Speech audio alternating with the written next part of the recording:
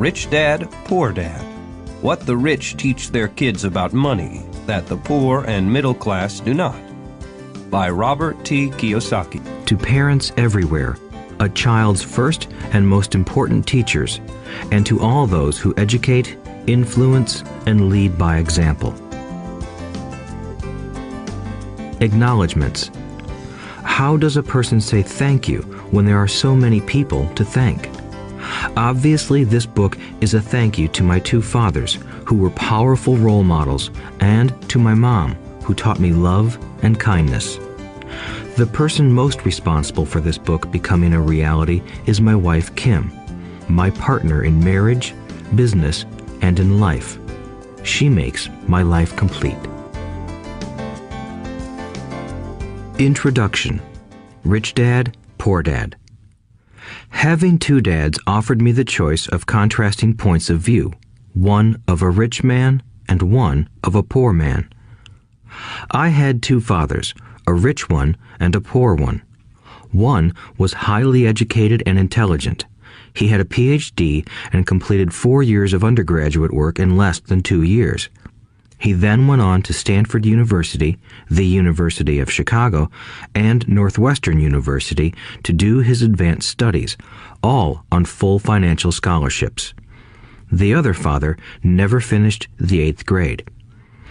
Both men were successful in their careers, working hard all their lives. Both earned substantial incomes, yet one always struggled financially. The other would become one of the richest men in Hawaii. One died, leaving tens of millions of dollars to his family, charities, and his church. The other left bills to be paid. Both men were strong, charismatic, and influential. Both men offered me advice, but they did not advise the same things. Both men believed strongly in education, but did not recommend the same course of study. If I had had only one dad, I would have had to accept or reject his advice. Having two dads offered me the choice of contrasting points of view, one of a rich man and one of a poor man. Instead of simply accepting or rejecting one or the other, I found myself thinking more, comparing, and then choosing for myself. The problem was that the rich man was not rich yet, and the poor man was not yet poor. Both were just starting out on their careers, and both were struggling with money and families. But they had very different points of view about money. For example, one dad would say, "The love of money is the root of all evil." The other said, "The lack of money is the root of all evil." As a young boy, having two strong fathers, both influencing me, was difficult. I wanted to be a good son and listen, but the two fathers did not say the same things. The contrast in their points of view, particularly about money, was so extreme that I grew curious and intrigued. I began to start thinking for long periods of time about what each was saying. Much of my private time was spent reflecting, asking myself questions such as, "Why does he say that?" and then asking the same question of the other dad's statement. It would have been much easier to simply say, "Yeah, he's right, I agree with that," or to simply reject the point of view by saying, "The old man doesn't know what he's talking about." Instead, having two dads whom I loved forced me to think and ultimately choose a way of thinking for myself. As a process, choosing for myself turned out to be much more valuable in the long run than simply accepting or rejecting a single point of view. One of the reasons the rich get richer, the poor get poorer, and the middle class struggles in debt is that the subject of money is taught at home, not in school. Most of us learn about money from our parents, so what can poor parents tell their child about money? They simply say, "Stay in school and study hard." The child may graduate with excellent grades, but with a poor person's financial programming and mindset. Sadly, money is not taught in schools.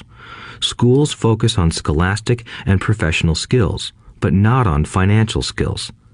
This explains how smart bankers, doctors, and accountants who earned excellent grades may struggle financially all of their lives.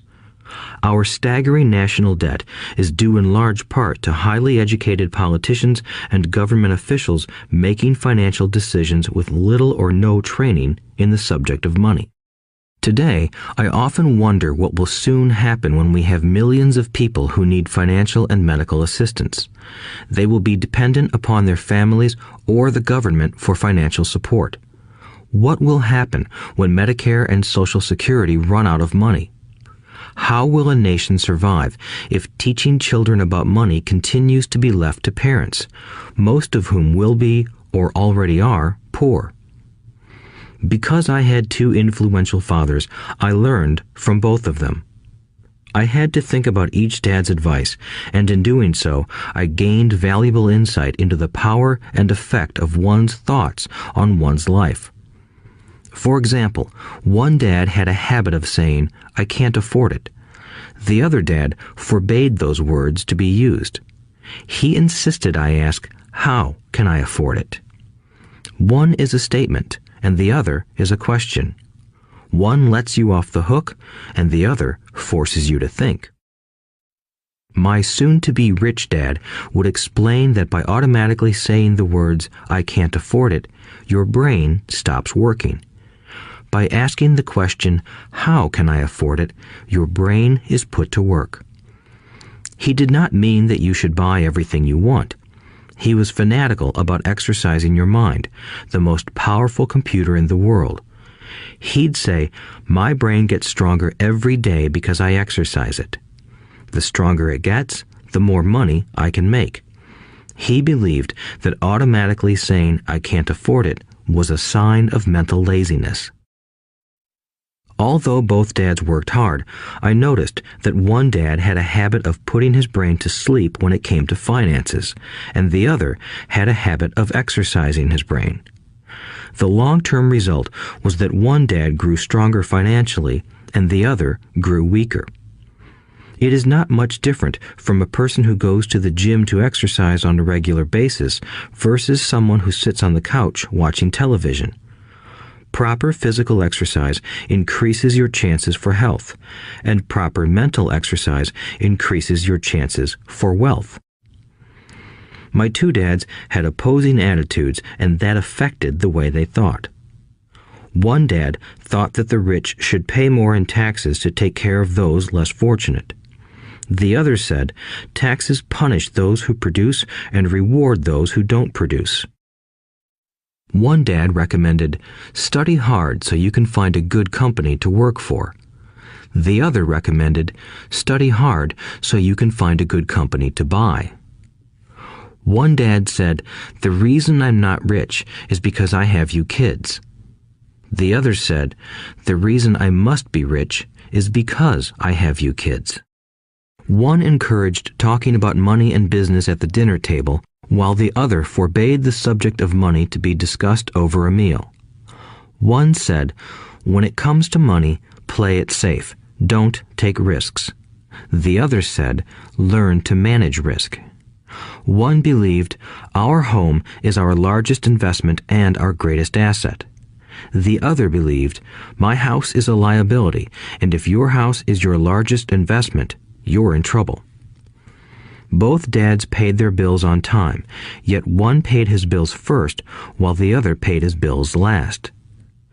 One dad believed in a company or the government taking care of you and your needs.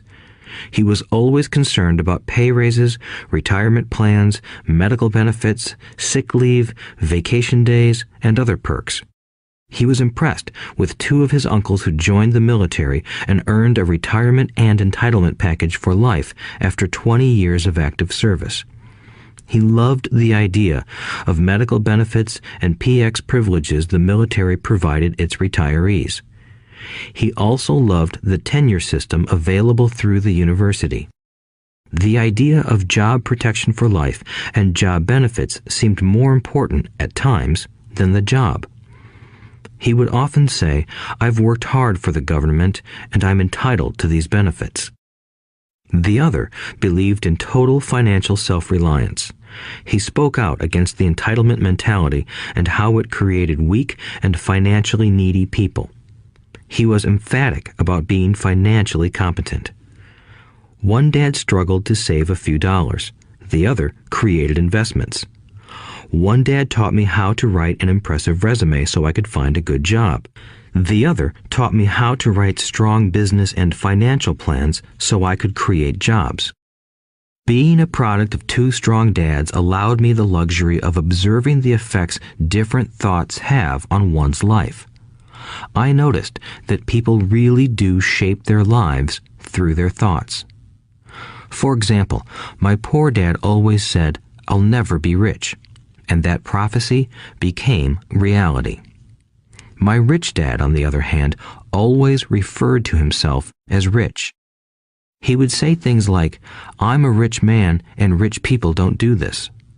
Even when he was flat broke after a major financial setback, he continued to refer to himself as a rich man. He would cover himself by saying, "There is a difference between being poor and being broke. Broke is temporary. Poor is eternal." My poor dad would say, "I'm not interested in money," or "money doesn't matter." My rich dad always said, "Money is power." The power of our thoughts may never be measured or appreciated, but it became obvious to me as a young boy that it was important to be aware of my thoughts and how I expressed myself. I noticed that my poor dad was poor, not because of the amount of money he earned, which was significant, but because of his thoughts and actions. As a young boy having two fathers, I became acutely aware of being careful about which thoughts I chose to adopt as my own. Should I listen to my rich dad or to my poor dad? Although both men had tremendous respect for education and learning, they disagreed about what they thought was important to learn. One wanted me to study hard, earn a degree, and get a good job to earn money.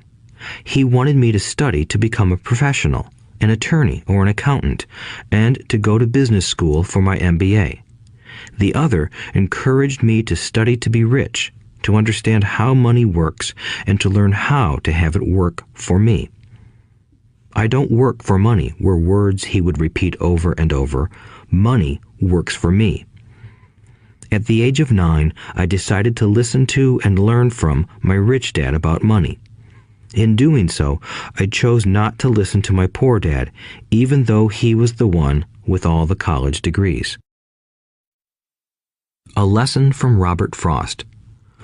Robert Frost is my favorite poet. Although I love many of his poems, my favorite is "The Road Not Taken." I use its lesson almost daily. The road not taken. Two roads diverged in a yellow wood, and sorry I could not travel both.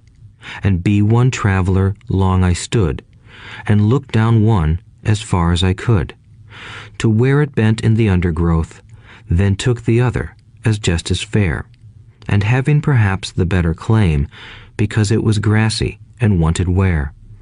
Though as for that the passing there had worn them really about the same, and both that morning equally lay in leaves no step had trodden black. Oh, I kept the first for another day, yet knowing how way leads on to way, I doubted if I should ever come back.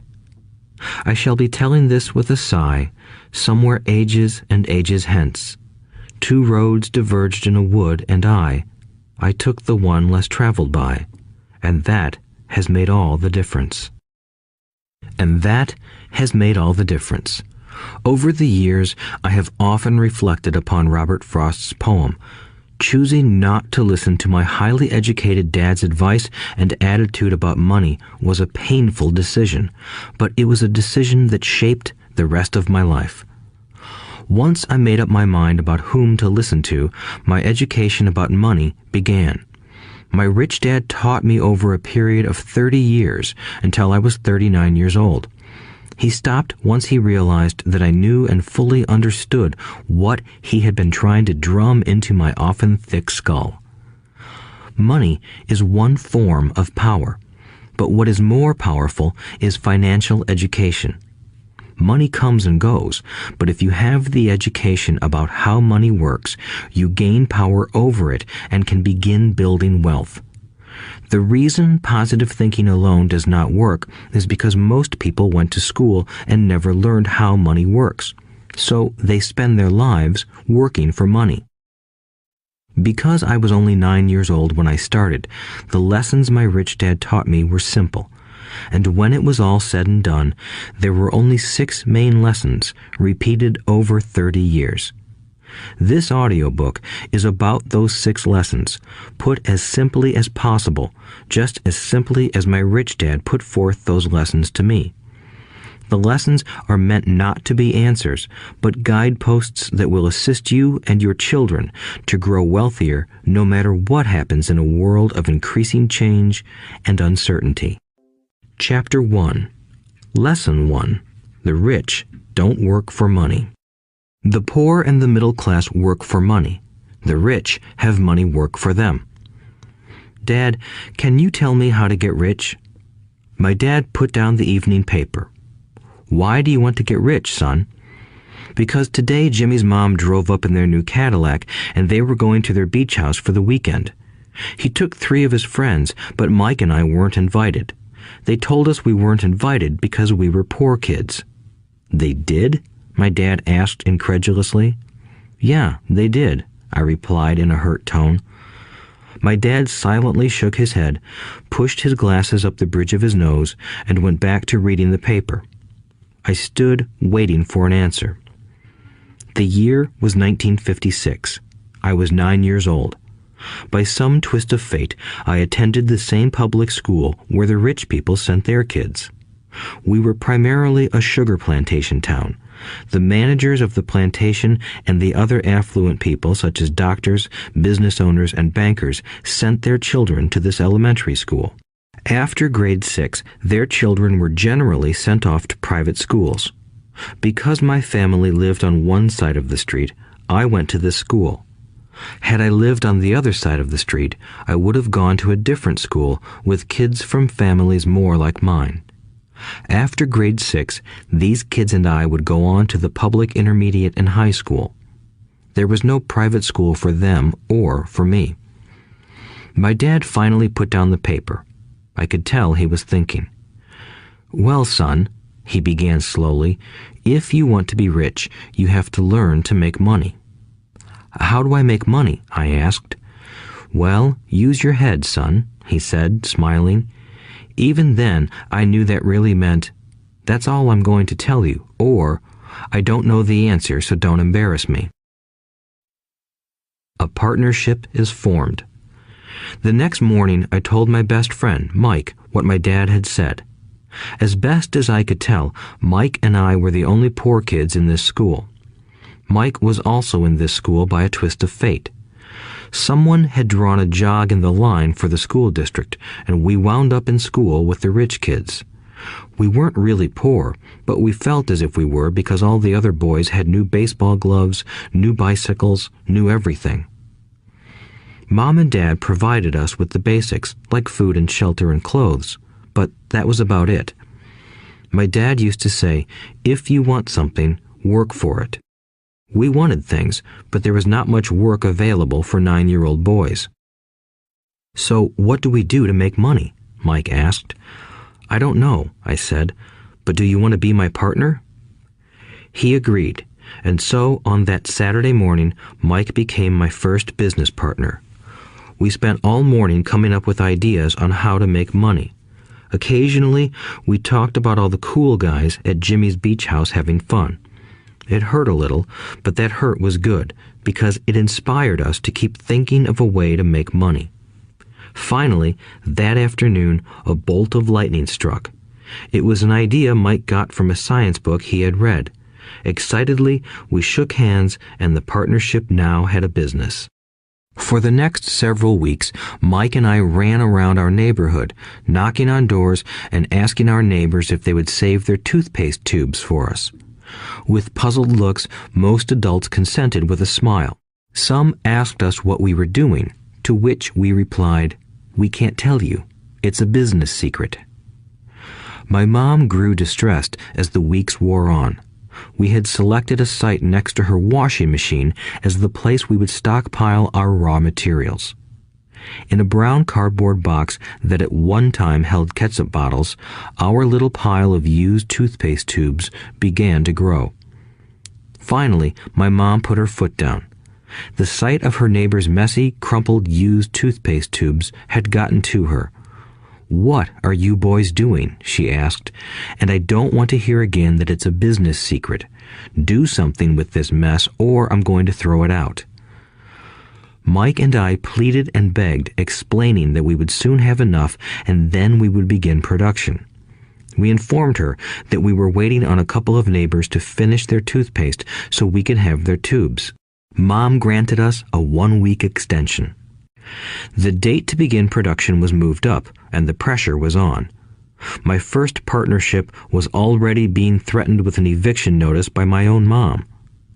It became Mike's job to tell the neighbors to quickly use up their toothpaste, saying their dentist wanted them to brush more often anyway.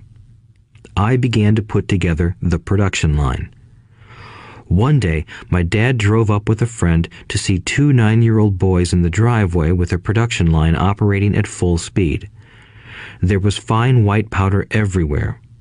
On a long table were small milk cartons from school, and our family's hibachi grill was glowing with red-hot coals at maximum heat.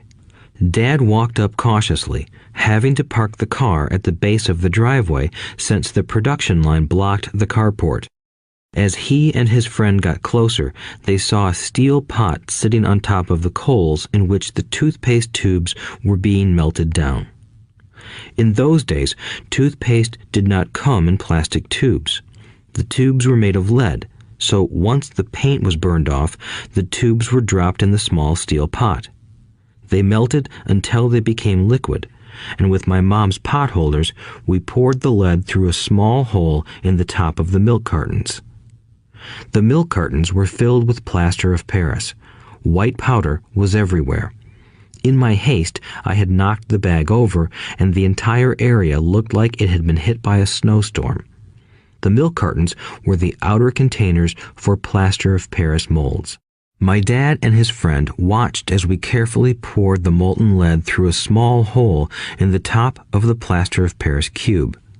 "Careful," my dad said. I nodded without looking up. Finally, once the pouring was through, I put the steel pot down and smiled at my dad. "What are you boys doing?" he asked with a cautious smile. "We're doing what you told me to do. We're going to be rich," I said. "Yup," said Mike, grinning and nodding his head. "We're partners." "And what is in those plaster molds?" my dad asked. "Watch," I said. "This should be a good batch." With a small hammer, I tapped at the seal that divided the cube in half. Cautiously, I pulled up the top half of the plaster mold, and a lead nickel fell out. "Oh my God," my dad said, "you're casting nickels out of lead." "That's right," Mike said. "We're doing as you told us to do. We're making money." My dad's friend turned and burst into laughter. My dad smiled and shook his head. Along with a fire and a box of spent toothpaste tubes, in front of him were 2 little boys covered with white dust, smiling from ear to ear. He asked us to put everything down and sit with him on the front step of our house. With a smile, he gently explained what the word counterfeiting meant. Our dreams were dashed. "You mean this is illegal?" asked Mike in a quivering voice. "Let them go," my dad's friend said. "They might be developing a natural talent." My dad glared at him. "Yes, it is illegal," my dad said gently, "but you boys have shown great creativity and original thought. Keep going. I'm really proud of you." Disappointed, Mike and I sat in silence for about 20 minutes before we began cleaning up our mess. The business was over on opening day. Sweeping the powder up, I looked at Mike and said, "I guess Jimmy and his friends are right. We are poor." My father was just leaving as I said that. "Boys," he said, "you're only poor if you give up. The most important thing is that you did something. Most people only talk and dream of getting rich. You've done something. I'm very proud of the two of you. I will say it again. Keep going. Don't quit." Mike and I stood there in silence. They were nice words, but we still did not know what to do. "So how come you're not rich, Dad?" I asked. "Because I chose to be a school teacher. School teachers really don't think about being rich. We just like to teach. I wish I could help you, but I really don't know how to make money." Mike and I turned and continued our cleanup. "I know," said my dad. "If you boys want to learn how to be rich, don't ask me. Talk to your dad, Mike." "My dad?" asked Mike with a scrunched-up face. "Yeah, your dad," repeated my dad with a smile. "Your dad and I have the same banker, and he raves about your father. He's told me several times that your father is brilliant when it comes to making money." "My dad?" Mike asked again in disbelief. "Then how come we don't have a nice car and a nice house like the rich kids at school?" "A nice car and a nice house don't necessarily mean you're rich or you know how to make money," my dad replied. "Jimmy's dad works for the sugar plantation. He's not much different from me. He works for a company and I work for the government. The company buys the car for him. The sugar company is in financial trouble, and Jimmy's dad may soon have nothing. Your dad is different, Mike. He seems to be building an empire, and I suspect in a few years he will be a very rich man." With that, Mike and I got excited again. With new vigor, we began cleaning up the mess caused by our now defunct first business. As we were cleaning, we made plans for how and when to talk to Mike's dad. The problem was that Mike's dad worked long hours and often did not come home until late. His father owned warehouses, a construction company, a chain of stores, and 3 restaurants. It was the restaurants that kept him out late. Mike caught the bus home after we had finished cleaning up. He was going to talk to his dad when he got home that night and ask him if he would teach us how to become rich. Mike promised to call as soon as he had talked to his dad, even if it was late. The phone rang at 8:30 p.m. "Okay," I said, "next Saturday." I put the phone down. Mike's dad had agreed to meet with us. On Saturday, I caught the 7:30 a.m. bus to the poor side of town. The lessons begin. Mike and I met with his dad that morning at 8 o'clock. He was already busy, having been at work for more than an hour.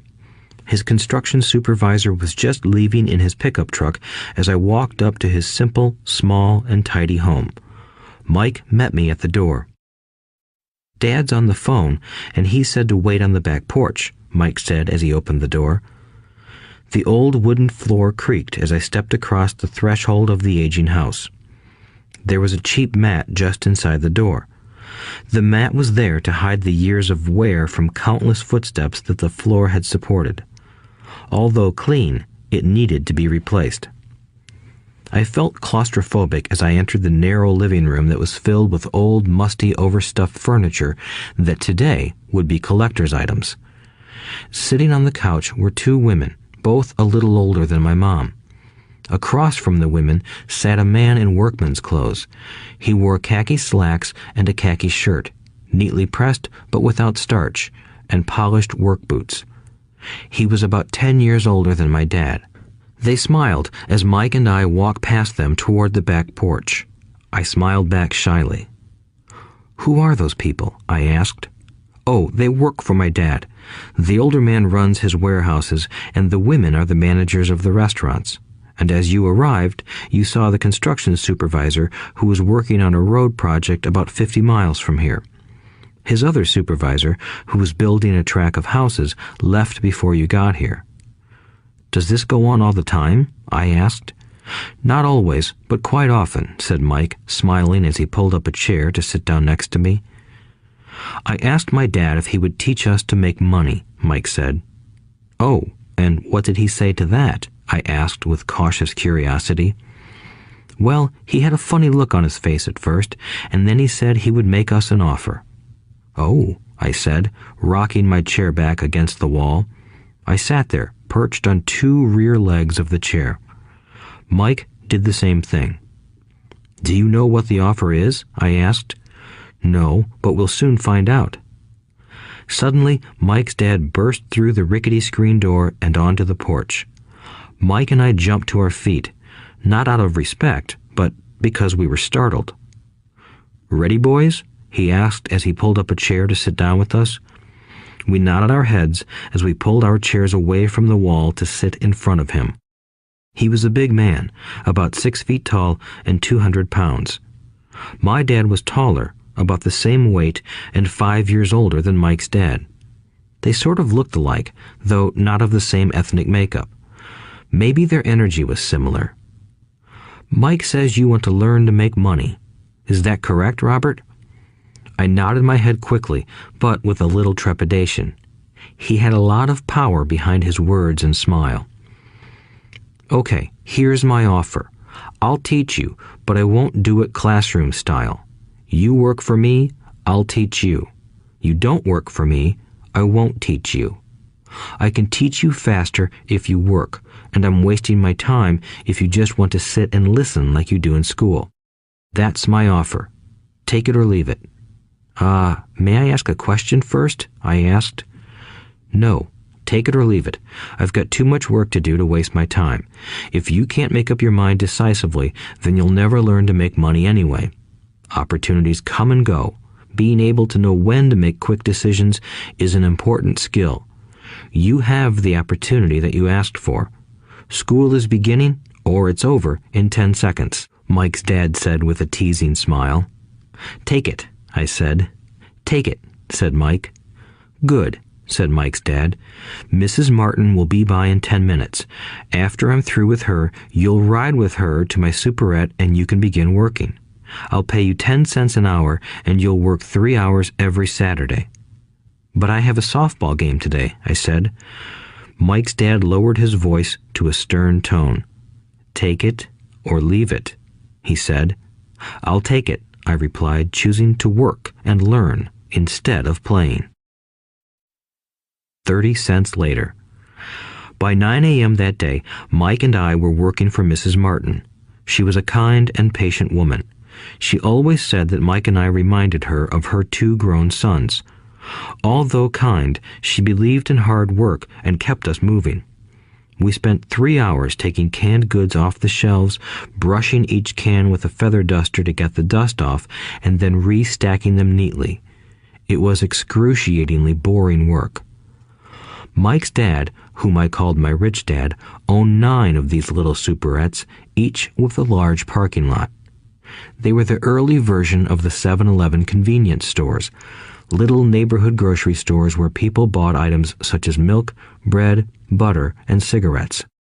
The problem was that this was Hawaii before air conditioning was widely used, and the stores could not close their doors because of the heat.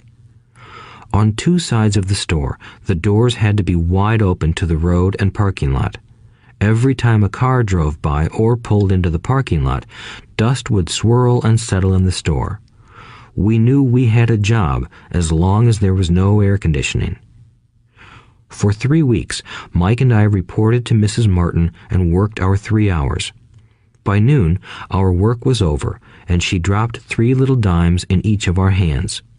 Now, even at the age of 9 in the mid-1950s, 30 cents was not too exciting. Comic books cost 10 cents back then, so I usually spent my money on comic books and went home. By Wednesday of the 4th week, I was ready to quit. I had agreed to work only because I wanted to learn to make money from Mike's dad, and now I was a slave for 10 cents an hour. On top of that, I had not seen Mike's dad since that first Saturday. "I'm quitting," I told Mike at lunchtime. School was boring, and now I did not even have my Saturdays to look forward to. But it was the 30 cents that really got to me. This time, Mike smiled. "What are you laughing at?" I asked with anger and frustration. "Dad said this would happen. He said to meet with him when you were ready to quit." "What?" I said indignantly. "He's been waiting for me to get fed up?" Sort of, Mike said. Dad's kind of different. He doesn't teach like your dad.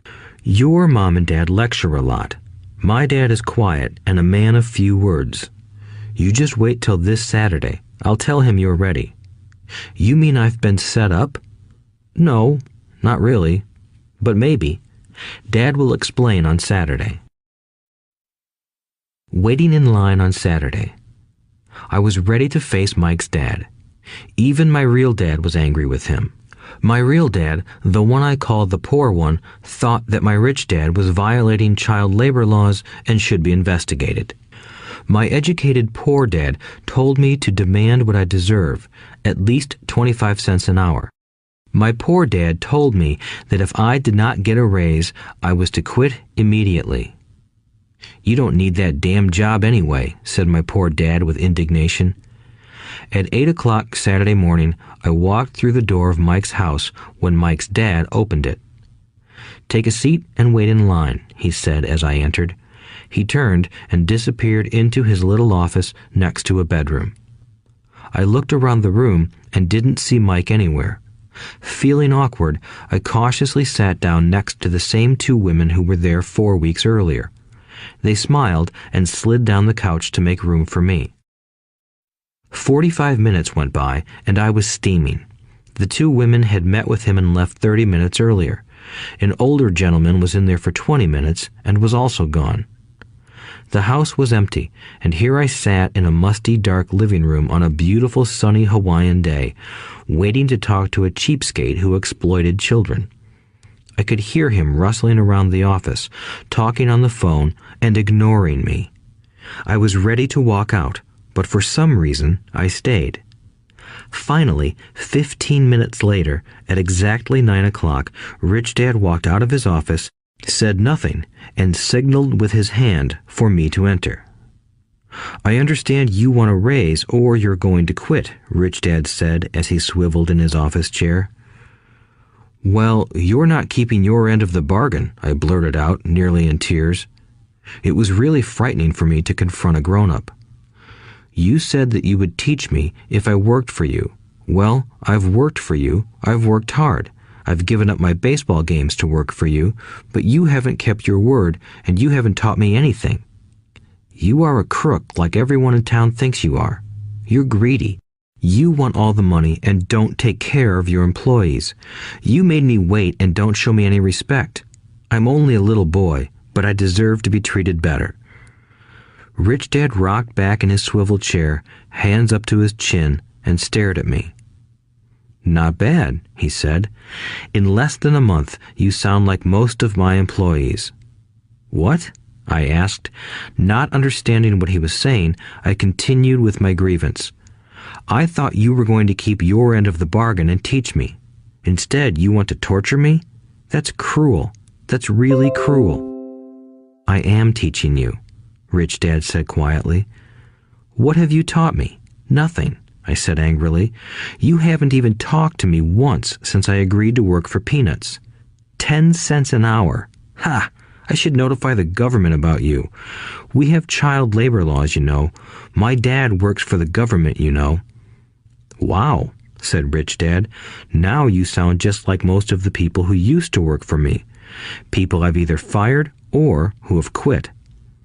So, what do you have to say? I demanded, feeling pretty brave for a little kid. You lied to me. I've worked for you, and you have not kept your word. You haven't taught me anything. How do you know that I've not taught you anything? Asked Rich Dad calmly. Well, you've never talked to me. I've worked for 3 weeks, and you have not taught me anything, I said with a pout. Does teaching mean talking or a lecture?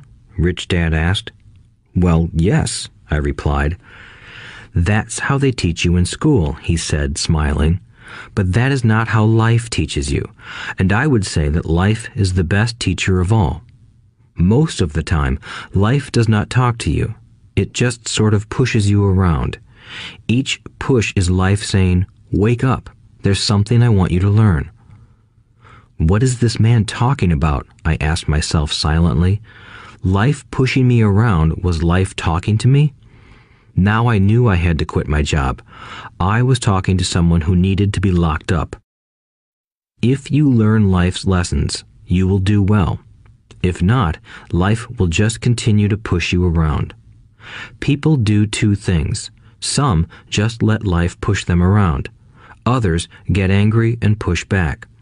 But they push back against their boss, or their job, or their husband or wife. They do not know it's life that's pushing. I had no idea what he was talking about.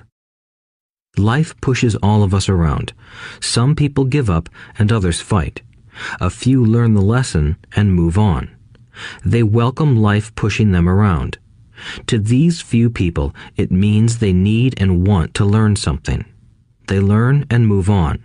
Most quit, and a few, like you, fight. Rich Dad stood and shut the creaky old wooden window that needed repair.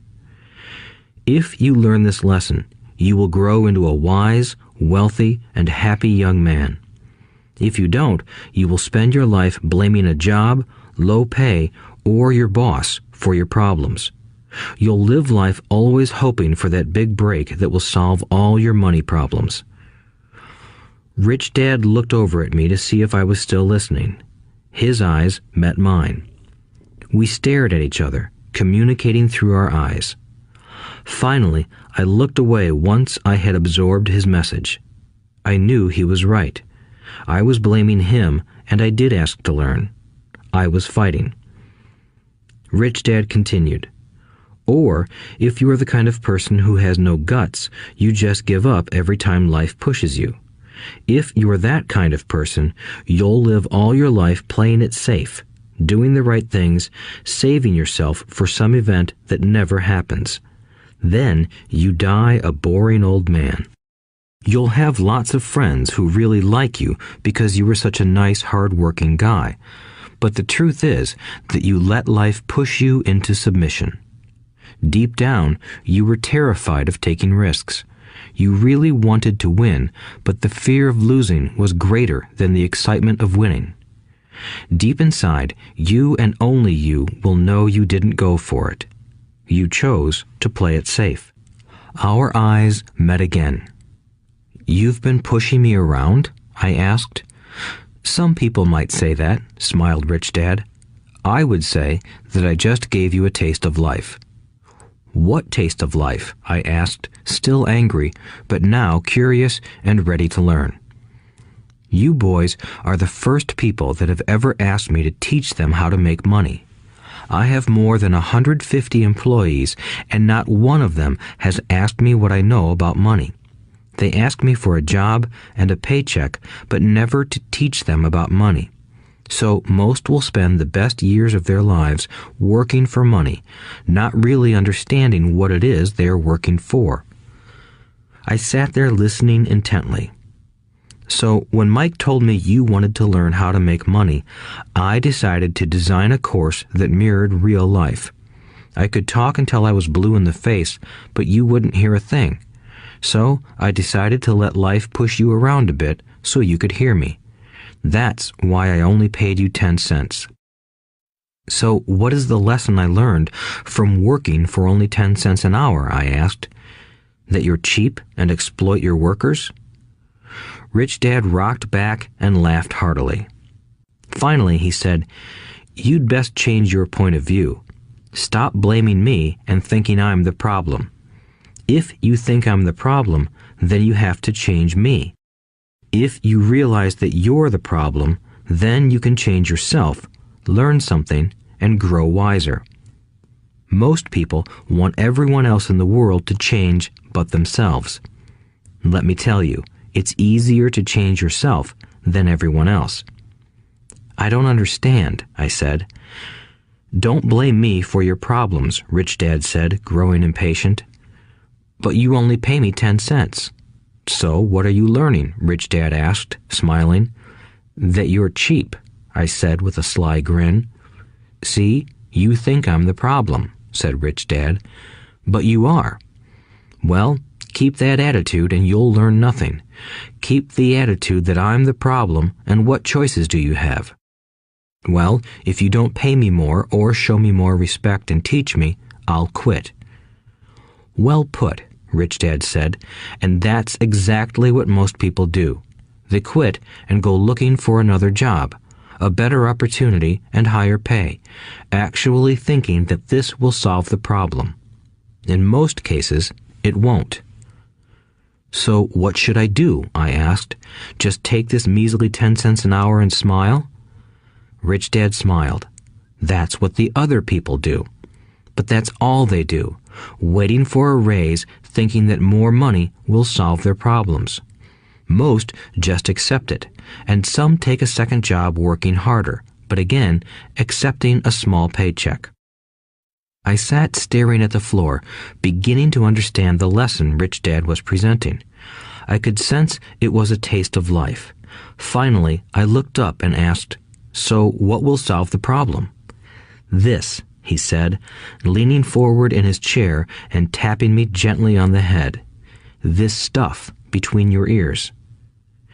It was at that moment that Rich Dad shared the pivotal point of view that separated him from his employees and my poor dad, and led him to eventually become one of the richest men in Hawaii, while my highly educated but poor dad struggled financially all his life.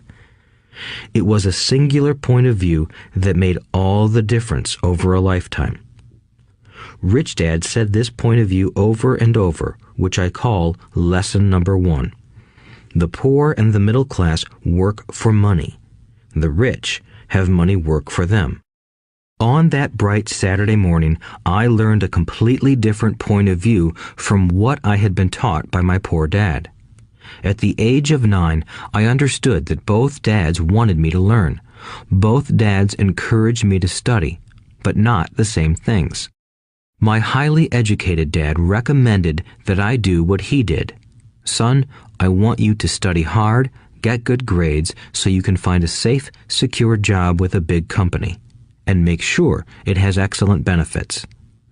My rich dad wanted me to learn how money works so I could make it work for me. These lessons I would learn through life with his guidance, not because of a classroom. My rich dad continued my first lesson. "I'm glad you got angry about working for 10 cents an hour. If you hadn't got angry and had simply accepted it, I would have to tell you that I could not teach you. You see, true learning takes energy, passion, and a burning desire. Anger is a big part of that formula, for passion is anger and love combined. When it comes to money, most people want to play it safe and feel secure, so passion does not direct them. Fear does.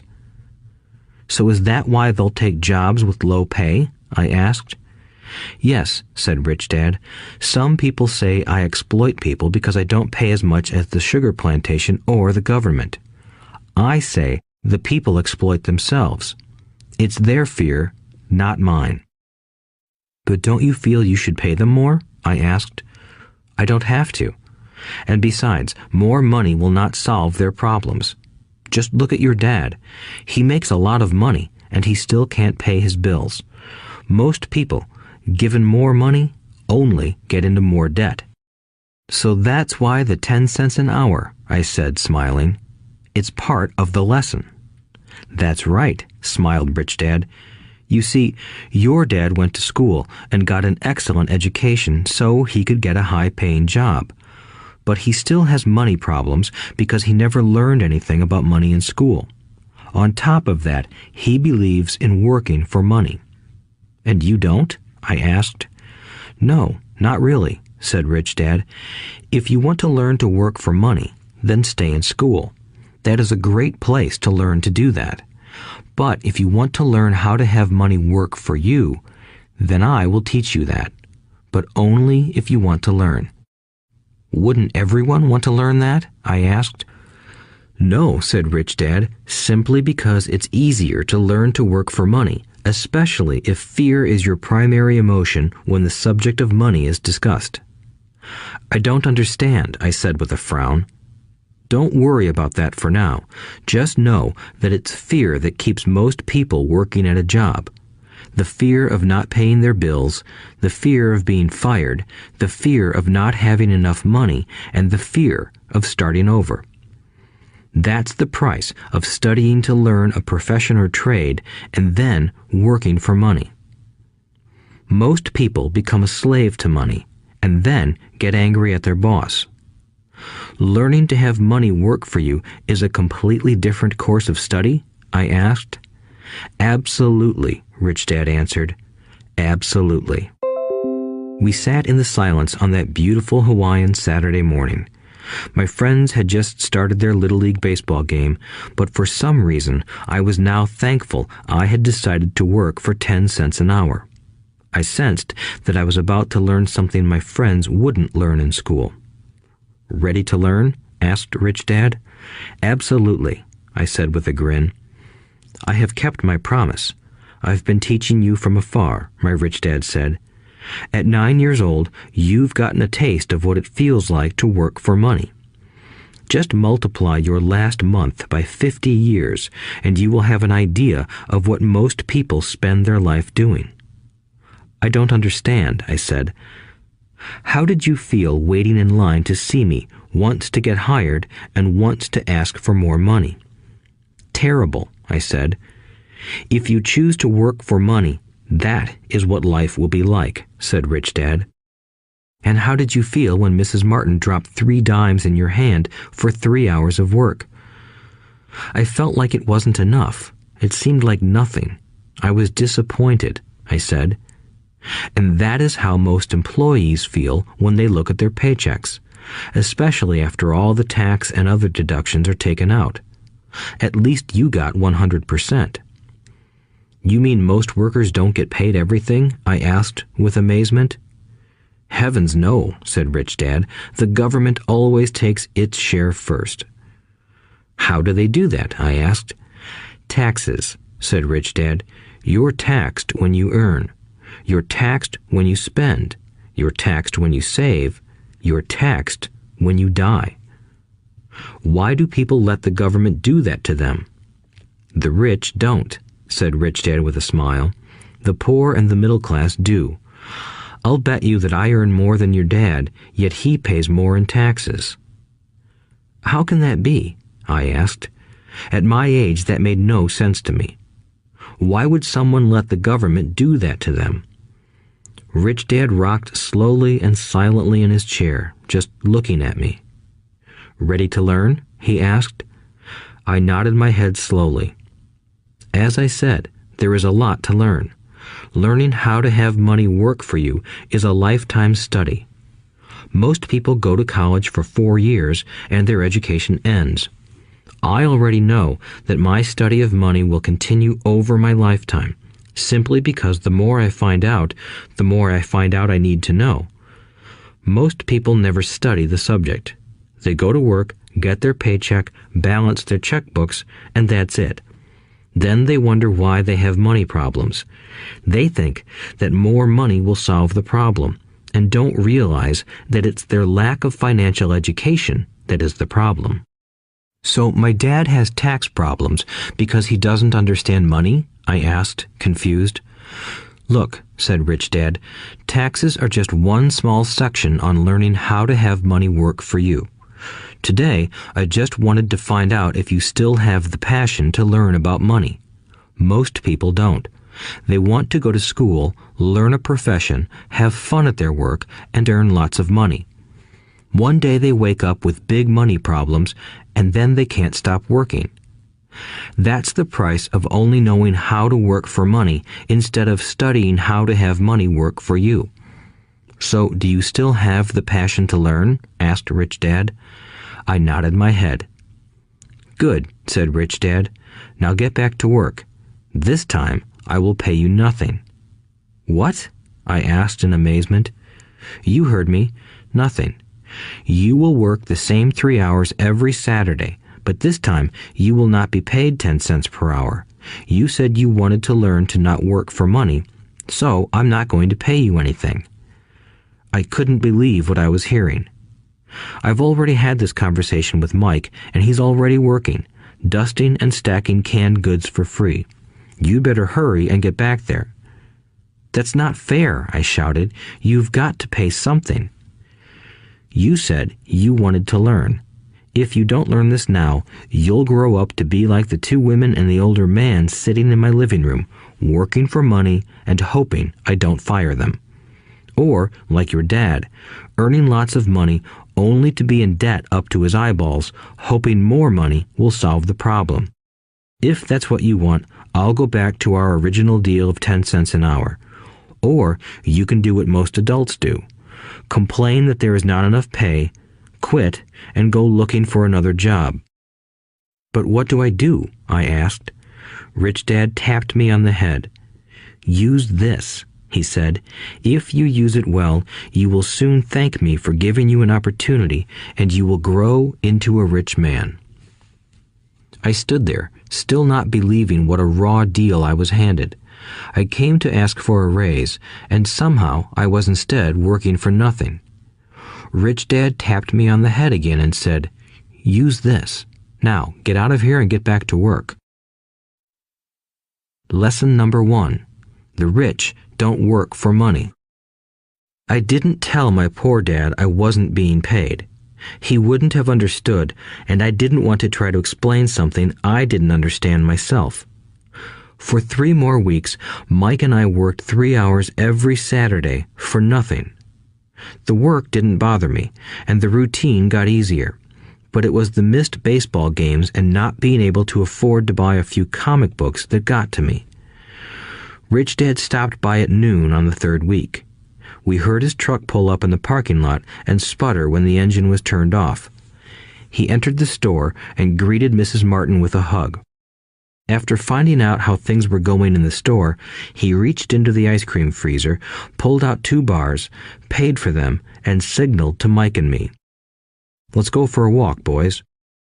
We crossed the street, dodging a few cars, and walked across a large grassy field where a few adults were playing softball. Sitting down at a lone picnic table, he handed Mike and me the treats. "How's it going, boys?" "Okay," Mike said. I nodded in agreement. "Learn anything yet?" Rich Dad asked. Mike and I looked at each other, shrugged our shoulders, and shook our heads in unison. Avoiding one of life's biggest traps. Well, you boys had better start thinking. You're staring at one of life's biggest lessons. If you learn it, you'll enjoy a life of great freedom and security. If you don't, you'll wind up like Mrs. Martin and most of the people playing softball in this park. They work very hard for little money, clinging to the illusion of job security and looking forward to a 3-week vacation each year and maybe a skimpy pension after 45 years of service. If that excites you, I'll give you a raise to 25 cents an hour. But these are good, hard-working people. Are you making fun of them? I demanded. A smile came over Rich Dad's face. Mrs. Martin is like a mother to me. I would never be that cruel. I may sound unkind because I'm doing my best to point something out to the 2 of you. I want to expand your point of view so you can see something most people never have the benefit of seeing because their vision is too narrow. Most people never see the trap they are in.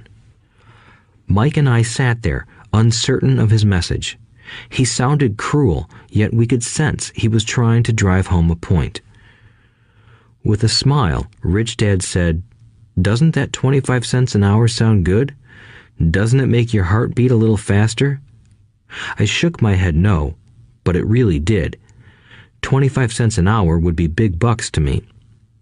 "Okay, I'll pay you $1 an hour," Rich Dad said, with a sly grin. Now my heart started to race. My brain was screaming, "Take it, take it." I could not believe what I was hearing. Still, I said nothing. "Okay, $2 an hour." My little brain and heart nearly exploded. After all, it was 1956, and being paid $2 an hour would have made me the richest kid in the world. I couldn't imagine earning that kind of money. I wanted to say yes. I wanted the deal. I could picture a new bicycle, new baseball glove, and the adoration of my friends when I flashed some cash. On top of that, Jimmy and his rich friends could never call me poor again. But somehow, my mouth stayed shut. The ice cream had melted and was running down my hand.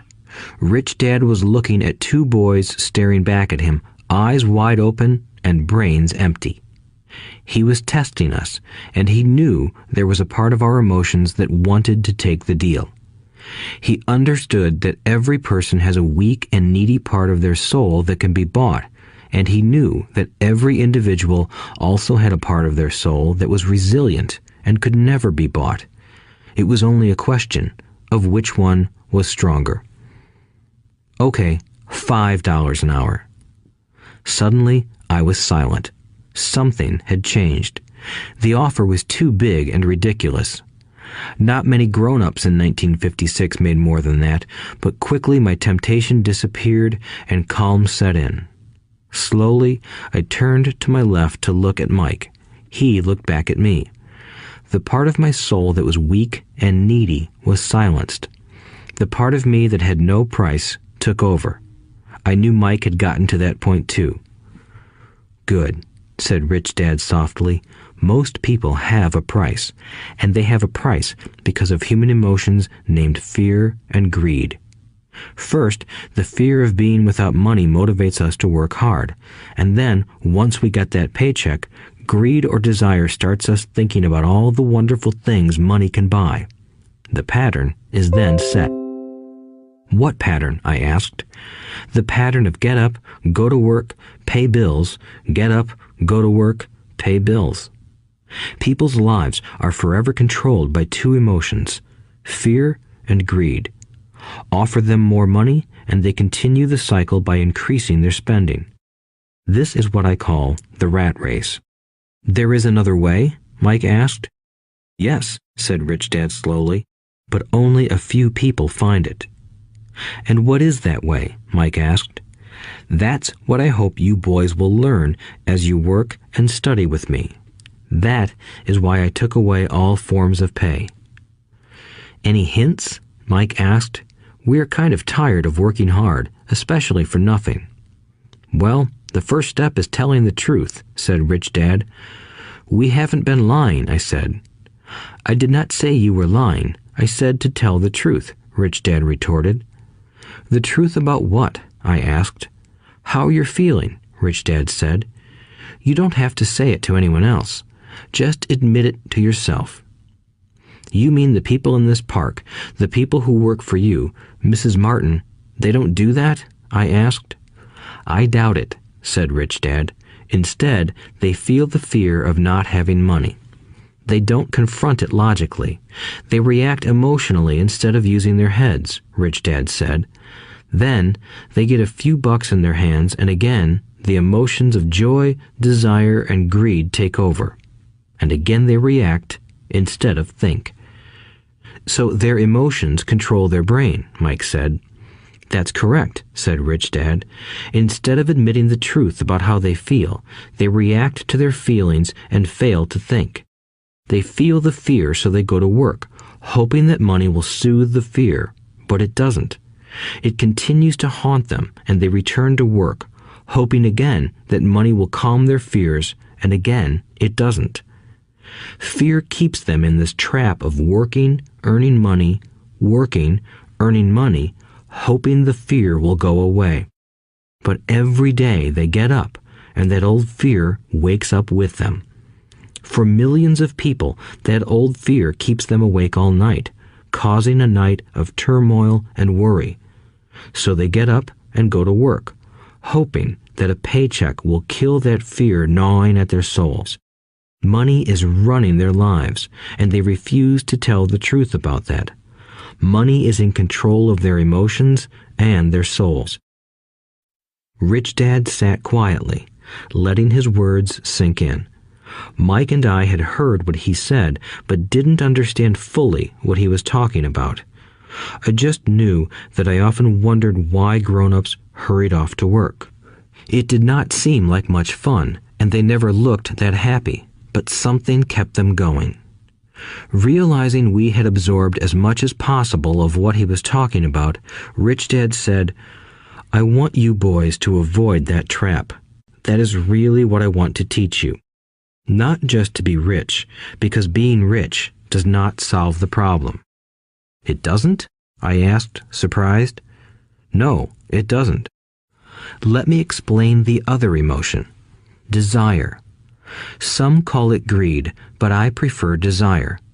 It's perfectly normal to desire something better, prettier, more fun, or exciting. So people also work for money because of desire. They desire money for the joy they think it can buy.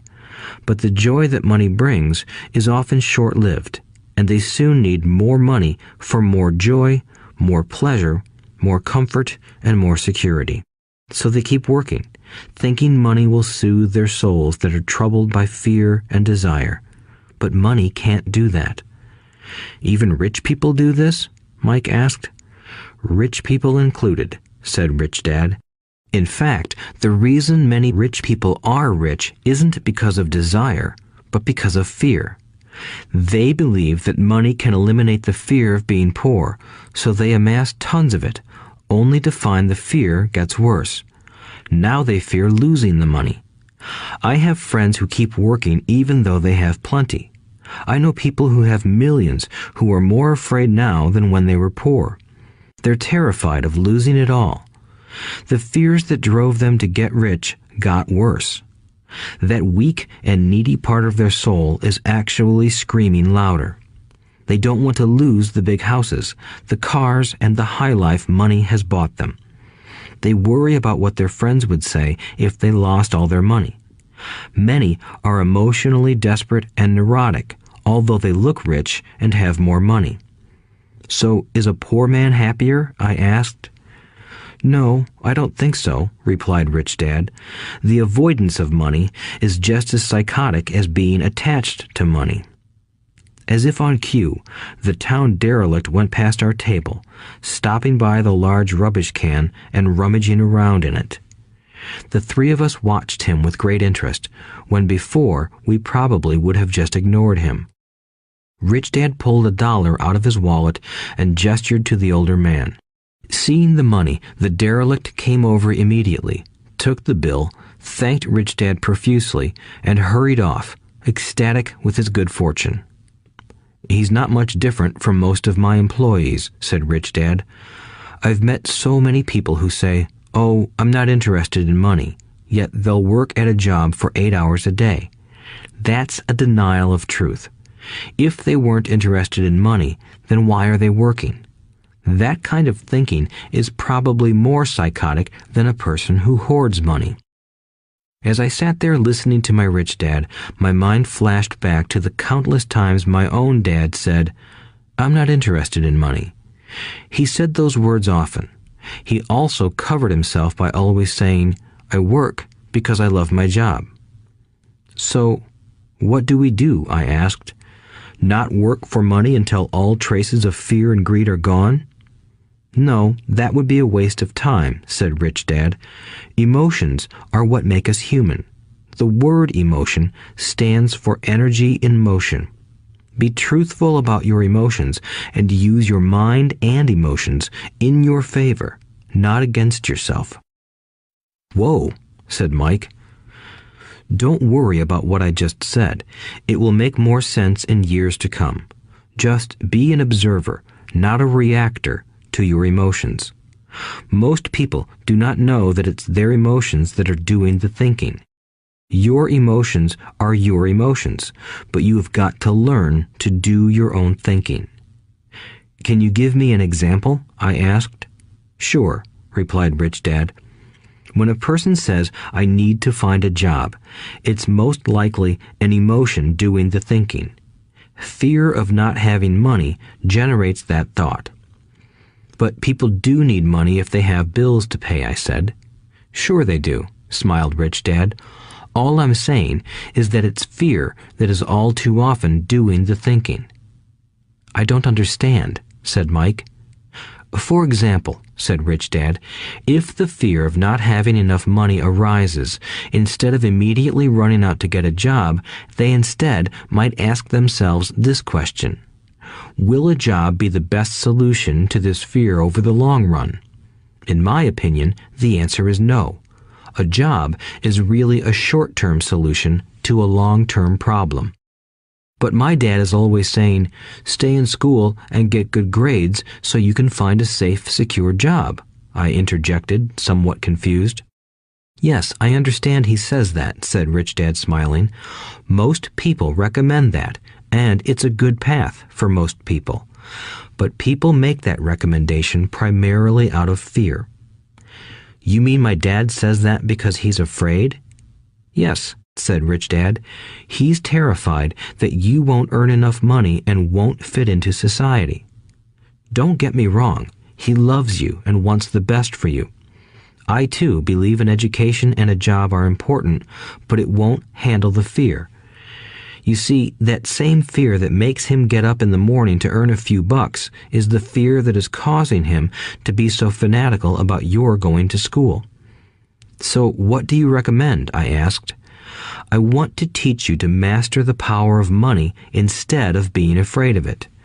They don't teach that in school, and if you don't learn it, you become a slave to money.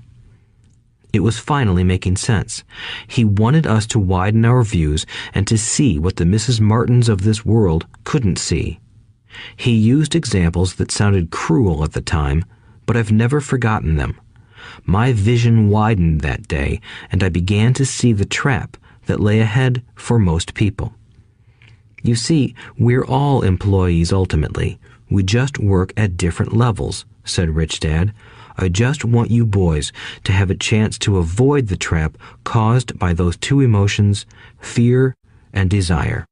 Use them in your favor, not against you. That's what I want to teach you. I'm not interested in just teaching you to make a pile of money. That won't handle the fear or desire. If you don't first handle fear and desire, and you get rich, you'll only be a highly paid slave. So how do we avoid the trap? I asked. The main cause of poverty or financial struggle is fear and ignorance, not the economy or the government or the rich. It's self-inflicted fear and ignorance that keep people trapped. So you boys go to school and get your college degrees, and I'll teach you how to stay out of the trap. The pieces of the puzzle were appearing. My highly educated dad had a great education and a great career, but school never told him how to handle money or his fear of it. It became clear that I could learn different and important things from two fathers. So you've been talking about the fear of not having money. How does the desire for money affect our thinking? Mike asked. How did you feel when I tempted you with a pay raise? Did you notice your desires rising? We nodded our heads. By not giving in to your emotions, you were able to delay your reactions and think. That is important. We will always have emotions of fear and greed.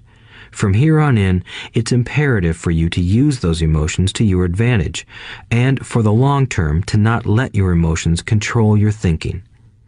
Most people use fear and greed against themselves. That's the start of ignorance. Most people live their lives chasing paychecks, pay raises, and job security because of the emotions of desire and fear, not really questioning where those emotion-driven thoughts are leading them. It's just like the picture of a donkey dragging a cart with its owner dangling a carrot just in front of its nose. The donkey's owner may be going where he wants to, but the donkey is chasing an illusion. Tomorrow, there will only be another carrot for the donkey. You mean the moment I pictured a new baseball glove, candy, and toys, that's like a carrot to a donkey? Mike asked. Yes, and as you get older, your toys get more expensive. A new car, a boat, and a big house to impress your friends, said Rich Dad with a smile. Fear pushes you out the door, and desire calls to you. That's the trap. So what's the answer? Mike asked. What intensifies fear and desire is ignorance.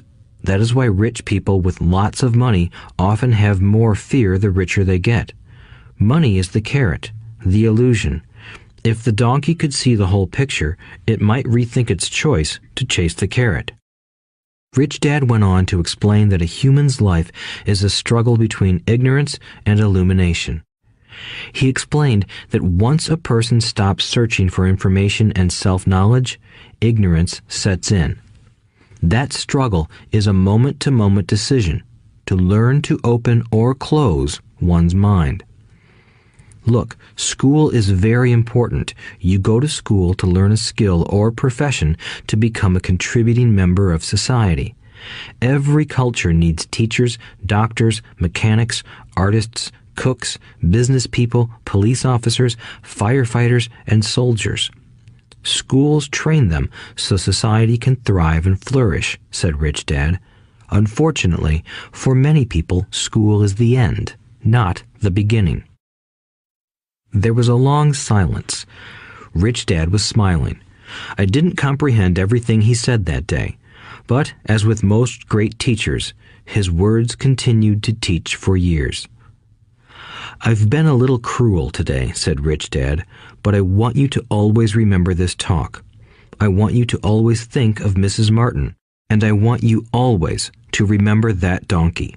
Never forget that fear and desire can lead you into life's biggest trap if you are not aware of them controlling your thinking. To spend your life living in fear, never exploring your dreams, is cruel. To work hard for money, thinking that it will buy you things that will make you happy, is also cruel. To wake up in the middle of the night terrified about paying bills is a horrible way to live. To live a life dictated by the size of a paycheck is not really living a life. Thinking that a job makes you secure is lying to yourself. That's cruel, and that's the trap I want you to avoid. I've seen how money runs people's lives. Don't let that happen to you. Please, don't let money run your life. A softball rolled under our table. Rich Dad picked it up and threw it back. So what does ignorance have to do with greed and fear? I asked. Because it is ignorance about money that causes so much greed and fear, said Rich Dad. Let me give you some examples. A doctor, wanting more money to better provide for his family, raises his fees. By raising his fees, it makes healthcare more expensive for everyone. It hurts the poor people the most, so they have worse health than those with money. Because the doctors raise their fees, the attorneys raise their fees.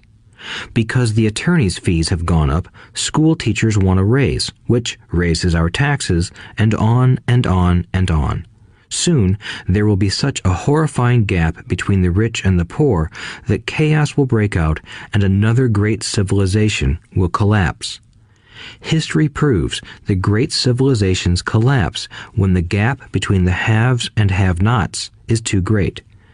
Sadly, America is on that same course because we haven't learned from history. We only memorize historical dates and names, not the lesson. Aren't prices supposed to go up? I asked.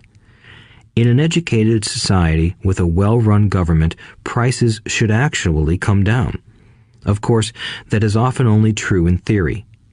Prices go up because of greed and fear caused by ignorance. If schools taught people about money, there would be more money and lower prices.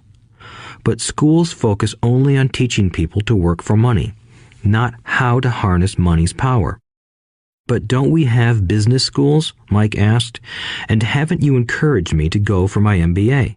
Yes, said Rich Dad, but all too often business schools train employees to become sophisticated bean counters. Heaven forbid a bean counter takes over a business. All they do is look at the numbers, fire people, and kill the business. I know this because I hire bean counters. All they think about is cutting costs and raising prices, which cause more problems. Bean counting is important. I wish more people knew it, but it, too, is not the whole picture, added Rich Dad angrily. So, is there an answer? Asked Mike. Yes, said Rich Dad. Learn to use your emotions to think, not think with your emotions. When you boys mastered your emotions by agreeing to work for free, I knew there was hope. When you again resisted your emotions when I tempted you with more money, you were again learning to think in spite of being emotionally charged. That's the first step. Why is that step so important? I asked. Well, that's up to you to find out. If you want to learn, I'll take you boys into the briar patch, a place almost everyone else avoids. If you go with me, you'll let go of the idea of working for money and instead learn to have money work for you. And what will we get if we go with you?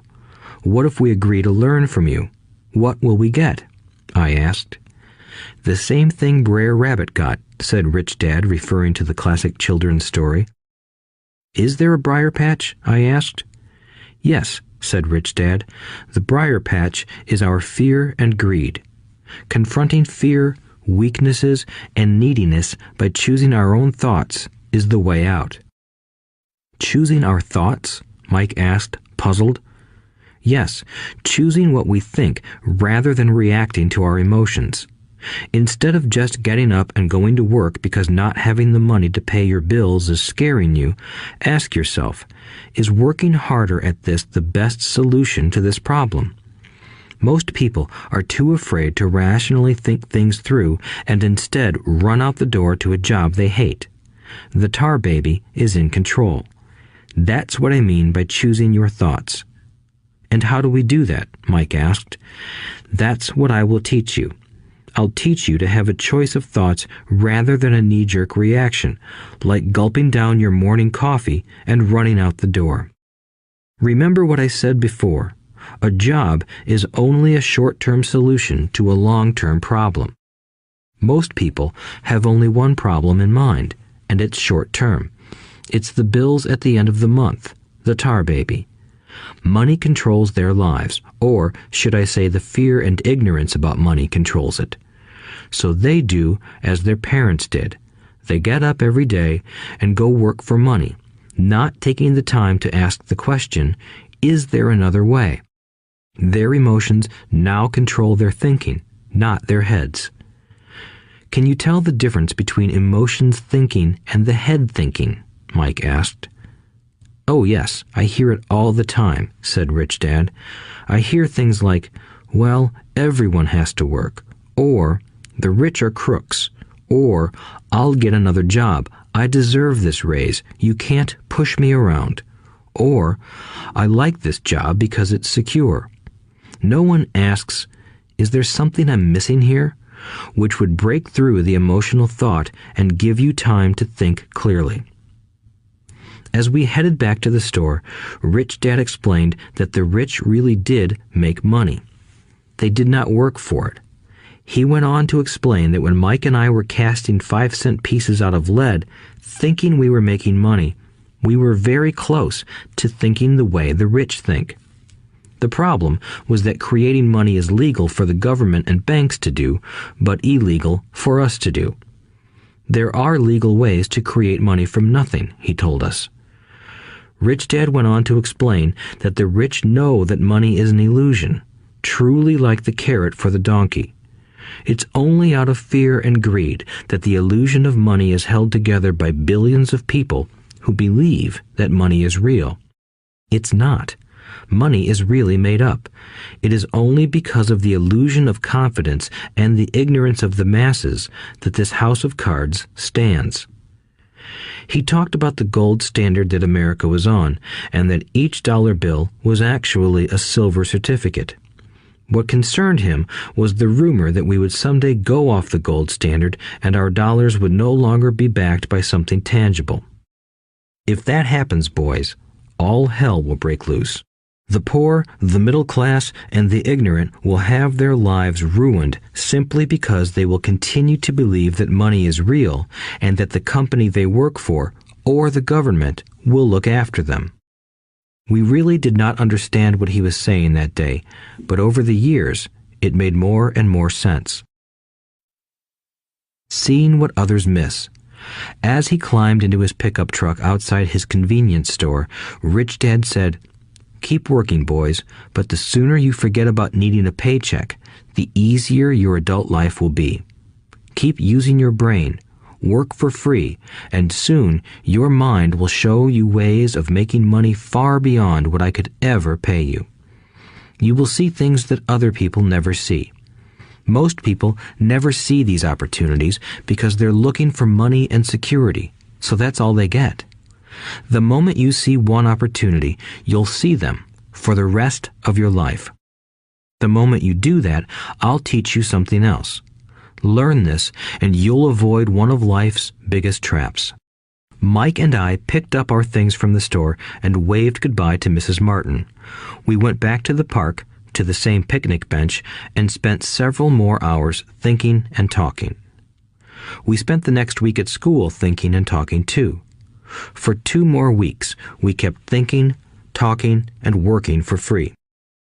At the end of the second Saturday, I was again saying goodbye to Mrs. Martin and looking at the comic book stand with a longing gaze. The hard thing about not even getting 30 cents every Saturday was that I didn't have any money to buy comic books. Suddenly, as Mrs. Martin said goodbye to Mike and me, I saw her do something I'd never seen her do before. Mrs. Martin was cutting the front page of the comic book in half. She kept the top half of the comic book cover and threw the rest of the book into a large cardboard box. When I asked her what she did with the comic books, she said, "I throw them away. I give the top half of the cover back to the comic book distributor for credit when he brings in the new comics. He's coming in an hour." Mike and I waited for an hour. Soon the distributor arrived, and I asked him if we could have the comic books. To my delight, he said, "You can have them if you work for this store and do not resell them." Remember our old business partnership? Well, Mike and I revived it. Using a spare room in Mike's basement, we began piling hundreds of comic books in that room. Soon, our comic book library was open to the public. We hired Mike's younger sister, who loved to study, to be head librarian. She charged each child 10 cents admission to the library, which was open from 2:30 p.m. to 4:30 p.m. every day after school. The customers, the children of the neighborhood, could read as many comics as they wanted in 2 hours. It was a bargain for them since a comic cost 10 cents each, and they could read 5 or 6 in 2 hours. Mike's sister would check the kids as they left to make sure they weren't borrowing any comic books. She also kept the books, logging in how many kids showed up each day, who they were, and any comments they might have. Mike and I averaged $9.50 per week over a 3-month period. We paid his sister $1 a week and allowed her to read the comics for free, which she rarely did since she was always studying. Mike and I kept our agreement by working in the store every Saturday and collecting all the comic books from the different stores. We kept our agreement to the distributor by not selling any comic books. We burned them once they got too tattered. We tried opening a branch office, but we could never quite find someone as trustworthy and dedicated as Mike's sister. At an early age, we found out how hard it was to find good staff.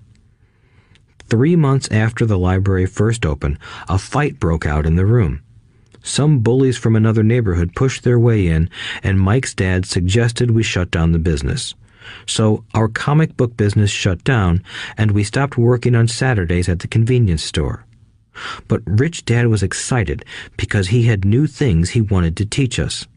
He was happy because we had learned our first lessons so well. We learned to make money work for us. By not getting paid for our work at the store, we were forced to use our imaginations to identify an opportunity to make money. By starting our own business, the comic book library, we were in control of our own finances, not dependent on an employer. The best part was that our business generated money for us even when we weren't physically there. Our money worked for us. Instead of paying us money, Rich Dad had given us so much more. Chapter 2. Lesson 2. Why teach financial literacy? It's not how much money you make, it's how much money you keep. In 1990, Mike took over his father's empire and is, in fact, doing a better job than his dad did. We see each other once or twice a year on the golf course. He and his wife are wealthier than you can imagine.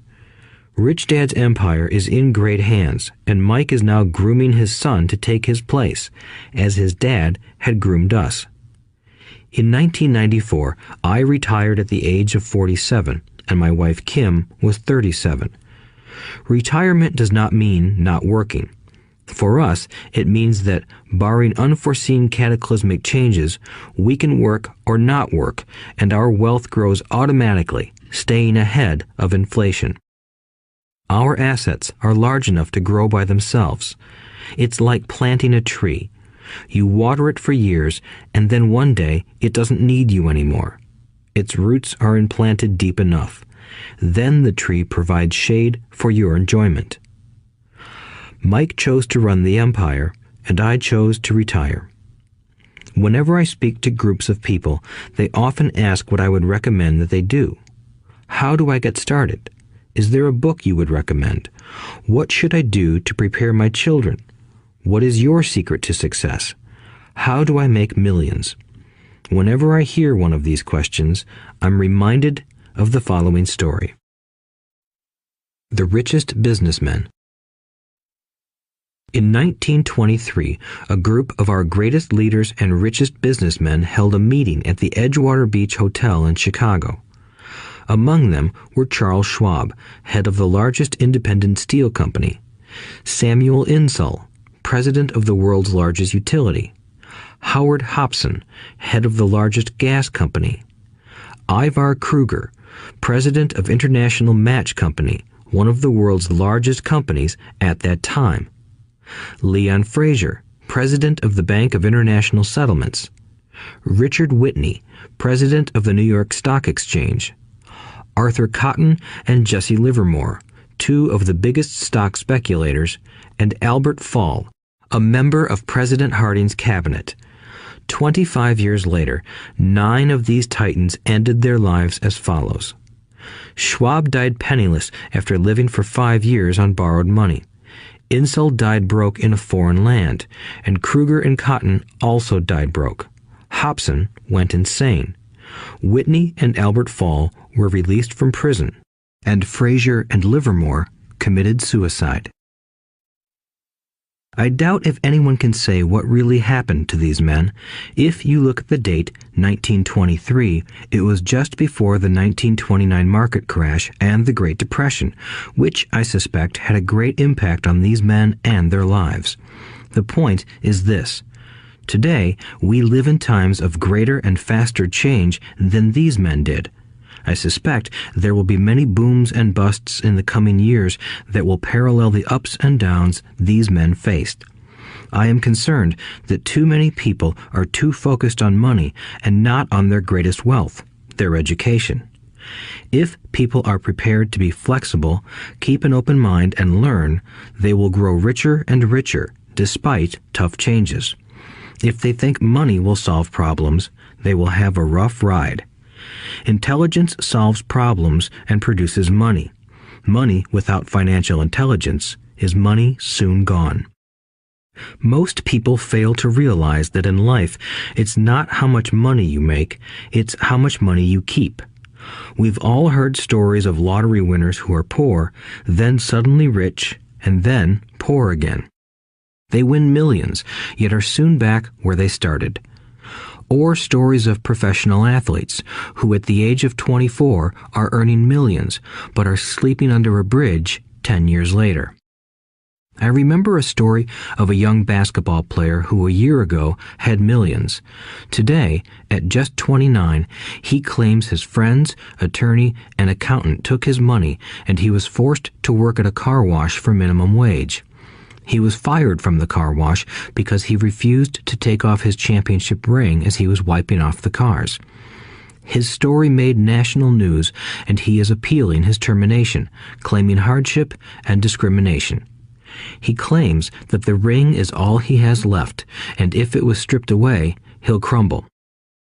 I know so many people who became instant millionaires, and while I am glad some people have become richer and richer, I caution them that in the long run, it's not how much money you make, it's how much you keep and how many generations you keep it. So when people ask, "Where do I get started?" or "Tell me how to get rich quick," they often are greatly disappointed with my answer. I simply say to them what my rich dad said to me when I was a little kid. If you want to be rich, you need to be financially literate. That idea was drummed into my head every time we were together. As I said, my educated dad stressed the importance of reading books, while my rich dad stressed the need to master financial literacy. If you are going to build the Empire State Building, the first thing you need to do is dig a deep hole and pour a strong foundation. If you are going to build a home in the suburbs, all you need to do is pour a 6-inch slab of concrete. Most people, in their drive to get rich, are trying to build an Empire State Building on a 6-inch slab. Our school system, created in the agrarian age, still believes in homes with no foundation. Dirt floors are still the rage, so kids graduate from school with virtually no financial foundation. One day, sleepless and deep in debt in suburbia, living the American dream, they decide that the answer to their financial problems is to find a way to get rich quick. Construction on the skyscraper begins. It goes up quickly, and soon, instead of the Empire State Building, we have the Leaning Tower of suburbia. The sleepless nights return. As for Mike and me in our adult years, both of our choices were possible because we were taught to pour a strong financial foundation when we were just kids. Accounting is possibly the most confusing, boring subject in the world, but if you want to be rich long term, it could be the most important subject. For Rich Dad, the question was how to take a boring and confusing subject and teach it to kids. The answer he found was to make it simple by teaching it in pictures. My rich dad poured a strong financial foundation for Mike and me. Since we were just kids, he created a simple way to teach us. For years, he only drew pictures and used few words. Mike and I understood the simple drawings, the jargon, the movement of money, and then in later years, Rich Dad began adding numbers. Today, Mike has gone on to master much more complex and sophisticated accounting analysis because he had to in order to run his empire. I am not as sophisticated because my empire is smaller, yet we come from the same simple foundation.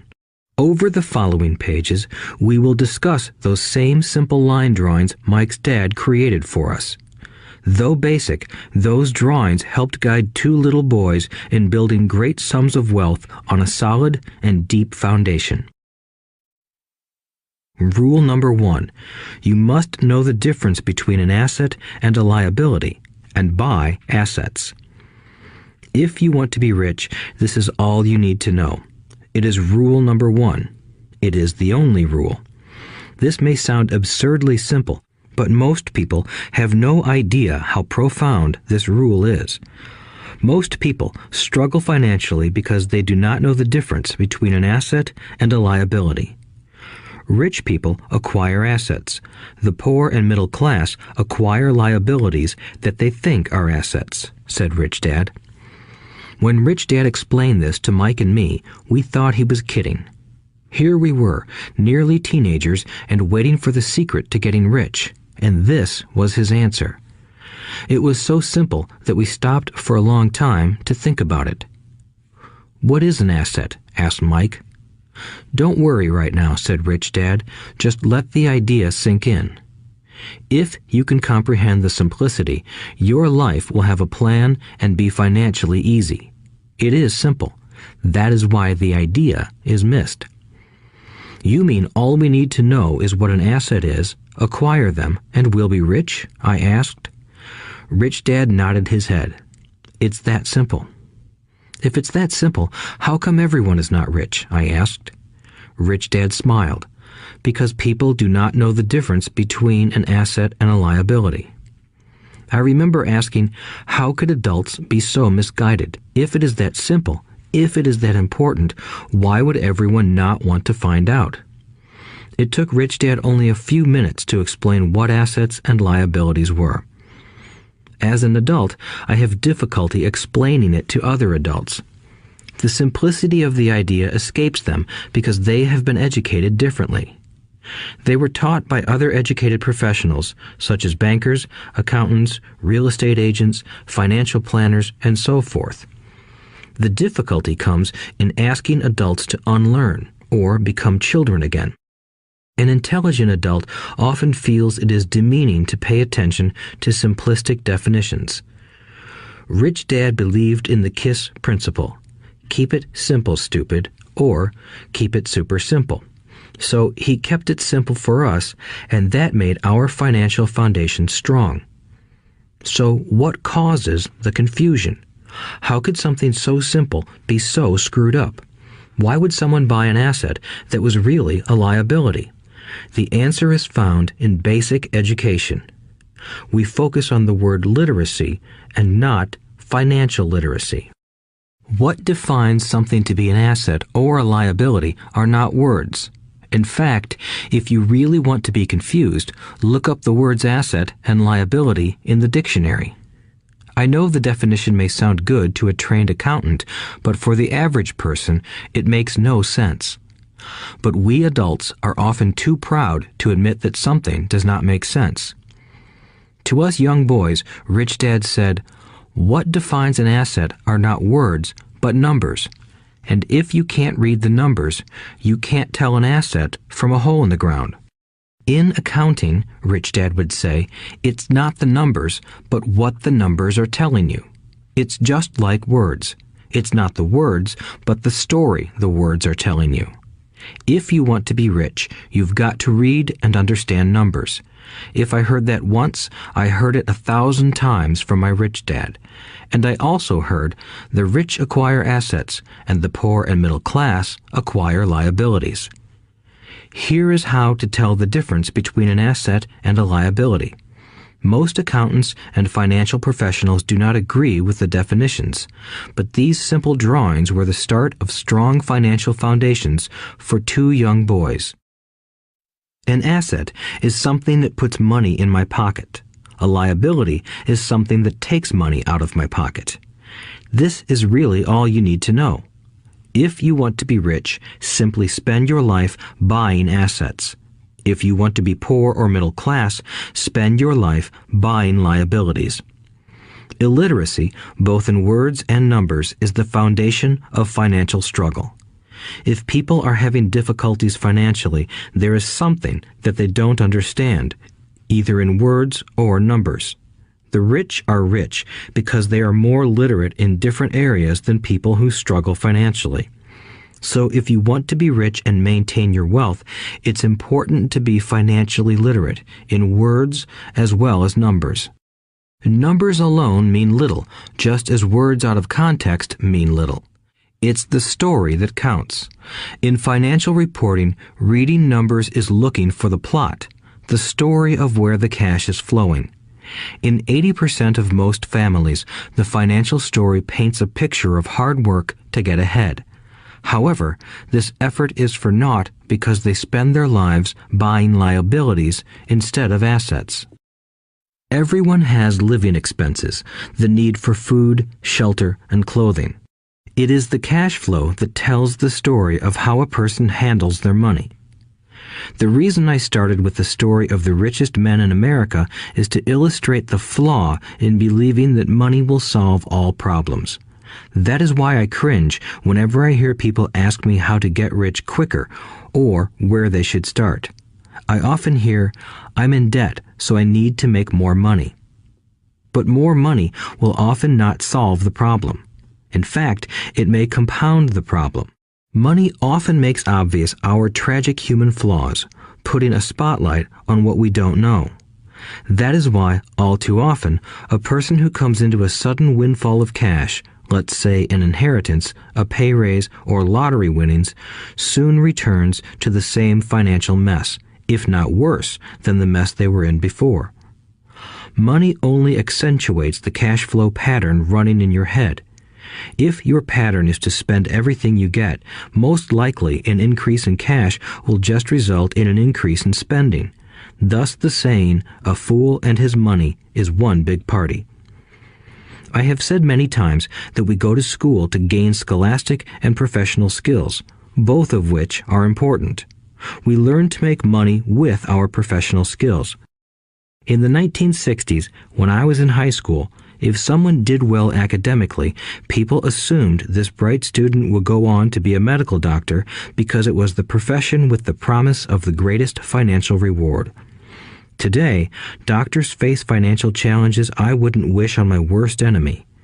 Insurance companies taking control of the business, managed healthcare, government intervention, and malpractice suits.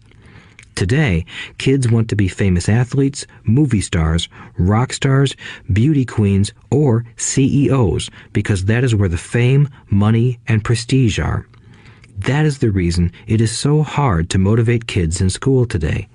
They know that professional success is no longer solely linked to academic success, as it once was.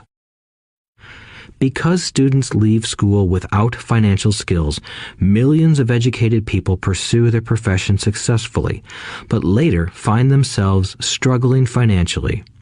They work harder, but don't get ahead. What is missing from their education is not how to make money, but how to manage money. It's called financial aptitude, what you do with the money once you make it, how to keep people from taking it from you, how to keep it longer, and how to make that money work hard for you.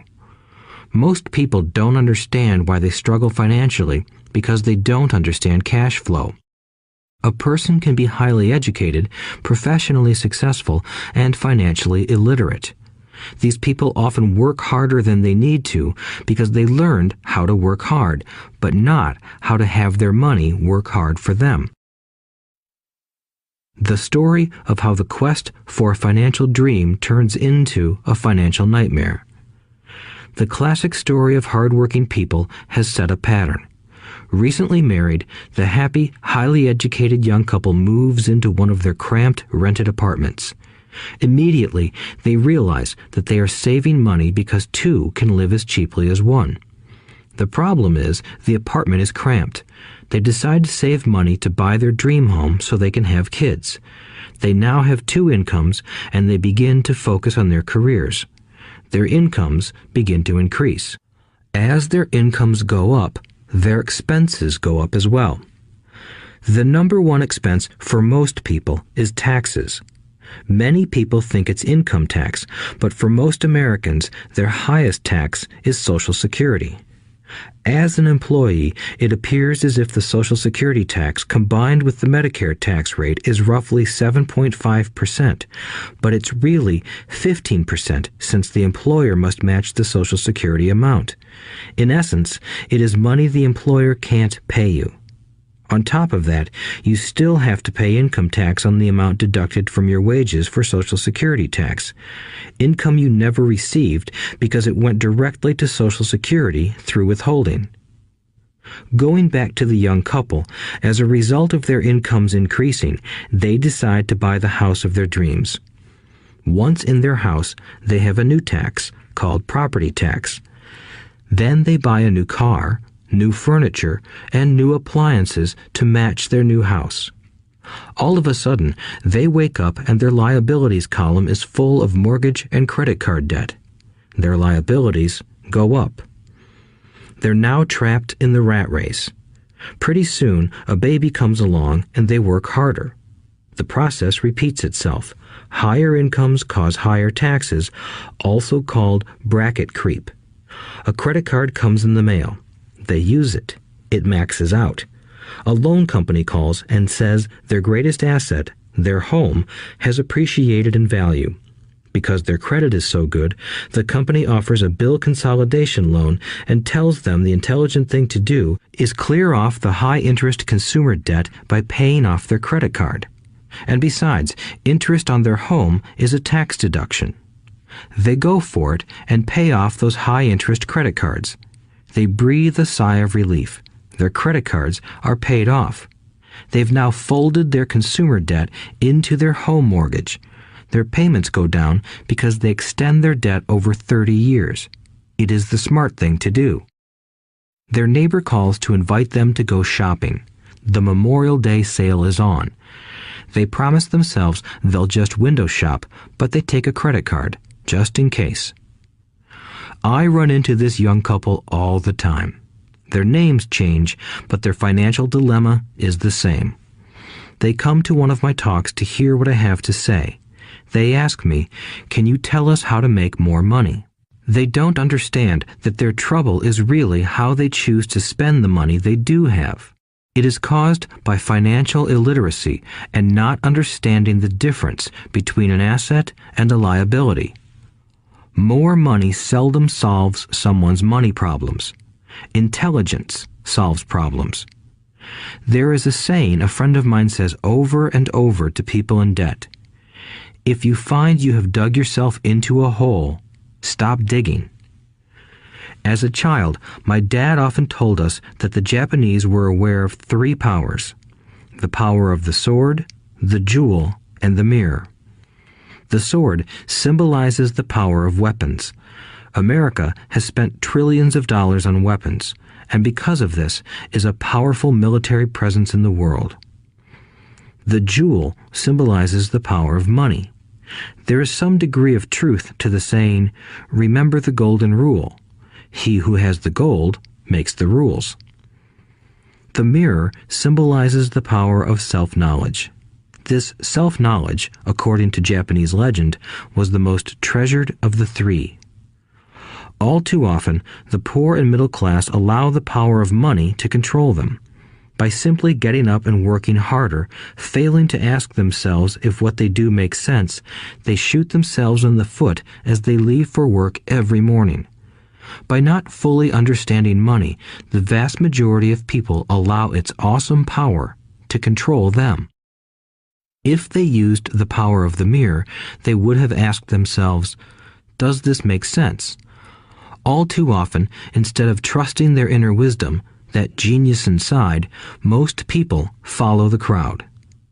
They do things because everybody else does them. They conform rather than question. Often, they mindlessly repeat what they have been told. Diversify. Your home is an asset. Your home is your biggest investment. You get a tax break for going into greater debt. Get a safe job. Don't make mistakes. Don't take risks. It is said that the fear of public speaking is a fear greater than death for most people. According to psychiatrists, the fear of public speaking is caused by the fear of ostracism, the fear of standing out, the fear of criticism, the fear of ridicule, and the fear of being an outcast. The fear of being different prevents most people from seeking new ways to solve their problems. That is why my educated dad said the Japanese valued the power of the mirror the most, for it is only when we look into it that we find truth. Fear is the main reason that people say, "Play it safe." That goes for anything, be it sports, relationships, careers, or money. It is that same fear, the fear of ostracism, that causes people to conform to, and not question, commonly accepted opinions or popular trends. Your home is an asset. Get a bill consolidation loan and get out of debt. Work harder. It's a promotion. Someday I'll be a vice president. Save money. When I get a raise, I'll buy us a bigger house. Mutual funds are safe. Many financial problems are caused by trying to keep up with the Joneses. Occasionally, we all need to look in the mirror and be true to our inner wisdom rather than our fears. By the time Mike and I were 16 years old, we began to have problems in school. We were not bad kids.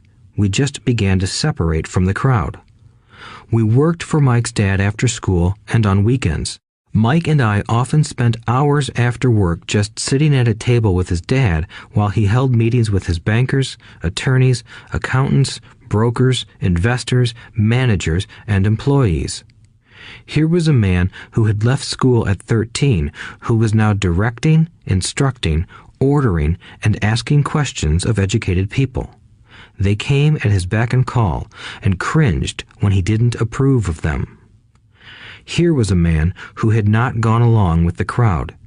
He was a man who did his own thinking and detested the words, "We have to do it this way because that's the way everyone else does it." He also hated the word can't. If you wanted him to do something, just say, "I don't think you can do it." Mike and I learned more sitting in on his meetings than we did in all our years of school, college included. Mike's dad was not book smart, but he was financially educated and successful as a result. He told us over and over again, an intelligent person hires people who are more intelligent than he is.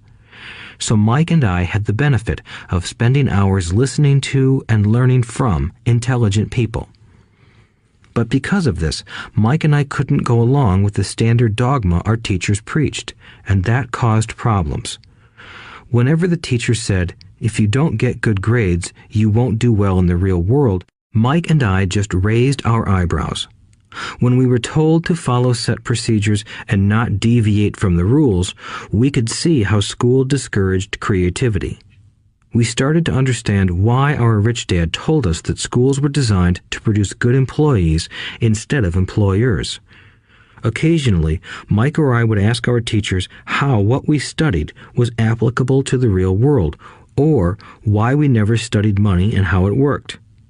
To the latter question, we often got the answer that money was not important, that if we excelled in our education, the money would follow. The more we knew about the power of money, the more distant we grew from the teachers and our classmates. My highly educated dad never pressured me about my grades, but we did begin to argue about money. By the time I was 16, I probably had a far better foundation with money than both my parents. I could keep books, I listened to tax accountants, corporate attorneys, bankers, real estate brokers, investors, and so forth. By contrast, my dad talked to other teachers. One day, my dad told me that our home was his greatest investment.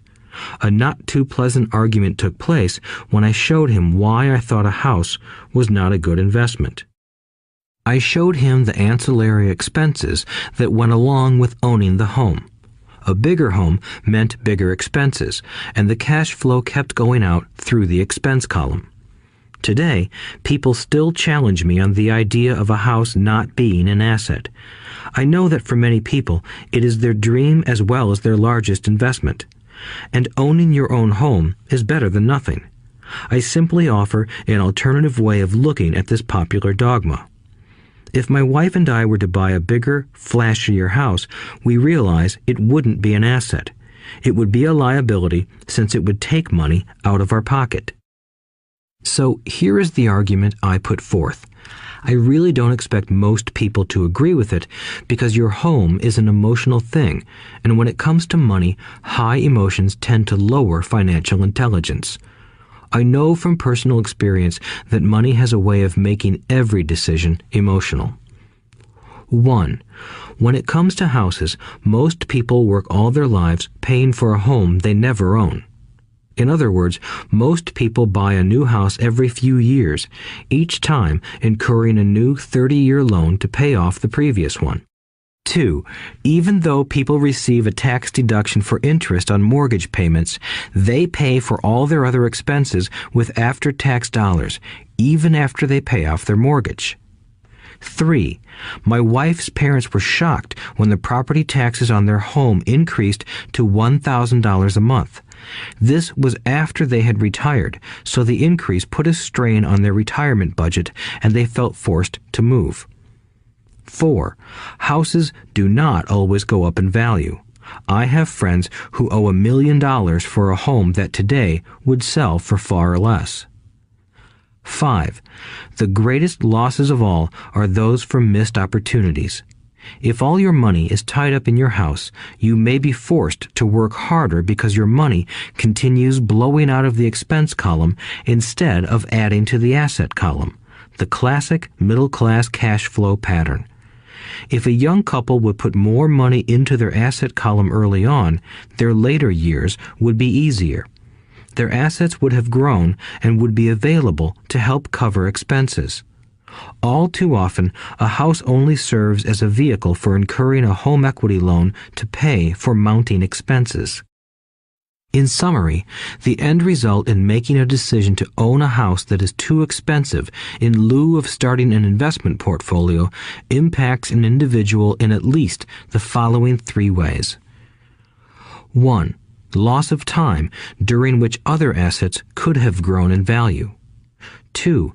Loss of additional capital which could have been invested instead of paying for high maintenance expenses related directly to the home. 3. Loss of education. Too often, people count their house and savings and retirement plans as all they have in their asset column.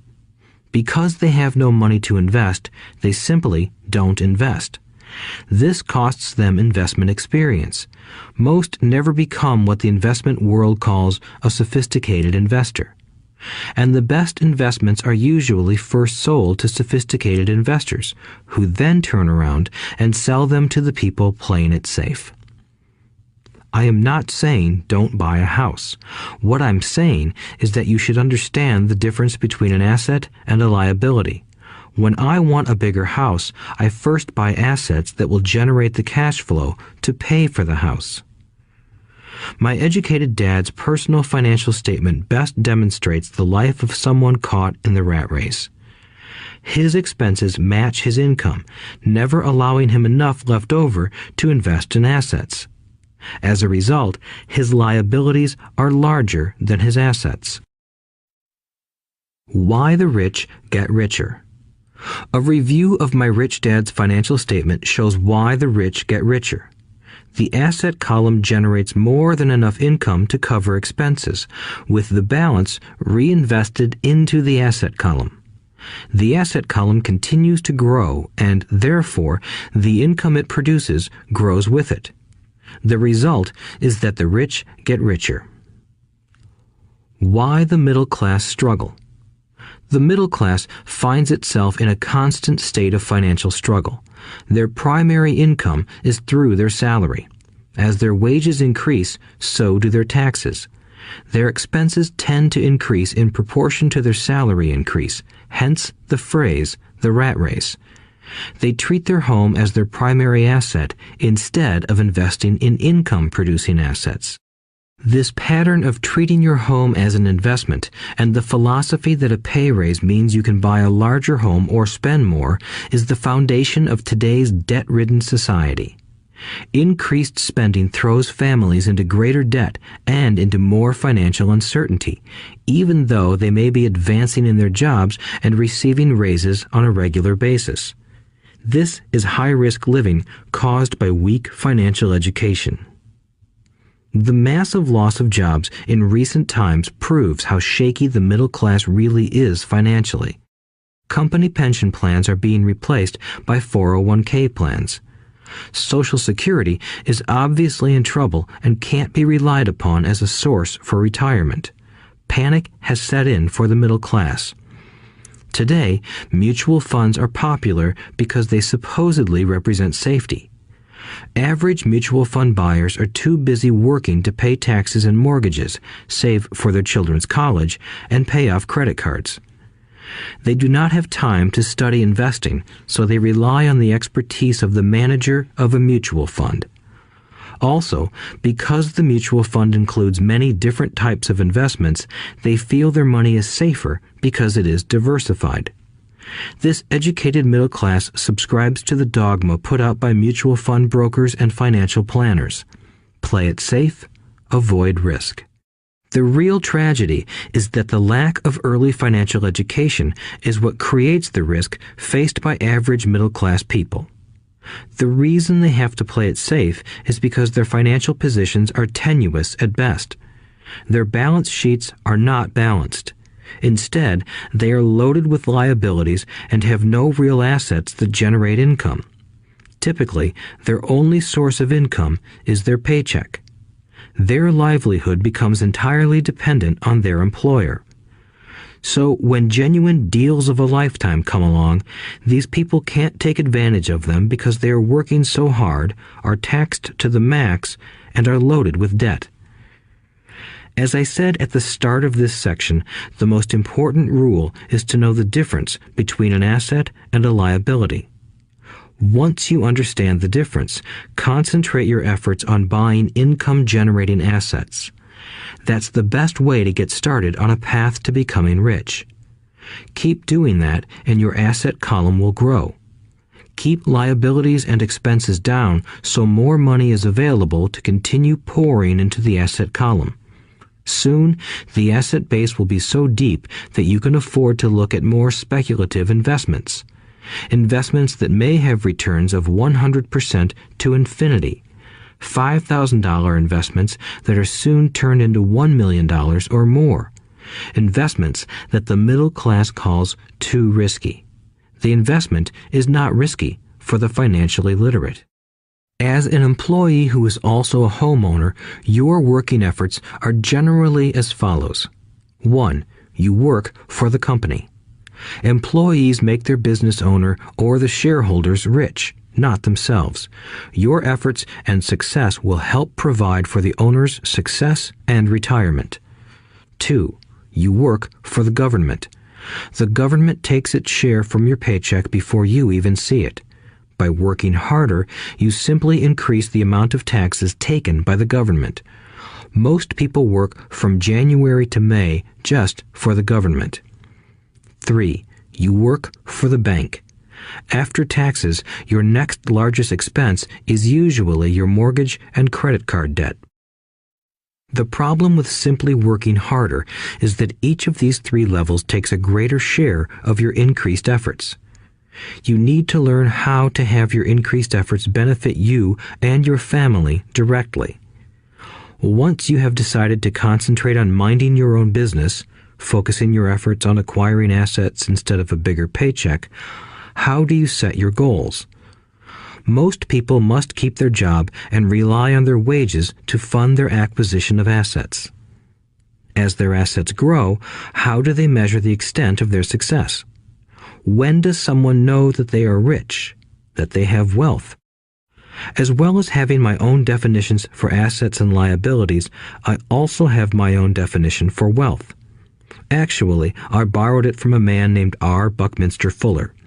Some call him a quack, and others call him a genius. Years ago, he got architects buzzing because he applied for a patent for something he called a geodesic dome. But in the application, Fuller also said something about wealth. It was pretty confusing at first, but after reading it, it began to make some sense. Wealth is a person's ability to survive so many number of days forward, or, if I stopped working today, how long could I survive? Unlike net worth, the difference between your assets and liabilities, which is often filled with a person's expensive junk and opinions of what things are worth, this definition creates the possibility for developing a truly accurate measurement.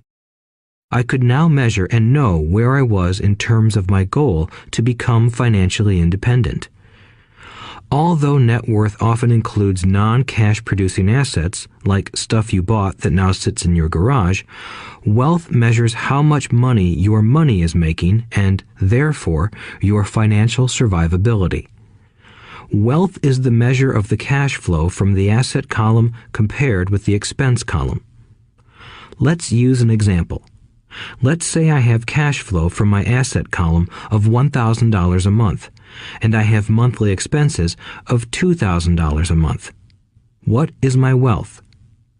Let's go back to Buckminster Fuller's definition. Using his definition, how many days forward can I survive? Assuming a 30-day month, I have enough cash flow for half a month. When I achieve $2,000 a month cash flow from my assets, then I will be wealthy. So, while I'm not yet rich, I am wealthy. I now have income generated from assets each month that fully cover my monthly expenses. If I want to increase my expenses, I first must increase my cash flow to maintain this level of wealth. Also note that it is at this point that I'm no longer dependent on my wages. I have focused on and been successful in building an asset column that has made me financially independent. If I quit my job today, I would be able to cover my monthly expenses with the cash flow from my assets. My next goal would be to have the excess cash flow from my assets reinvested into the asset column. The more money that goes into my asset column, the more my asset column grows. The more my assets grow, the more my cash flow grows. And as long as I keep my expenses less than the cash flow from these assets, I grow richer with more and more income from sources other than my physical labor. As this reinvestment process continues, I am well on my way to becoming rich. Just remember this simple observation. The rich buy assets. The poor only have expenses. The middle class buy liabilities they think are assets. So how do I start minding my own business? What is the answer? Listen to the founder of McDonald's in the next chapter. Chapter 3. Lesson 3. Mind your own business. The rich focus on their asset columns while everyone else focuses on their income statements. In 1974, Ray Kroc, the founder of McDonald's, was asked to speak to the MBA class at the University of Texas at Austin. A friend of mine was a student in that MBA class. After a powerful and inspiring talk, the class adjourned and the students asked Ray if he would join them at their favorite hangout to have a few beers. Ray graciously accepted. "What business am I in?" Ray asked once the group had all their beers in hand. Everyone laughed, my friend said. Most of the MBA students thought Ray was just fooling around. No one answered, so Ray asked again. "What business do you think I'm in?" The students laughed again, and finally one brave soul yelled out, "Ray, who in the world doesn't know that you're in the hamburger business?" Ray chuckled. "That's what I thought you would say." He paused and then quickly added, "Ladies and gentlemen, I'm not in the hamburger business. My business is real estate." As my friend tells the story, Ray spent a good amount of time explaining his viewpoint. In his business plan, Ray knew that the primary business focus was to sell hamburger franchises, but what he never lost sight of was the location of each franchise. He knew that the land and its location were the most significant factors in the success of each franchise. Basically, the person who bought the franchise was also buying the real estate under the franchise for Ray Kroc's organization. Today, McDonald's is the largest single owner of real estate in the world, owning even more than the Catholic Church. McDonald's owns some of the most valuable intersections and street corners in America and around the globe. My friend considers this as one of the most important lessons in his life. Today, he owns car washes, but his business is the real estate under those car washes. The previous chapter presented that most people work for everyone but themselves. They work first for the owners of the company, then for the government through taxes, and finally for the bank that owns their mortgage. When I was a young boy, we did not have a McDonald's nearby. Yet my rich dad was responsible for teaching Mike and me the same lesson that Ray Kroc talked about at the University of Texas. It is secret number 3 of the rich. The secret is mind your own business. Financial struggle is often directly the result of people working all their lives for someone else. Many people will simply have nothing at the end of their working days to show for their efforts. Our current educational system focuses on preparing today's youth to get good jobs by developing scholastic skills. Their lives will revolve around their wages or, as described earlier, their income column. Many will study further to become engineers, scientists, cooks, police officers, artists, writers, and so on. These professional skills allow them to enter the workforce and work for money. But there is a big difference between your profession and your business. Often I ask people, "What is your business?" And they will say, "Oh, I'm a banker." Then I ask them if they own the bank, and they usually respond, "No, I work there." In that instance, they have confused their profession with their business. Their profession may be a banker, but they still need their own business. A problem with school is that you often become what you study. So if you study cooking, you become a chef. If you study the law, you become an attorney. And a study of auto mechanics makes you a mechanic. The mistake in becoming what you study is that too many people forget to mind their own business. They spend their lives minding someone else's business and making that person rich. To become financially secure, a person needs to mind their own business. Your business revolves around your asset column, not your income column. As stated earlier, the number one rule is to know the difference between an asset and a liability and to buy assets. The rich focus on their asset columns, while everyone else focuses on their income statements. That is why we hear so often, "I need a raise. If only I had a promotion. I am going back to school to get more training so I can get a better job. I am going to work overtime. Maybe I can get a second job." In some circles, these are sensible ideas, but you are still not minding your own business. These ideas all still focus on the income column and will only help a person become more financially secure if the additional money is used to purchase income-generating assets. The primary reason the majority of the poor and middle class are fiscally conservative, which means I can't afford to take risks, is that they have no financial foundation. They have to cling to their jobs and play it safe. When downsizing became the in thing to do, millions of workers found out their largest so-called asset, their home, was eating them alive. Their asset was costing them money every month. Their car, another asset, was eating them alive.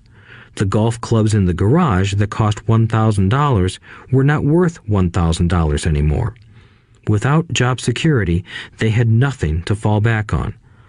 What they thought were assets could not help them survive in a time of financial crisis. I assume most of us have filled out a credit application to buy a house or a car. It's always interesting to look at the net worth section because of what accepted banking and accounting practices allow a person to count as assets. One day when I wanted a loan, my financial position did not look too good.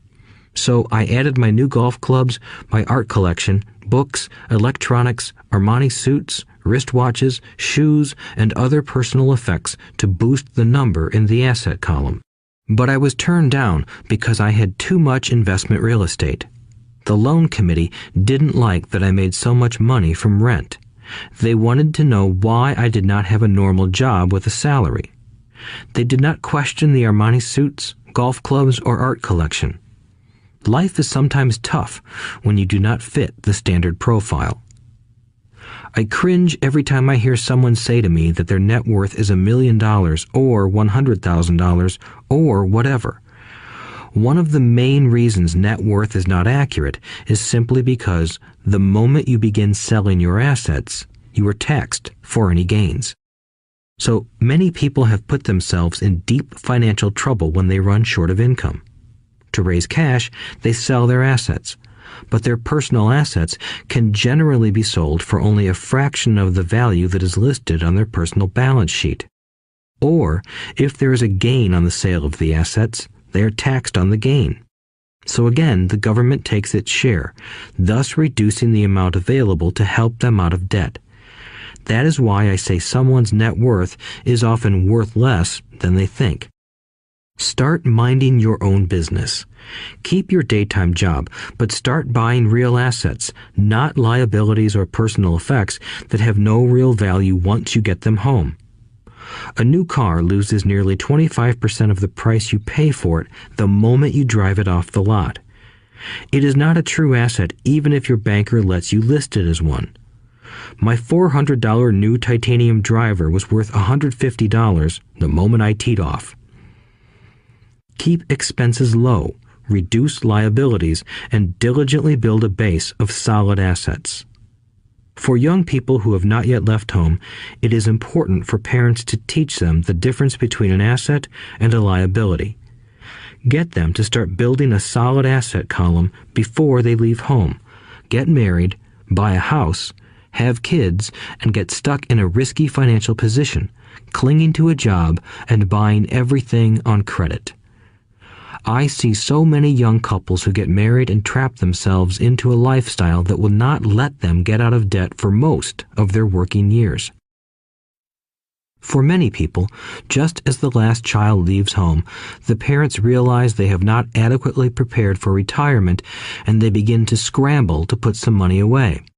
Then their own parents become ill and they find themselves with new responsibilities. So, what kind of assets am I suggesting that you or your children acquire? In my world, real assets fall into the following categories. Businesses that do not require my presence. I own them, but they are managed or run by other people. If I have to work there, it's not a business. It becomes my job. Stocks, bonds, income-generating real estate, notes, IOUs, royalties from intellectual property such as music, scripts, and patents. Anything else that has value, produces income, or appreciates, and has a ready market. As a young boy, my educated dad encouraged me to find a safe job, but my rich dad encouraged me to begin acquiring assets that I loved. If you don't love it, you won't take care of it. I collect real estate simply because I love buildings and land. I love shopping for them, and I could look at them all day long. When problems arise, the problems aren't so bad that it changes my love for real estate. For people who hate real estate, they shouldn't buy it. I also love stocks of small companies, especially startups, because I am an entrepreneur, not a corporate person. In my early years, I worked in large organizations such as Standard Oil of California, the U.S. Marine Corps, and Xerox Corporation. I enjoyed my time with those organizations and have fond memories, but I know deep down I am not a company man. I like starting companies, not running them. So my stock buys are usually of small companies. Sometimes I even start the company and take it public. Fortunes are made in new stock issues, and I love the game. Many people are afraid of small cap companies and call them risky, and they are. But that risk is diminished if you love what the investment is, understand it, and know the game. With small companies, my investment strategy is to be out of the stock in a year. On the other hand, my real estate strategy is to start small and keep trading up for bigger properties, and, therefore, delay paying taxes on the gain. This allows the value to increase dramatically. I generally hold real estate less than 7 years. For years, even while I was with the Marine Corps and Xerox, I did what my rich dad recommended. I kept my day job, but I still minded my own business. I was active in my asset column trading real estate and small stocks. Rich Dad always stressed the importance of financial literacy. The better I was at understanding the accounting and cash management, the better I would be at analyzing investments and eventually starting and building my own company. I don't encourage anyone to start a company unless they really want to. Knowing what I know about running a company, I wouldn't wish that task on anyone. There are times when people can't find employment and starting a company seems like the best solution. But the odds are against success. 9 out of 10 companies fail in 5 years. Of those that survive the first 5 years, 9 out of every 10 of those eventually fail as well. So only if you really have the desire to own your own company do I recommend it. Otherwise, keep your day job and mind your own business. When I say mind your own business, I mean to build and keep your asset column strong. Once a dollar goes into it, never let it come out. Think of it this way. Once a dollar goes into your asset column, it becomes your employee. The best thing about money is that it works 24 hours a day and can work for generations. Keep your day job, be a great hard-working employee, but keep building that asset column. As your cash flow grows, you can indulge in some luxuries. An important distinction is that rich people buy luxuries last, while the poor and middle class tend to buy luxuries first. The poor and the middle class often buy luxury items like big houses, diamonds, furs, jewelry, or boats because they want to look rich. They look rich, but in reality they just get deeper in debt on credit. The old money people, the long-term rich, build their asset column first. Then the income generated from the asset column buys their luxuries. The poor and middle class buy luxuries with their own sweat, blood, and children's inheritance. A true luxury is a reward for investing in and developing a real asset. For example, when my wife Kim and I had extra money coming from our apartment houses, she went out and bought her Mercedes. It didn't take any extra work or risk on her part because the apartment house bought the car.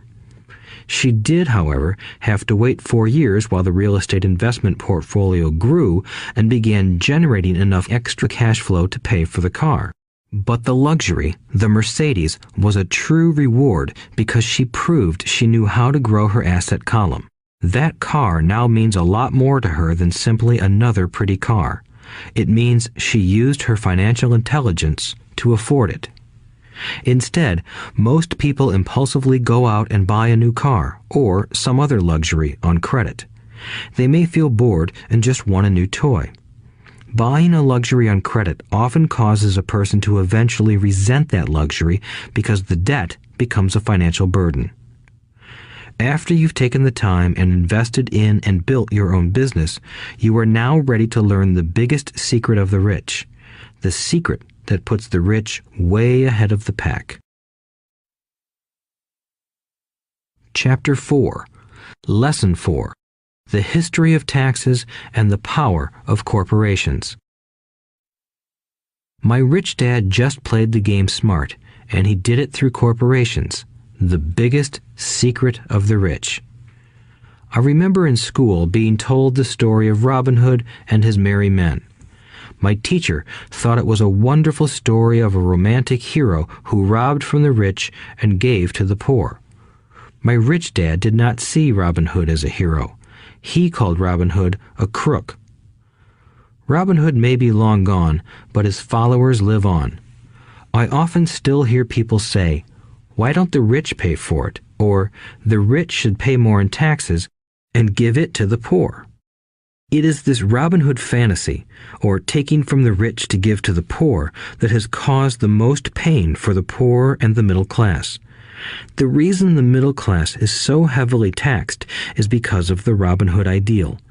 The reality is that the rich are not taxed. It's the middle class who pays for the poor, especially the educated, upper-income middle class. Again, to understand fully how things happen, we need to look at the history of taxes. Although my highly educated dad was an expert on the history of education, my rich dad fashioned himself an expert on the history of taxes. Rich Dad explained to Mike and me that originally in England and America, there were no taxes. Occasionally, there were temporary taxes levied in order to pay for wars. The king or the president would put the word out and ask everyone to chip in. Taxes were levied in Britain for the fight against Napoleon from 1799 to 1816, and in America to pay for the Civil War from 1861 to 1865. In 1874, England made income tax a permanent levy on its citizens. In 1913, an income tax became permanent in the United States with the adoption of the 16th Amendment to the U.S. Constitution. At one time, Americans were anti-tax. It had been the tax on tea that led to the famous Tea Party in Boston Harbor, an incident that helped ignite the Revolutionary War. It took approximately 50 years in both England and the United States to sell the idea of a regular income tax. What these historical dates fail to reveal is that both of these taxes were initially levied against only the rich. It was this point that Rich Dad wanted Mike and me to understand. He explained that the idea of taxes was made popular and accepted by the majority by telling the poor and the middle class that taxes were created only to punish the rich. This is how the masses voted for the law, and it became constitutionally legal. Although it was intended to punish the rich, in reality it wound up punishing the very people who voted for it, the poor and middle class. Once government got a taste of money, its appetite grew, said Rich Dad. Your dad and I are exactly opposite. He's a government bureaucrat, and I am a capitalist. We get paid, and our success is measured on opposite behaviors. He gets paid to spend money and hire people. The more he spends and the more people he hires, the larger his organization becomes. In the government, a large organization is a respected organization. On the other hand, within my organization, the fewer people I hire and the less money I spend, the more I am respected by my investors. That's why I don't like government people. They have different objectives than most business people. As the government grows, more and more tax dollars are needed to support it. My educated dad sincerely believed that government should help people. He loved John F. Kennedy and especially the idea of the Peace Corps. He loved the idea so much that both he and my mom worked for the Peace Corps, training volunteers to go to Malaysia, Thailand, and the Philippines. He always strived for additional grants and budget increases so he could hire more people, both in his job with the Education Department and in the Peace Corps. From the time I was about 10 years old, I would hear from my rich dad that government workers were a pack of lazy thieves, and from my poor dad, I would hear how the rich were greedy crooks who should be made to pay more taxes. Both sides had valid points. It was difficult to go to work for one of the biggest capitalists in town and come home to a father who was a prominent government leader. It was not easy to know which dad to believe. Yet, when you study the history of taxes, an interesting perspective emerges. As I said, the passage of taxes was only possible because the masses believed in the Robin Hood theory of economics. Take from the rich and give to everyone else. The problem was that the government's appetite for money was so great that taxes soon needed to be levied on the middle class, and from there it kept trickling down. However, the rich saw an opportunity because they don't play by the same set of rules. The rich knew about corporations, which became popular in the days of sailing ships. The rich created the corporation as a vehicle to limit their risk to the assets of each voyage. The rich put their money into a corporation to finance the voyage. The corporation would then hire a crew to sail to the New World to look for treasure.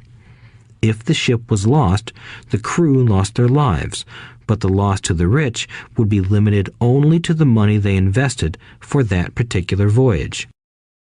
It is the knowledge of the legal corporate structure that really gives the rich a vast advantage over the poor and middle class. Having two fathers teaching me, one a socialist and the other a capitalist, I quickly began to realize that the philosophy of the capitalist made more financial sense to me. It seemed to me that the socialists ultimately penalized themselves due to their lack of financial education. No matter what the take from the rich crowd came up with, the rich always found a way to outsmart them. That is how taxes were eventually levied on the middle class. The rich outsmarted the intellectuals solely because they understood the power of money, a subject not taught in schools. How did the rich outsmart the intellectuals? Once the take from the rich tax was passed, cash started flowing into government coffers. Initially, people were happy. Money was handed out to government workers and the rich. It went to government workers in the form of jobs and pensions, and it went to the rich via their factories receiving government contracts. The government received a large pool of money, but the problem was the fiscal management of that money. The government ideal is to avoid having excess money. If you fail to spend your allotted funds, you risk losing it in the next budget. You would certainly not be recognized for being efficient. Business people, on the other hand, are rewarded for having excess money and are applauded for their efficiency. As this cycle of growing government spending continued, the demand for money increased, and the tax the rich idea was adjusted to include lower income levels down to the very people who voted it in, the poor and the middle class. True capitalists used their financial knowledge to simply find an escape. They headed back to the protection of a corporation. But what many people who have never formed a corporation don't know is that a corporation is not really a thing. A corporation is merely a file folder with some legal documents in it, sitting in some attorney's office and registered with a state government agency. It's not a big building or a factory or a group of people. A corporation is merely a legal document that creates a legal body without a soul. Using it, the wealth of the rich was once again protected. It was popular because the income tax rate of a corporation is less than the individual income tax rates. In addition, certain expenses could be paid by a corporation with pre-tax dollars. This war between the haves and have-nots has raged for hundreds of years. The battle is waged whenever and wherever laws are made, and it will go on forever. The problem is that the people who lose are the uninformed, the ones who get up every day and diligently go to work and pay taxes. If they only understood the way the rich play the game, they could play it too. Then they would be on their way to their own financial independence. This is why I cringe every time I hear a parent advise their children to go to school so they can find a safe, secure job. An employee with a safe, secure job without financial aptitude has no escape. Average Americans today work 5 to 6 months for the government just to cover their taxes. In my opinion, that is simply too long. The harder you work, the more you pay the government. That is why I believe that the idea of take from the rich backfired on the very people who voted it in. Every time people try to punish the rich don't simply comply. They react. They have the money, power, and intent to change things. They don't just sit there and voluntarily pay more taxes. Instead, they search for ways to minimize their tax burden. They hire smart attorneys and accountants and persuade politicians to change laws or create legal loopholes. They use their resources to effect change. The tax code of the United States also allows other ways to reduce taxes. Most of these vehicles are available to anyone, but it is the rich who find them because they are minding their own business. For example, 1031 is jargon for Section 1031 of the Internal Revenue Code, which allows a seller to delay paying taxes on a piece of real estate that is sold for a capital gain through an exchange for a more expensive piece of real estate. Real estate is one investment vehicle that has a great tax advantage. As long as you keep trading up in value, you will not be taxed on the gains until you liquidate. People who don't take advantage of these legal tax savings are missing a great opportunity to build their asset columns. The poor and middle class don't have the same resources. They sit there and let the government's needles enter their arm and allow the blood donation to begin. Today, I am constantly shocked at the number of people who pay more taxes or take fewer deductions simply because they are afraid of the government. I have friends who have had their businesses shut down and destroyed, only to find out it was a mistake on the part of the government. I realize all that, but the price of working from January to May is a high price to pay for that intimidation. My poor dad never fought back. My rich dad didn't either. He just played the game smarter, and he did it through corporations, the biggest secret of the rich. You may remember the first lesson I learned from my rich dad. I was a little boy of 9 who had to sit and wait for him to choose to talk to me. I sat in his office waiting for him to get to me. He was ignoring me on purpose.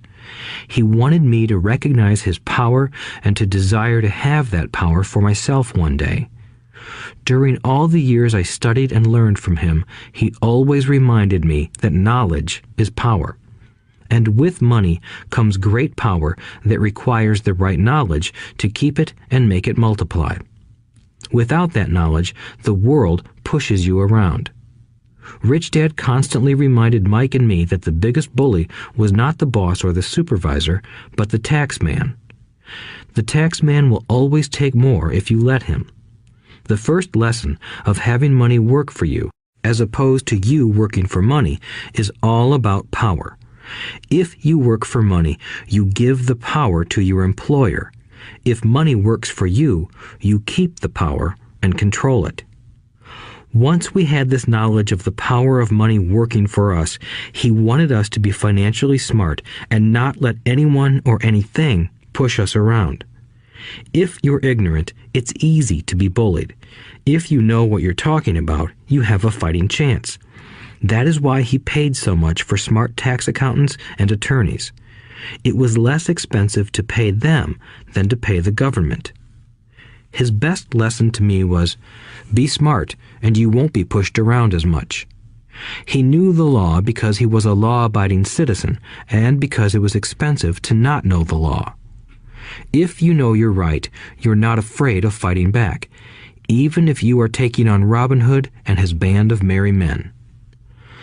My highly educated dad always encouraged me to land a good job with a strong corporation. He spoke of the virtues of working your way up the corporate ladder. He didn't understand that by relying solely on a paycheck from a corporate employer, I would be a docile cow ready for milking. When I told my rich dad of my father's advice, he only chuckled. "Why not own the ladder?" was all he said.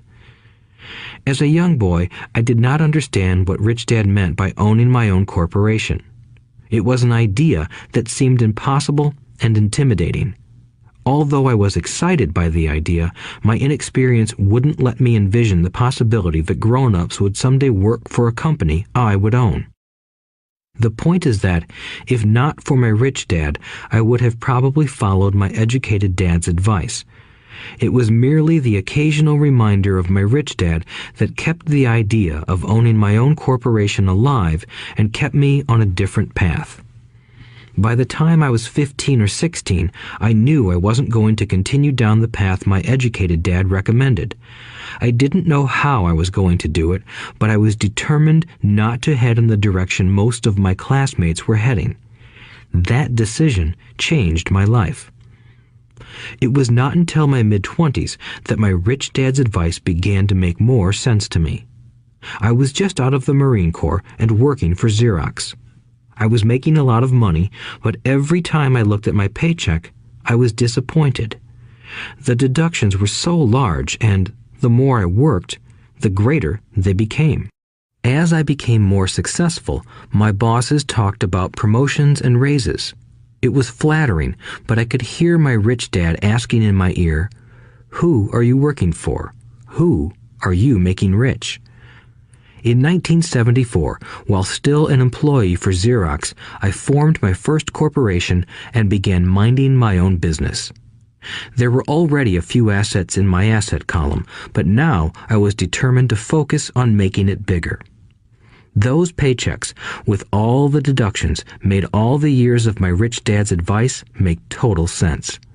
I could see the future if I followed my educated dad's advice. Many employers feel that advising their workers to mind their own business is bad for business.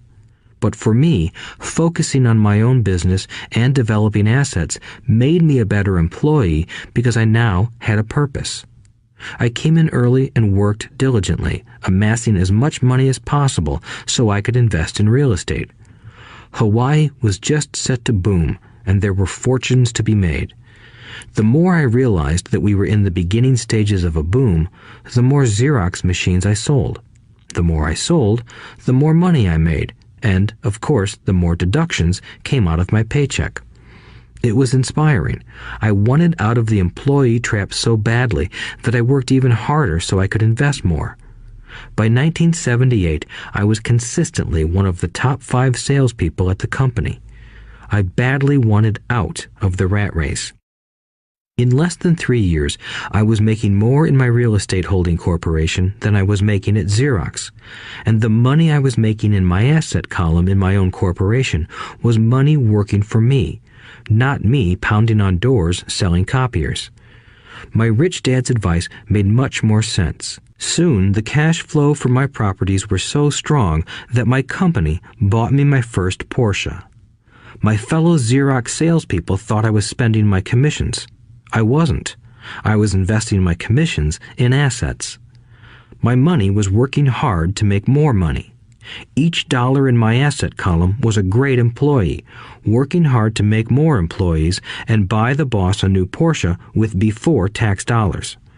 I began to work harder for Xerox. The plan was working, and my Porsche was the proof.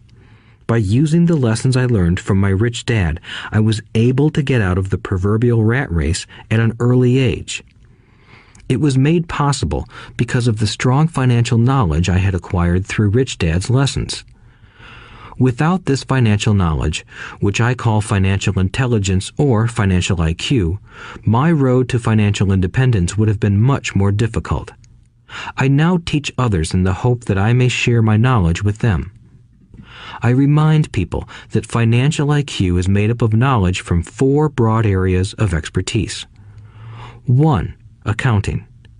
Accounting is financial literacy or the ability to read numbers. This is a vital skill if you want to build an empire. The more money you are responsible for, the more accuracy is required, or the house comes tumbling down. This is the left brain side, or the details. Financial literacy is the ability to read and understand financial statements, which allows you to identify the strengths and weaknesses of any business. 2. Investing. Investing is the science of money making money. This involves strategies and formulas which use the creative right brain side. 3. Understanding markets. Understanding markets is the science of supply and demand. You need to know the technical aspects of the market, which are emotion-driven, in addition to the fundamental or economic aspects of an investment. Does an investment make sense or does it not make sense based on current market conditions? 4. The law. A corporation wrapped around the technical skills of accounting, investing, and markets can contribute to explosive growth. A person who understands the tax advantages and protections provided by a corporation can get rich so much faster than someone who is an employee or a small business sole proprietor. It's like the difference between someone walking and someone flying. The difference is profound when it comes to long-term wealth. Tax advantages. A corporation can do many things that an employee cannot, like pay expenses before paying taxes. That is a whole area of expertise that is very exciting. Employees earn and get taxed and then try to live on what is left. A corporation earns, spends everything it can, and is taxed on anything that is left. It's one of the biggest legal tax loopholes that the rich use. They're easy to set up and are not expensive if you own investments that are producing good cash flow. For example, by owning your own corporation, your vacations can be board meetings in Hawaii. Car payments, insurance, repairs, and health club memberships are company expenses. Most restaurant meals are partial expenses and on. But it's done legally with pre-tax dollars. Protection from lawsuits. We live in a litigious society. Everybody wants a piece of your action. The rich hide much of their wealth using vehicles such as corporations and trusts to protect their assets from creditors. When someone sues a wealthy individual, they are often met with layers of legal protection and often find that the wealthy person actually owns nothing. They control everything, but own nothing. The poor and middle class try to own everything and lose it to the government or to fellow citizens who like to sue the rich. They learned it from the Robin Hood story. Take from the rich and give it to the poor.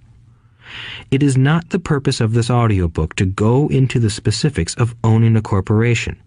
But I will say that if you own any kind of legitimate assets, I would consider finding out more about the benefits and protection offered by a corporation as soon as possible.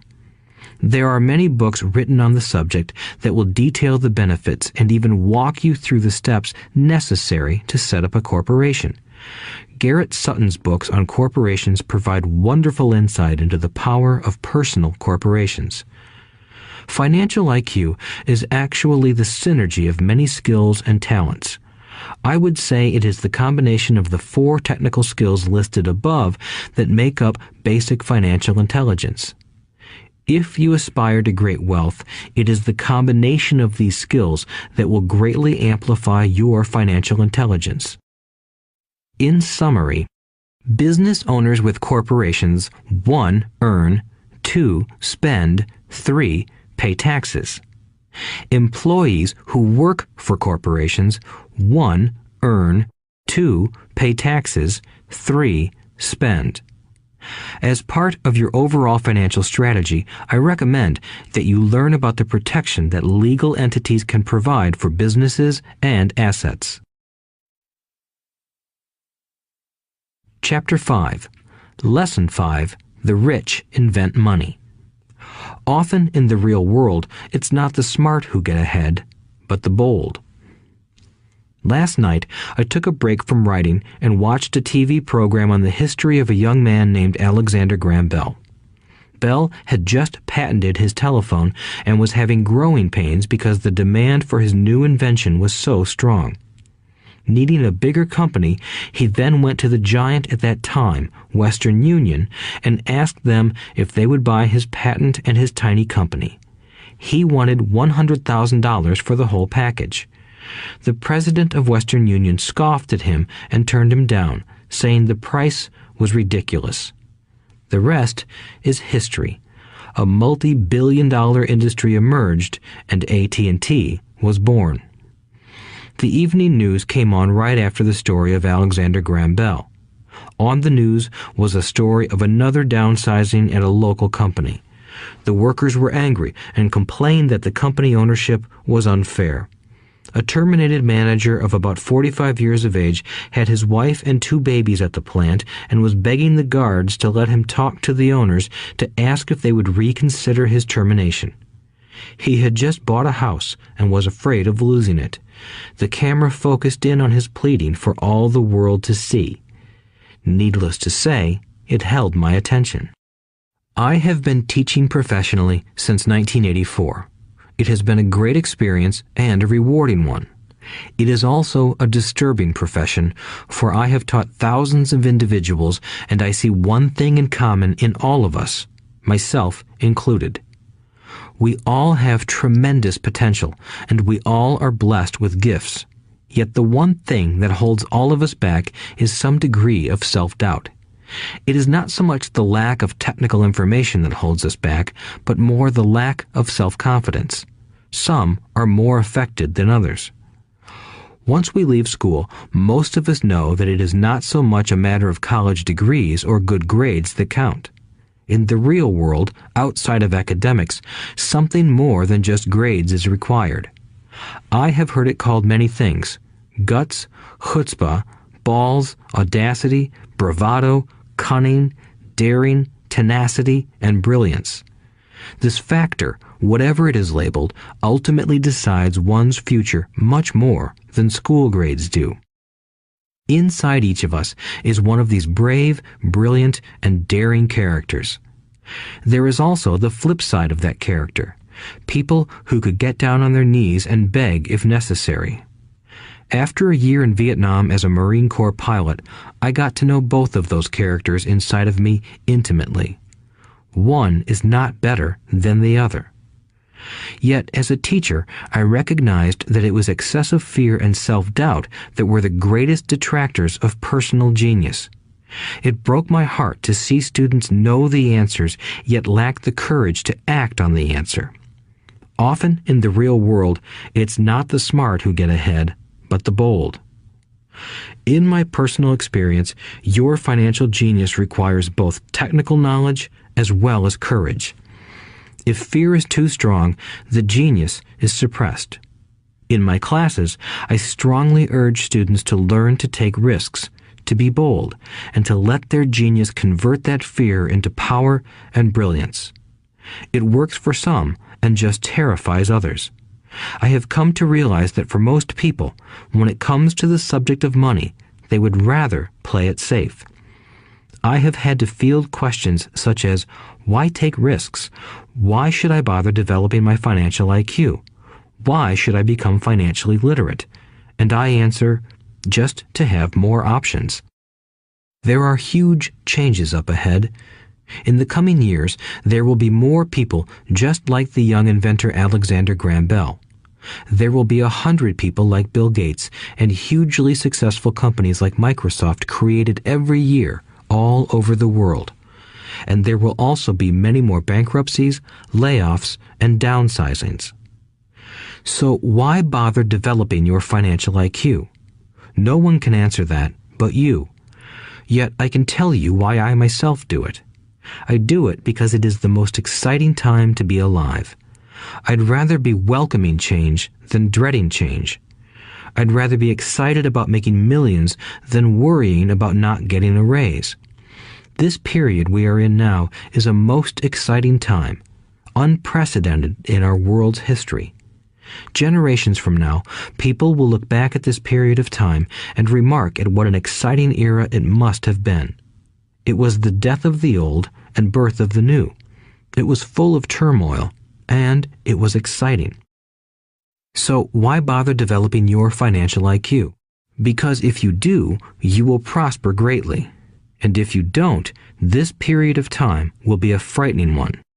It will be a time of watching some people move boldly forward while others cling to worn-out life preservers. Land was wealth 300 years ago, so the person who owned the land owned the wealth. Later, wealth was in factories and production, and America rose to dominance.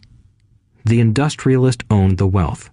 Today, wealth is in information, and the person who has the most timely information owns the wealth. The problem is that information flies around the world at the speed of light. The new wealth cannot be contained by boundaries and borders as land and factories were. The changes will be faster and more dramatic. There will be a dramatic increase in the number of new multimillionaires. There also will be those who are left behind. I find so many people struggling today, often working harder, simply because they cling to old ideas. They want things to be the way they were, and they resist change. I know people who are losing their jobs or their houses, and they blame technology or the economy or their boss. Sadly, they fail to realize that they might be the problem. Old ideas are their biggest liability. It is a liability simply because they fail to realize that while that idea or way of doing something was an asset yesterday, yesterday is gone. One afternoon, I was teaching how to invest using a board game I had invented, Cash Flow, as a teaching tool. A friend had brought someone along to attend the class. This friend of a friend was recently divorced, had been badly burned in the divorce settlement, and was now searching for some answers. Her friend thought the class might help. The game was designed to help people learn how money works. In playing the game, they learn about the interaction of the income statement with the balance sheet. They learn how cash flows between the two and how the road to wealth is through striving to increase your monthly cash flow from the asset column to the point that it exceeds your monthly expenses. Once you accomplish this, you are able to get out of the rat race and out onto the fast track. As I have said, some people hate the game, some love it, and others miss the point. This woman missed a valuable opportunity to learn something. In the opening round, she drew a doodad card with the boat on it. At first, she was happy. "Oh, I've got a boat." Then, as her friend tried to explain how the numbers worked on her income statement and balance sheet, she got frustrated because she had never liked math.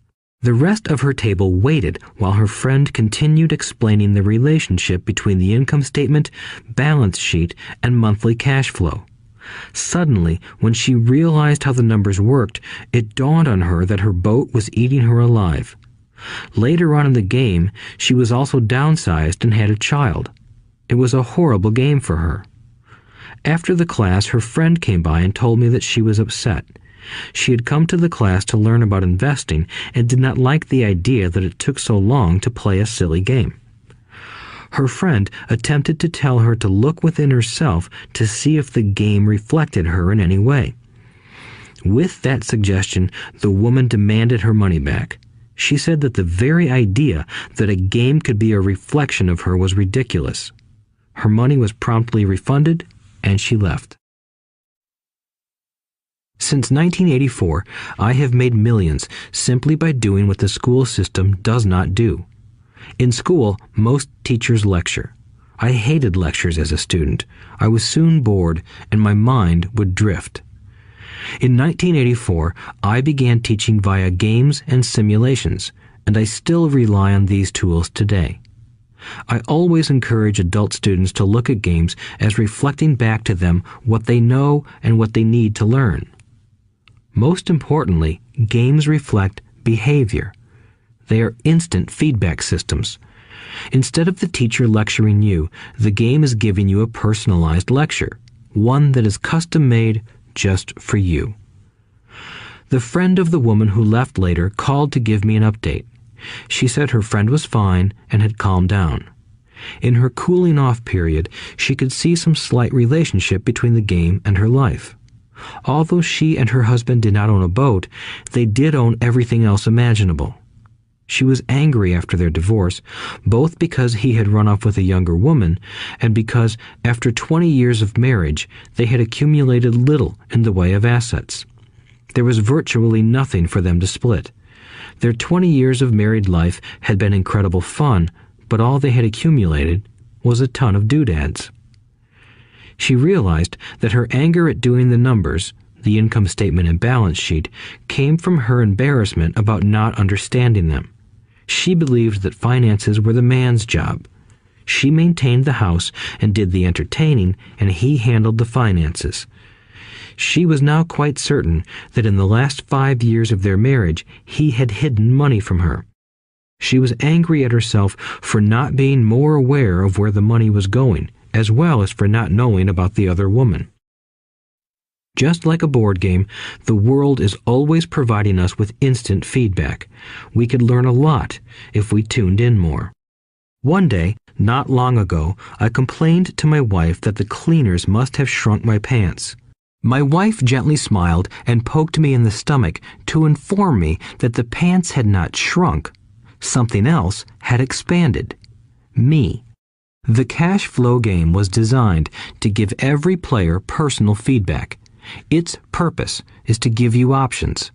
If you draw the boat card and it puts you into debt, the question is, now what can you do? How many different financial options can you come up with?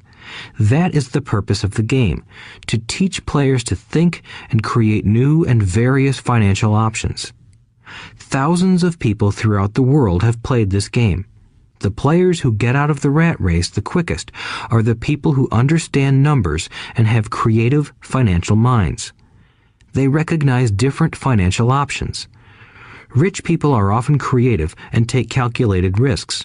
People who take the longest are people who are not familiar with numbers and often do not understand the power of investing. Some people playing cash flow gain lots of money in the game, but they don't know what to do with it. Even though they have money, everyone else seems to be getting ahead of them. And that is true in real life. There are a lot of people who have a lot of money and do not get ahead financially. Limiting your options is the same as hanging on to old ideas. I have a friend from high school who now works at 3 jobs. Years ago, he was the richest of all my classmates. When the local sugar plantation closed, the company he worked for went down with the plantation. In his mind, he had but one option, and that was the old option: work hard. The problem was that he couldn't find an equivalent job that recognized his seniority from the old company. As a result, he is overqualified for the jobs he currently has. so his salary is lower. He now works 3 jobs to earn enough to survive. I have watched people playing cash flow complain that the right opportunity cards are not coming their way, so they sit there. I know people who do that in real life. They wait for the right opportunity. I have watched people get the right opportunity card and then not have enough money. Then they complain that they would have gotten out of the rat race if they had had more money. So they sit there. I know people in real life who do that also. They see all the great deals, but they have no money. And I have seen people pull a great opportunity card, read it out loud, and have no idea that it is a great opportunity. They have the money, the time is right, they have the card, but they can't see the opportunity staring them in the face. They fail to see how it fits into their financial plan for escaping the rat race. And I know more people like that than all the others combined. Most people have an opportunity of a lifetime flash right in front of them, and they fail to see it. A year later, they find out about it, after everyone else got rich. Financial intelligence is simply having more options. If the opportunities aren't coming your way, what else can you do to improve your financial position? If an opportunity lands in your lap and you have no money and the bank won't talk to you, what else can you do to get the opportunity to work in your favor? If your hunch is wrong and what you've been counting on doesn't happen, how can you turn a lemon into millions? That is financial intelligence. It is not so much what happens, but how many different financial solutions you can think of to turn a lemon into millions. It is how creative you are in solving financial problems. Most people only know one solution: work hard, save, and borrow. So why would you want to increase your financial intelligence? Because you want to be the kind of person who creates your own luck. You take whatever happens and make it better. Few people realize that luck is created, just as money is. And if you want to be luckier and create money instead of working hard, then your financial intelligence is important. If you are the kind of person who is waiting for the right thing to happen, you might wait for a long time. It's like waiting for all the traffic lights to be green for 5 miles before you'll start your trip. As young boys, Mike and I were constantly told by my rich dad that money is not real. Rich Dad occasionally reminded us of how close we came to the secret of money on that first day we got together and began making money out of plaster of Paris. The poor and middle class work for money, he would say. The rich make money. The more real you think money is, the harder you will work for it. If you can grasp the idea that money is not real, you will grow richer faster. What is it? Was a question Mike and I often came back with. What is money if it is not real? What we agree it is, was all Rich Dad would say. The single most powerful asset we all have is our mind. If it is trained well, it can create enormous wealth seemingly instantaneously. An untrained mind can also create extreme poverty that can crush a family for generations. In the information age, money is increasing exponentially. A few individuals are getting ridiculously rich from nothing, just ideas and agreements. If you ask many people who trade stocks or other investments for a living, they see it done all the time. Often, millions can be made instantaneously from nothing. And by nothing, I mean no money was exchanged. It is done via agreement, a hand signal in a trading pit, a blip on a trader's screen in Lisbon from a trader's screen in Toronto and back to Lisbon, a call to my broker to buy and a moment later to sell. Money did not change hands. Agreements did. So why develop your financial genius? Only you can answer that. I can tell you why I have been developing this area of my intelligence. I do it because I want to make money fast. Not because I need to, but because I want to. It is a fascinating learning process. I develop my financial IQ because I want to participate in the fastest game and biggest game in the world.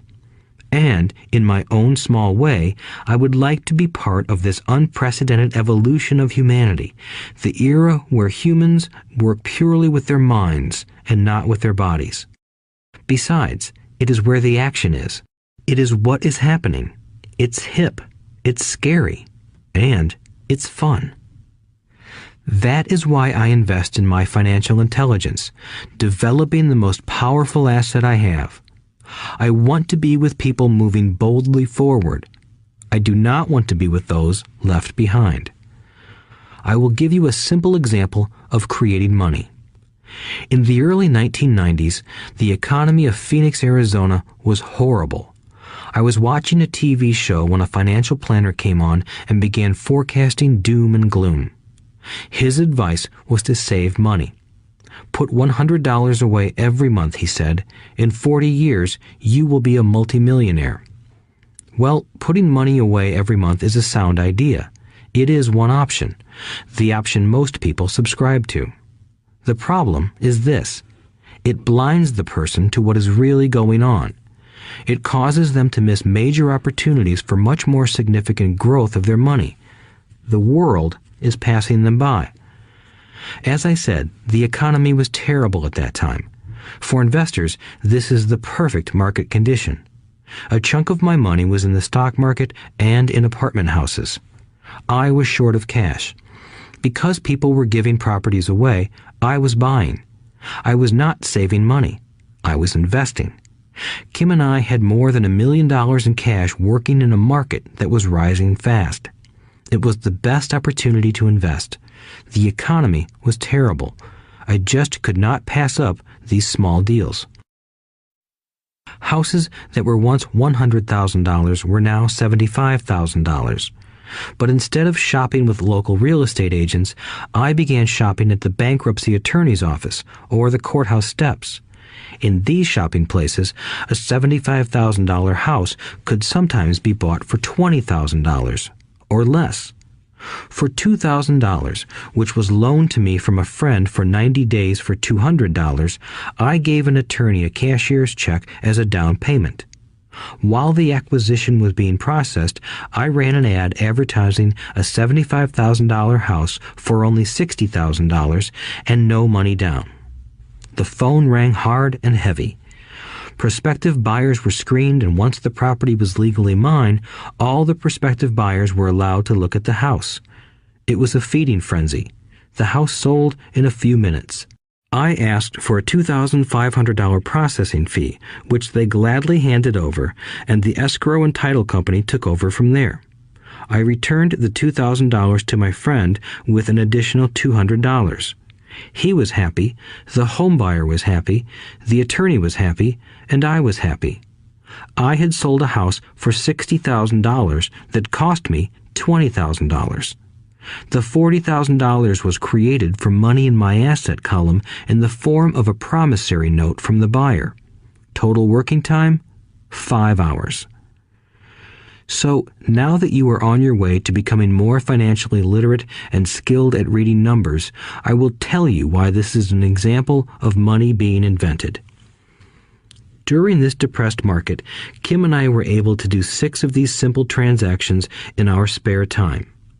While the bulk of our money was in larger properties and the stock market, we were able to create more than $190,000 in assets, notes at 10% interest, in those 6 buy, create, and sell transactions.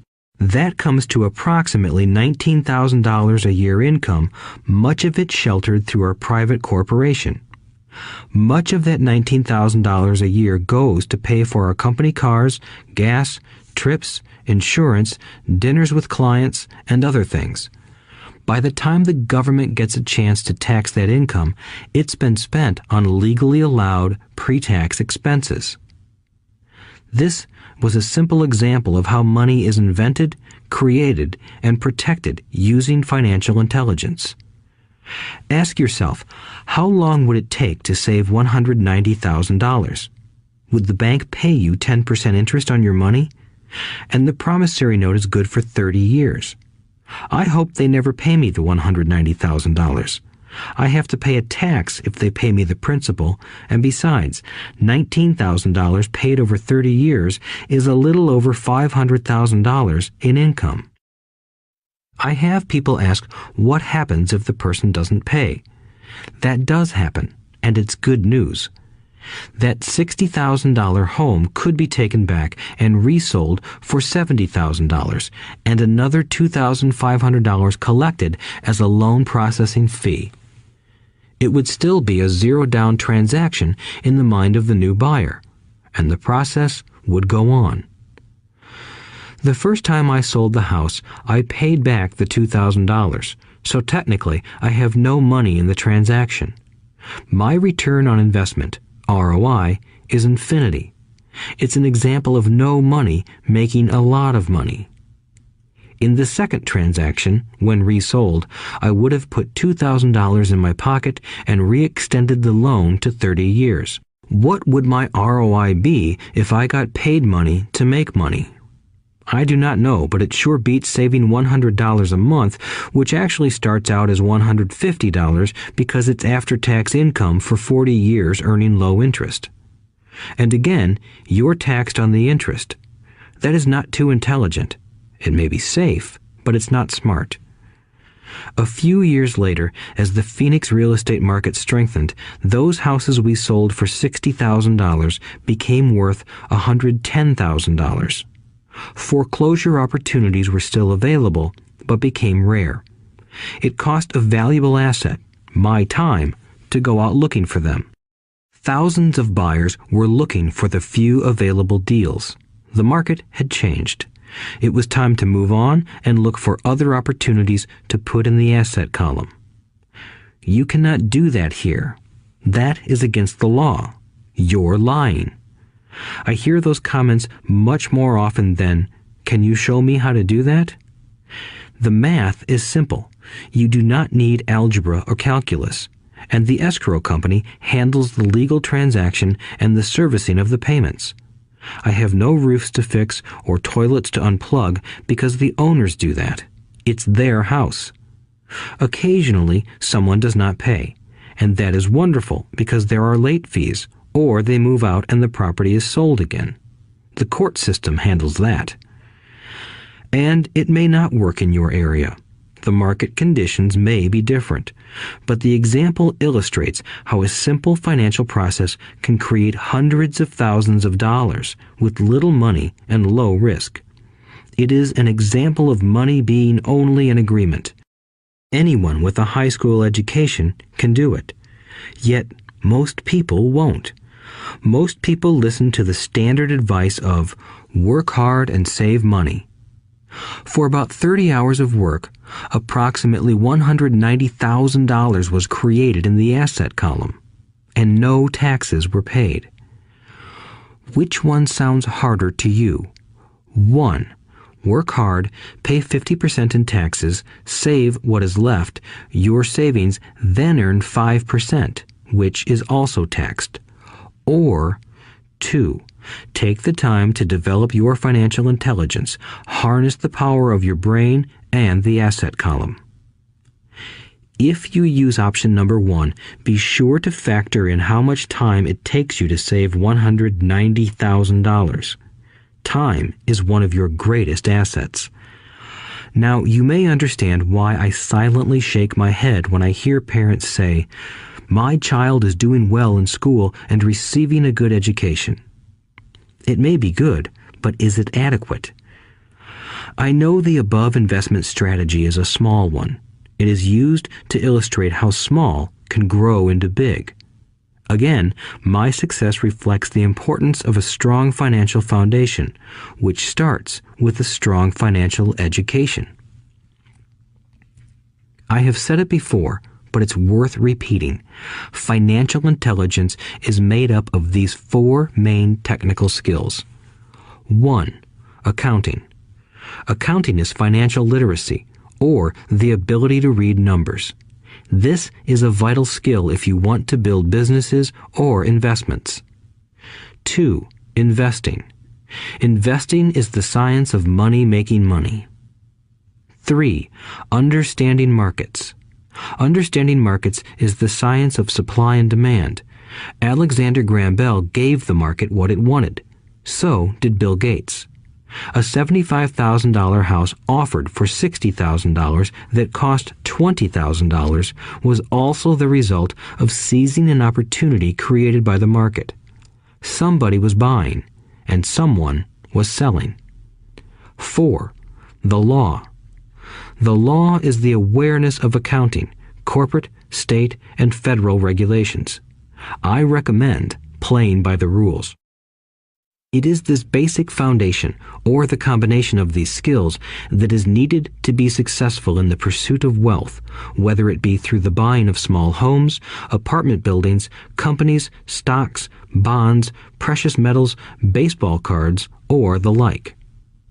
A few years later, the real estate market rebounded and everyone else was getting in. The stock market was booming and everyone was getting in. The U.S. economy was getting back on its feet.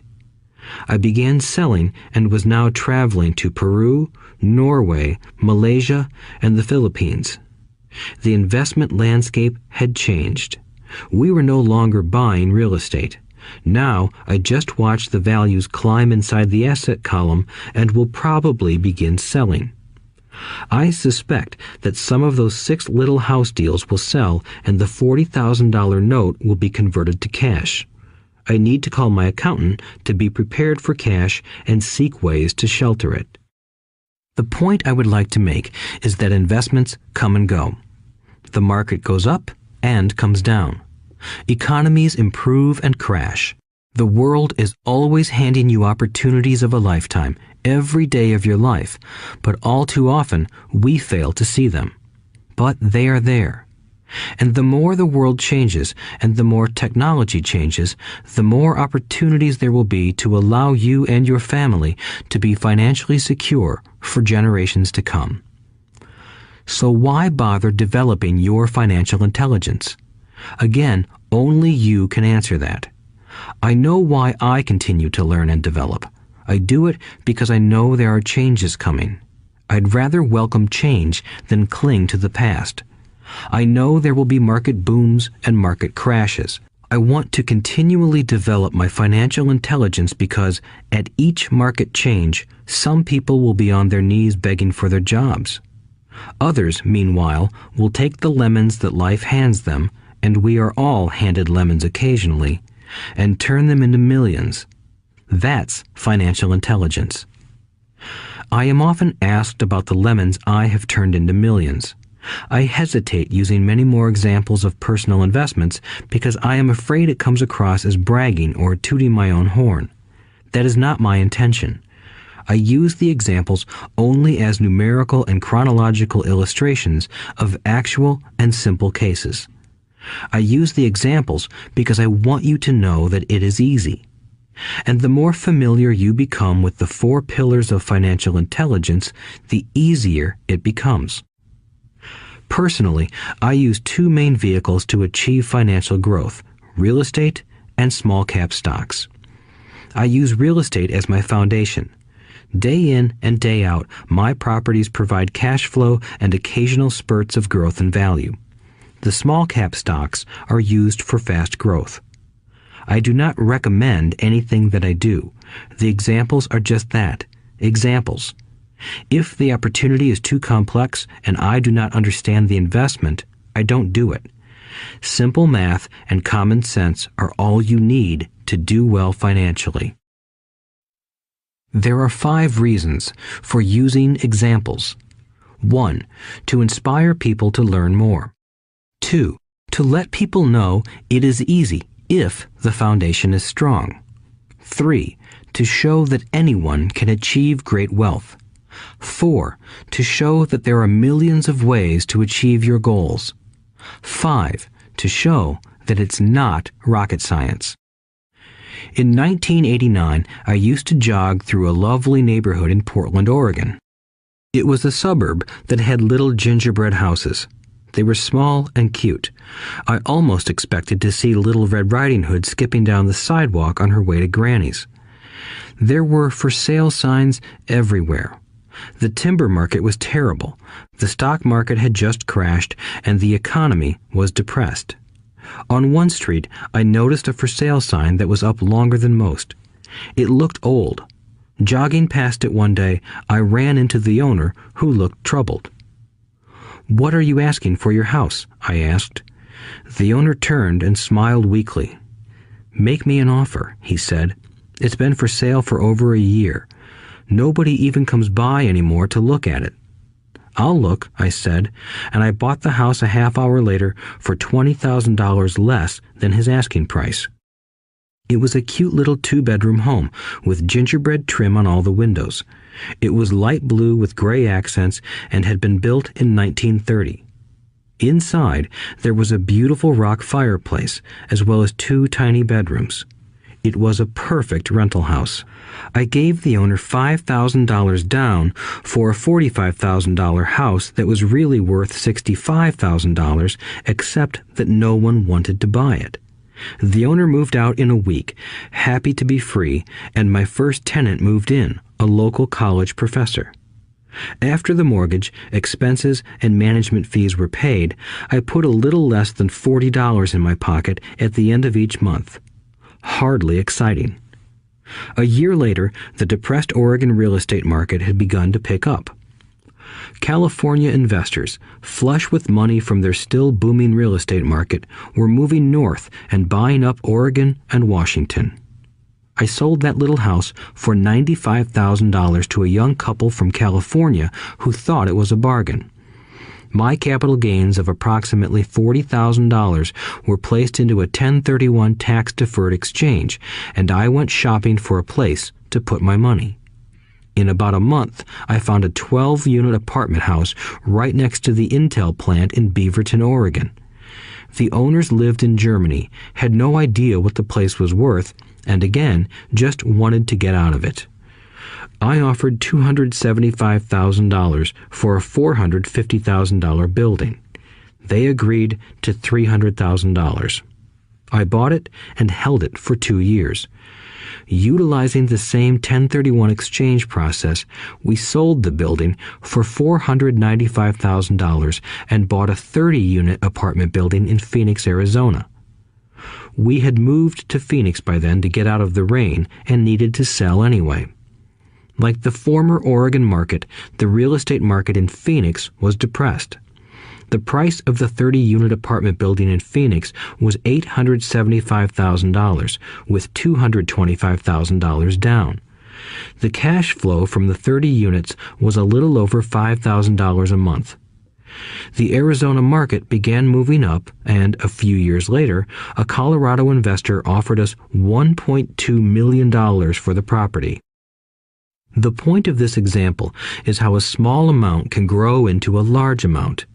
Again, it is a matter of understanding financial statements, investment strategies, a sense of the market, and the laws.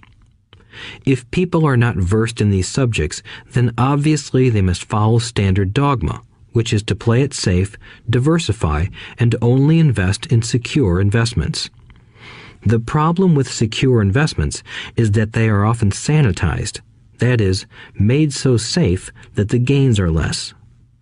Most large brokerage houses will not touch speculative transactions in order to protect themselves and their clients, and that is a wise policy. The really hot deals are not offered to people who are novices. Often, the best deals that make the rich even richer are reserved for those who understand the game. It is technically illegal to offer speculative deals to someone who is considered not sophisticated, but of course, it happens. The more sophisticated I get, the more opportunities come my way. Another case for developing your financial intelligence over a lifetime is simply that more opportunities are presented to you. And the greater your financial intelligence, the easier it is to tell whether a deal is good. It's your intelligence that can spot a bad deal or make a bad deal good. The more I learn, and there is a lot to learn, the more money I make simply because I gain experience and wisdom as the years go on. I have friends who are playing it safe, working hard at their profession and failing to gain financial wisdom, which does take time to develop. My overall philosophy is to plant seeds inside my asset column. That is my formula. I start small and plant seeds. Some grow, some don't. Inside our real estate corporation, we have property worth several $million. It is our own right, or real estate investment trust. The point I'm making is that most of those millions started out as little $5,000 to $10,000 investments. All of those down payments were fortunate to catch a fast-rising market and increase tax-free. We traded in and out several times over a number of years. We also own a stock portfolio, surrounded by a corporation that Kim and I call our personal mutual fund. We have friends who deal specifically with investors like us who have extra money each month to invest. We buy high-risk, speculative private companies that are just about to go public on a stock exchange in the United States or Canada. An example of how fast gains can be made are 100,000 shares purchased for 25 cents each before the company goes public. 6 months later, the company is listed, and the 100,000 shares now are worth $2 each. If the company is well managed, the price keeps going up, and the stock may go to $20 or more per share. There are years when our $25,000 has gone to $1 million in less than a year. It is not gambling if you know what you're doing. It is gambling if you're just throwing money into a deal and praying. The idea in anything is to use your technical knowledge, wisdom, and love of the game to cut the odds down, to lower the risk. Of course, there is always risk. It is financial intelligence that improves the odds. Thus, what is risky for one person is less risky to someone else. That is the primary reason I constantly encourage people to invest more in their financial education than in stocks, real estate, or other markets. The smarter you are, the better chance you have of beating the odds. The stock plays I personally invested in were extremely high risk for most people and absolutely not recommended. I have been playing that game since 1979 and have paid more than my share in dues. But if you will review why investments such as these are high risk for most people, you may be able to set your life up differently, so that the ability to take $25,000 and turn it into $1 million in a year is low risk for you. As stated earlier, nothing I have written is a recommendation. It is only used as an example of what is simple and possible. What I do is small potatoes in the grand scheme of things. Yet, for the average individual, a passive income of more than $100,000 a year is nice and not hard to achieve. Depending on the market and how smart you are, it could be done in 5 to 10 years. If you keep your living expenses modest, $100,000 coming in as additional income is pleasant, regardless of whether you work. You can work if you like, or take time off if you choose, and use the government tax system in your favor rather than against you. My personal basis is real estate. I love real estate because it's stable and slow-moving. I keep the base solid. The cash flow is fairly steady and, if properly managed, has a good chance of increasing in value. The beauty of a solid base of real estate is that it allows me to take greater risks, as I do with speculative stocks. If I make great profits in the stock market, I pay my capital gains tax on the gain and then reinvest what's left in real estate, again further securing my asset foundation. A last word on real estate. I have traveled all over the world and taught investing. In every city, I hear people say you cannot buy real estate cheap. That is not my experience. Even in New York or Tokyo, or just on the outskirts of the city, prime bargains are overlooked by most people. In Singapore, with their high real estate prices, there are still bargains to be found within a short driving distance. So whenever I hear someone say, "You can't do that here," pointing at me, I remind them that maybe the real statement is, "I don't know how to do that here. Yet." Great opportunities are not seen with your eyes. They are seen with your mind. Most people never get wealthy simply because they are not trained financially to recognize opportunities right in front of them.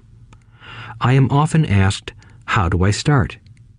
In the final chapter of this audiobook, I offer 10 steps that I followed on the road to my financial freedom. But always remember to have fun. When you learn the rules and the vocabulary of investing and begin to build your asset column, I think you'll find that it's as fun a game as you've ever played. Sometimes you win, and sometimes you learn. But have fun. Most people never win because they're more afraid of losing. That is why I found school so silly. In school, we learn that mistakes are bad, and we are punished for making them. Yet if you look at the way humans are designed to learn, we learn by making mistakes. We learn to walk by falling down. If we never fell down, we would never walk. The same is true for learning to ride a bike. I still have scars on my knees, but today I can ride a bike without thinking. The same is true for getting rich. Unfortunately, the main reason most people are not rich is because they are terrified of losing. Winners are not afraid of losing, but losers are. Failure is part of the process of success. People who avoid failure also avoid success. I look at money much like my game of tennis. I play hard, make mistakes, correct, make more mistakes, correct, and I get better. If I lose the game, I reach across the net, shake my opponent's hand, smile, and say, "See you next Saturday." There are two kinds of investors. One, the first and most common type is a person who buys a packaged investment.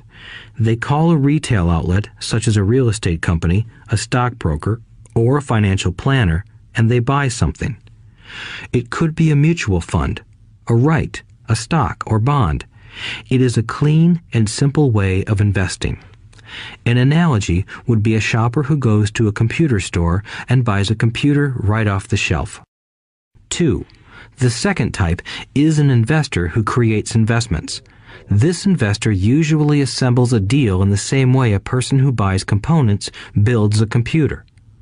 I do not know the first thing about putting components of a computer together, but I do know how to put pieces of opportunities together, or know people who know how. It is this second type of investor who is the more professional investor. Sometimes it may take years for all the pieces to come together. And sometimes they never do. It is this second type of investor that my rich dad encouraged me to be. It is important to learn how to put the pieces together, because that is where the huge wins reside, and sometimes some huge losses if the tide goes against you. If you want to be the second type of investor, you need to develop 3 main skills. These skills are in addition to those required to become financially intelligent. 1. Find an opportunity that everyone else missed. You see with your mind what others miss with their eyes. For example, a friend bought this run-down old house. It was spooky to look at. Everyone wondered why he bought it. What he saw that we did not was that the house came with 4 extra empty lots. He discovered that after going to the title company. After buying the house, he tore the house down and sold the 5 lots to a builder for 3 times what he paid for the entire package. He made $75,000 for 2 months of work. It's not a lot of money, but it sure beats minimum wage, and it's not technically difficult. 2. Raise money. The average person only goes to the bank. This second type of investor needs to know how to raise capital, and there are many ways that don't require a bank. To get started, I learned how to buy houses without a bank. It was the learned skill of raising money more than the houses themselves that was priceless. All too often, I hear people say, "The bank won't lend me money," or "I don't have the money to buy it."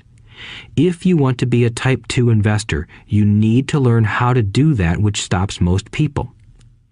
In other words, a majority of people let their lack of money stop them from making a deal. If you can avoid that obstacle, you will be millions ahead of those who don't learn those skills.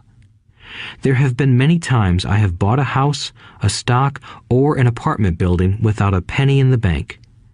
I once bought an apartment house for $1.2 million. I did what is called tying it up with a written contract between seller and buyer. I then raised the $100,000 deposit, which bought me 90 days to raise the rest of the money. Why did I do it? Simply because I knew it was worth $2 million. I never raised the money.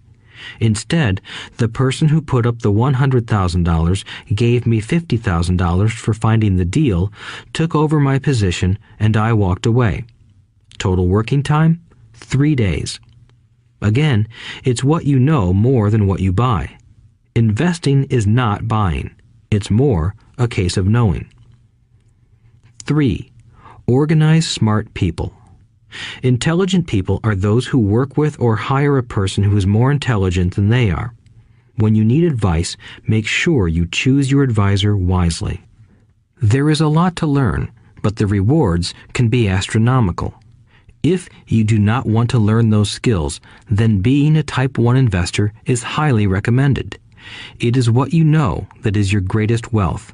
It is what you do not know that is your greatest risk. There is always risk, so learn to manage risk instead of avoiding it. Chapter 6. Lesson 6. Work to learn, don't work for money. Job security meant everything to my educated dad. Learning meant everything to my rich dad. A few years ago, I granted an interview with a newspaper in Singapore. The young female reporter was on time, and the interview got underway immediately. We sat in the lobby of a luxurious hotel, sipping coffee and discussing the purpose of my visit to Singapore. I was to share the platform with Zig Ziglar. He was speaking on motivation, and I was speaking on the secrets of the rich. Someday, I would like to be a best-selling author like you, she said. I had seen some of the articles she had written for the paper, and I was impressed. She had a tough, clear style of writing. Her articles held a reader's interest. You have a great style, I said in reply. What holds you back from achieving your dream? My work does not seem to go anywhere, she said quietly. Everyone says that my novels are excellent, but nothing happens. So I keep my job with the paper. At least it pays the bills. Do you have any suggestions? Yes, I do, I said brightly. A friend of mine here in Singapore runs a school that trains people to sell. He runs sales training courses for many of the top corporations here in Singapore, and I think attending one of his courses would greatly enhance your career. She stiffened. Are you saying I should go to school to learn to sell? I nodded.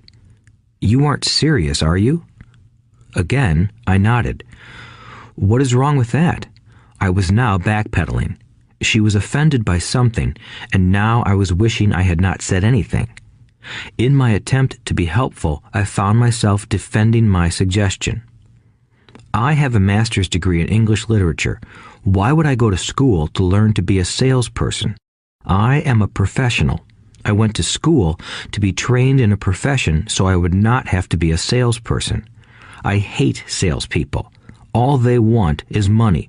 So tell me why I should study sales. She was packing her briefcase.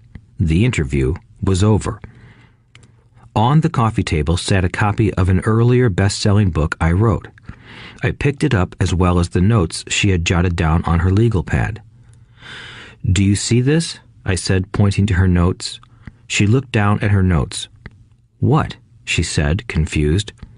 Again, I pointed deliberately to her notes. On her pad she had written, Robert Kiyosaki, best-selling author. It says best-selling author, not best writing author, I said quietly. Her eyes widened. I am a terrible writer, I said. You are a great writer. I went to sales school. You have a master's degree. Put them together, and you get a best-selling author and a best-writing author. Anger flared from her eyes. I'll never stoop so low as to learn how to sell. People like you have no business writing. I'm a professionally trained writer, and you are a salesman. It is not fair, she fumed. She put the rest of her notes away and hurried out through the large glass doors into the humid Singapore morning. At least she gave me a fair and favorable write-up the next morning. The world is filled with smart, talented, educated, and gifted people. We meet them every day. They are all around us. A few days ago, my car was not running well. I pulled into a garage, and the young mechanic had it fixed in just a few minutes. He knew what was wrong by simply listening to the engine. I was amazed. I am constantly shocked at how little talented people earn. I have met brilliant, highly educated people who earn less than $20,000 a year. A business consultant who specializes in the medical trade was telling me how many doctors, dentists, and chiropractors struggle financially. All this time, I thought that when they graduated, the dollars would pour in. It was this business consultant who gave me the phrase, "They are one skill away from great wealth." What this phrase means is that most people need only to learn and master one more skill, and their income would jump exponentially. I have mentioned before that financial intelligence is a synergy of accounting, investing, marketing, and law. Combine those 4 technical skills, and making money with money is easier than most people would believe. When it comes to money, the only skill most people know is to work hard. The classic example of a synergy of skills was that young writer for the newspaper. If she diligently learned the skills of sales and marketing, her income would jump dramatically. If I were her, I would take some courses in advertising copywriting as well as sales. Then, instead of working at the newspaper, I would seek a job at an advertising agency.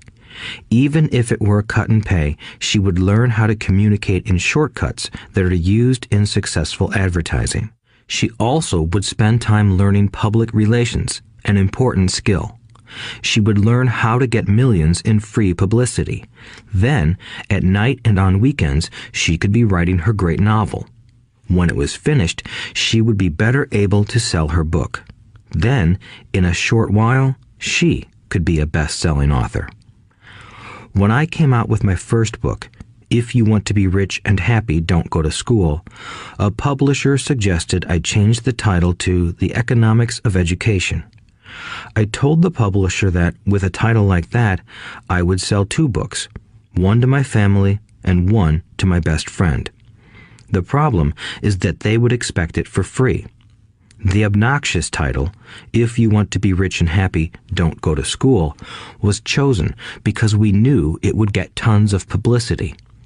I am pro-education and believe in education reform.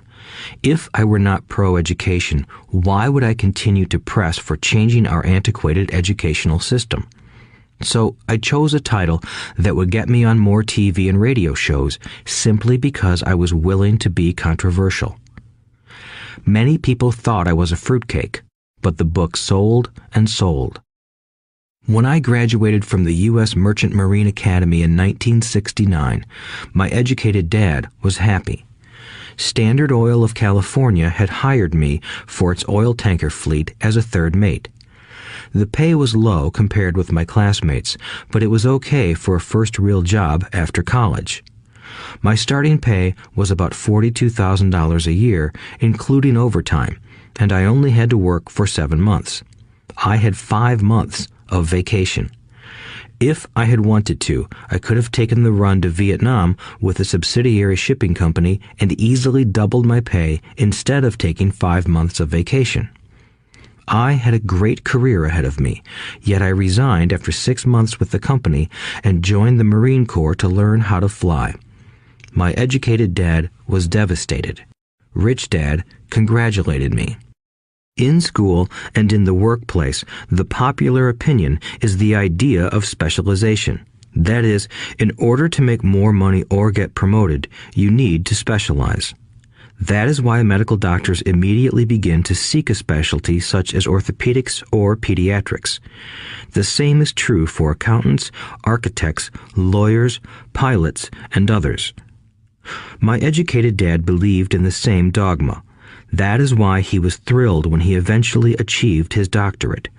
He often admitted that schools reward people who study more and more about less and less.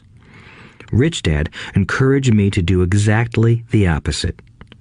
You want to know a little about a lot, was his suggestion. That is why for years I worked in different areas of his companies. For a while, I worked in his accounting department. Although I would probably never have been an accountant, he wanted me to learn via osmosis. Rich Dad knew I would pick up jargon and a sense of what is important and what is not. I also worked as a busboy and construction worker as well as in sales, reservations, and marketing. He was grooming Mike and me. That is why he insisted we sit in on the meetings with his bankers, lawyers, accountants, and brokers. He wanted us to know a little about every aspect of his empire. When I quit my high-paying job with Standard Oil, my educated dad had a heart-to-heart talk with me. He was bewildered. He could not understand my decision to resign from a career that offered high pay, great benefits, lots of time off, and opportunity for promotion. When he asked me one evening, "Why did you quit?" I could not explain it to him, though I tried hard to. My logic did not fit his logic. The big problem was that my logic was my rich dad's logic. Job security meant everything to my educated dad. Learning meant everything to my rich dad. Educated dad thought I went to school to learn to be a ship's officer. Rich dad knew that I went to school to study international trade. So as a student, I made cargo runs, navigating large freighters, oil tankers, and passenger ships to the Far East and the South Pacific. Rich Dad emphasized that I should stay in the Pacific instead of taking ships to Europe because he knew that the emerging nations were in Asia, not Europe. While most of my classmates, including Mike, were partying at their fraternity houses, I was studying trade, people, business styles, and cultures in Japan, Taiwan, Thailand, Singapore, Hong Kong, Vietnam, Korea, Tahiti, Samoa, and the Philippines. I was partying also, but it was not in any frat house. I grew up rapidly. Educated Dad just could not understand why I decided to quit and join the Marine Corps. I told him I wanted to learn to fly, but really I wanted to learn to lead troops. Rich Dad explained to me that the hardest part of running a company is managing people. He had spent 3 years in the Army. My educated dad was draft exempt. Rich Dad valued learning to lead men into dangerous situations. Leadership is what you need to learn next, he said. If you are not a good leader, you'll get shot in the back, just like they do in business. Returning from Vietnam in 1973, I resigned my commission, even though I loved flying. I found a job with Xerox Corporation. I joined it for one reason, and it was not for the benefits. I was a shy person, and the thought of selling was the most frightening subject in the world. Xerox has one of the best sales trainings programs in America. Rich Dad was proud of me. My educated dad was ashamed. Being an intellectual, he thought that salespeople were below him. I worked with Xerox for 4 years until I overcame my fear of knocking on doors and being rejected. Once I could consistently be in the top 5 in sales, I again resigned and moved on, leaving behind another great career with an excellent company. In 1977, I formed my first company. Rich Dad had groomed Mike and me to take over companies, so I now had to learn to form them and put them together. My first product, the nylon and Velcro wallet, was manufactured in the Far East and shipped to a warehouse in New York, near where I had gone to school. My formal education was complete, and it was time to test my wings. If I failed, I would go broke. Rich Dad thought it best to go broke before 30. You still have time to recover, was his advice. On the eve of my 30th birthday, my first shipment left Korea for New York. Today, I still do business internationally, and as my rich dad encouraged me to do, I keep seeking the emerging nations. Today, my investment company invests in South American countries and Asian countries, as well as in Norway and Russia. There is an old cliche that goes, "Job is an acronym for just over broke." Unfortunately, I would say that applies to millions of people. Because school does not think financial intelligence is an intelligence, most workers live within their means. They work and they pay bills. There is another horrible management theory that goes, workers work hard enough to not be fired, and owners pay just enough so that workers won't quit. And if you look at the pay scales of most companies, again, I would say there is a degree of truth to that statement. The net result is that most workers never get ahead. They do what they've been taught to do, get a secure job. Most workers focus on working for pay and benefits that reward them in the short term, but are often disastrous in the long run. Instead, I recommend to young people to seek work for what they will learn more than what they will earn. Look down the road at what skills they want to acquire before choosing a specific profession and before getting trapped in the rat race. Once people are trapped in the lifelong process of bill paying, they become like those little hamsters running around in those metal wheels. Their little furry legs are spinning furiously. The wheel is turning furiously, but come tomorrow morning, they'll still be in the same cage. Great job. In the movie Jerry Maguire, starring Tom Cruise, there are many great one-liners. Probably the most memorable is, "Show me the money." But there is one line I thought most truthful. It comes from the scene where Tom Cruise is leaving the firm. He has just been fired, and he is asking the entire company, "Who wants to come with me?" And the whole place is silent and frozen. Only one woman speaks up and says, "I'd like to, but I'm due for a promotion in 3 months." That statement is probably the most truthful statement in the whole movie. It is the type of statement that people use to keep themselves busy, working away to pay bills. I know my educated dad looked forward to his pay raise every year, and every year he was disappointed. So he would go back to school to earn more qualifications so he could get another raise. Then, once again, there would be another disappointment.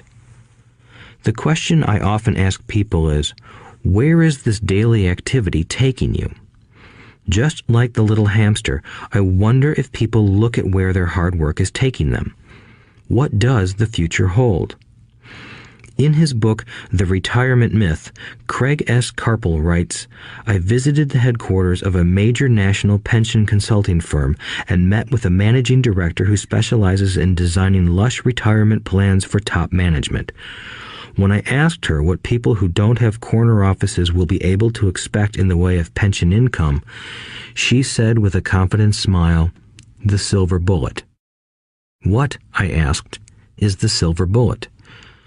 She shrugged and said, "If baby boomers discover they don't have enough money to live on when they're older, they can always blow their brains out." Carpel goes on to explain the difference between the old defined benefit retirement plans and the new 401k plans that are riskier. It is not a pretty picture for most people working today, and that is just for retirement. Add medical fees and long-term nursing home care, and the picture is frightening. Already, many hospitals in countries with socialized medicine need to make tough decisions such as who will live and who will die. They make those decisions purely on how much money they have and how old the patients are. If the patient is old, they often will give the medical care to someone younger. The older, poor patient gets put to the back of the line. Just as the rich can afford better education, the rich will be able to keep themselves alive, while those who have little wealth will die. So I wonder, are workers looking into the future or just until their next paycheck, never questioning where they are headed? When I speak to adults who want to earn more money, I always recommend the same thing. I suggest taking a long view of their life. Instead of simply working for the money and security, which I admit are important, I suggest they take a second job that will teach them a second skill. Often I recommend joining a network marketing company, also called multi-level marketing, if they want to learn sales skills. Some of these companies have excellent training programs that help people get over their fear of failure and rejection, which are the main reasons people are unsuccessful. Education is more valuable than money in the long run. When I offer this suggestion, I often hear in response, "Oh, that is too much hassle," or "I only want to do what I am interested in." If they say it's too much of a hassle, I ask, so you would rather work all your life giving 50% of what you earn to the government? If they tell me, I only do what I am interested in, I say, I'm not interested in going to the gym, but I go because I want to feel better and live longer. Unfortunately, there is some truth to the old statement, you can't teach an old dog new tricks. Unless a person is used to changing, it's hard to change. But for those of you who might be on the fence when it comes to the idea of working to learn something new, I offer this word of encouragement. Life is much like going to the gym. The most painful part is deciding to go. Once you get past that, it's easy. There have been many days I have dreaded going to the gym, but once I am there and in motion, it is a pleasure. After the workout is over, I am always glad I talked myself into going. If you are unwilling to work to learn something new and instead insist on becoming highly specialized within your field, make sure the company you work for is unionized. Labor unions are designed to protect specialists. My educated dad, after falling from grace with the governor, became the head of the teachers' union in Hawaii. He told me that it was the hardest job he ever held. My rich dad, on the other hand, spent his life doing his best to keep his companies from becoming unionized. He was successful. Although the unions came close, Rich Dad was always able to fight them off. Personally, I take no sides because I can see the need for and the benefits of both sides. If you do as school recommends, become highly specialized, then seek union protection. For example, had I continued with my flying career, I would have sought a company that had a strong pilots union. Why? Because my life would be dedicated to learning a skill that was valuable in only one industry. If I were pushed out of that industry, my life's skills would not be as valuable to another industry. A displaced senior pilot with 100,000 hours of heavy airline transport time, earning $150,000 a year, would have a hard time finding an equivalent high-paying job teaching in school. Skills do not necessarily transfer from industry to industry. Skills the pilots are paid for in the airline industry are not as important in, say, the school system. The same is true even for doctors today. With all the changes in medicine, many medical specialists are needing to conform to medical organizations such as HMOs. School teachers definitely need to be union members. Today in America, the teachers' union is the largest and the richest labor union of all. The NEA, the National Education Association, has tremendous political clout. Teachers need the protection of their union because their skills are also of limited value to an industry outside of education. So the rule of thumb is highly specialized, then unionize. It's the smart thing to do.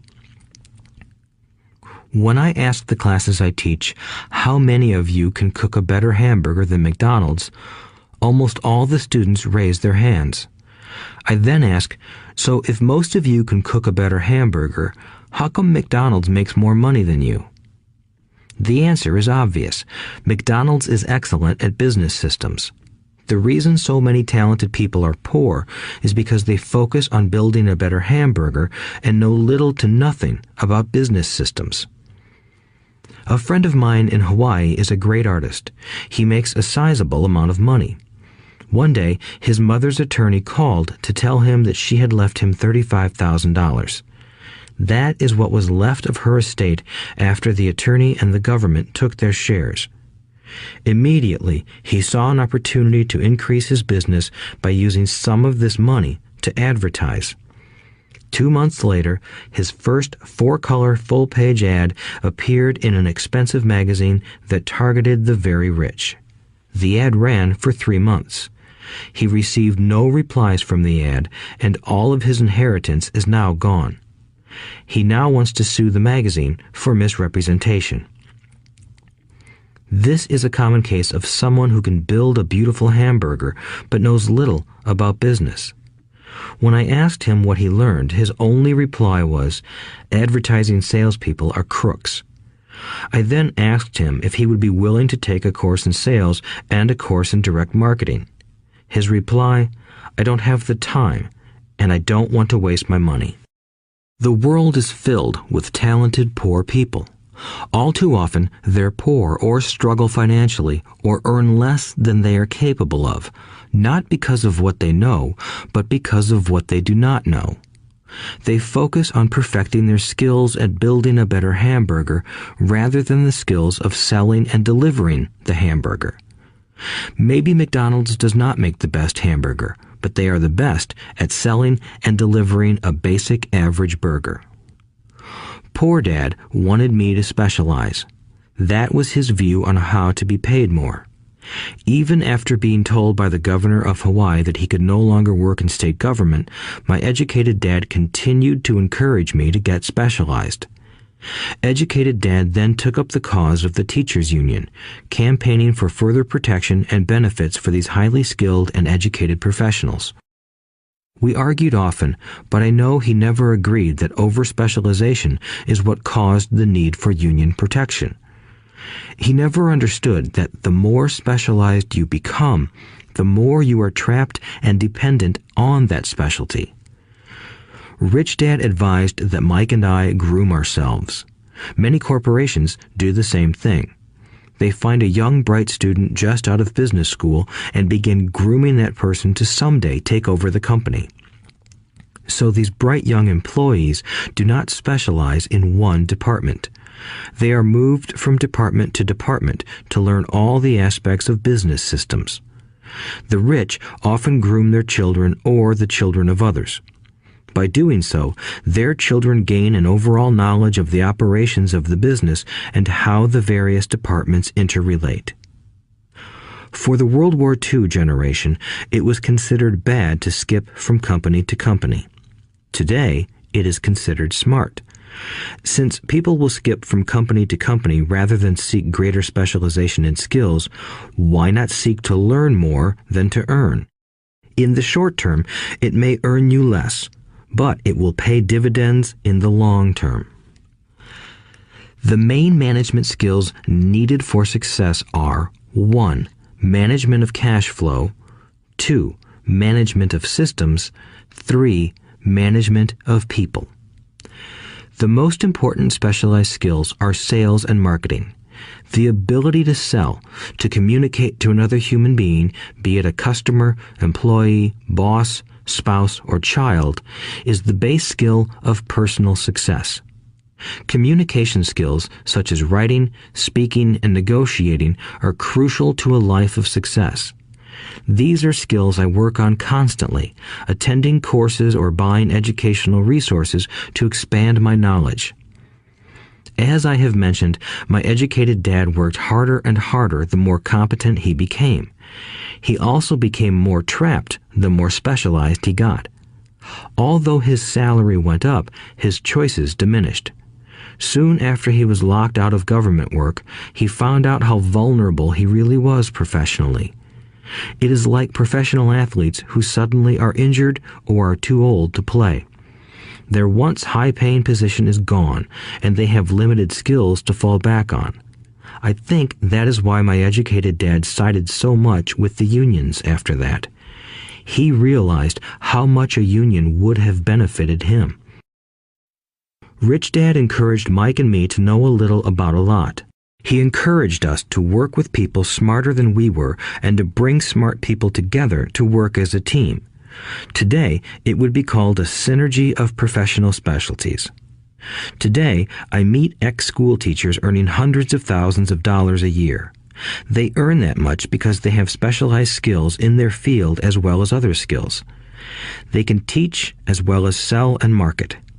I know of no other skills to be more important than selling and marketing. The skills of selling and marketing are difficult for most people, primarily due to their fear of rejection. The better you are at communicating, negotiating, and handling your fear of rejection, the easier life is.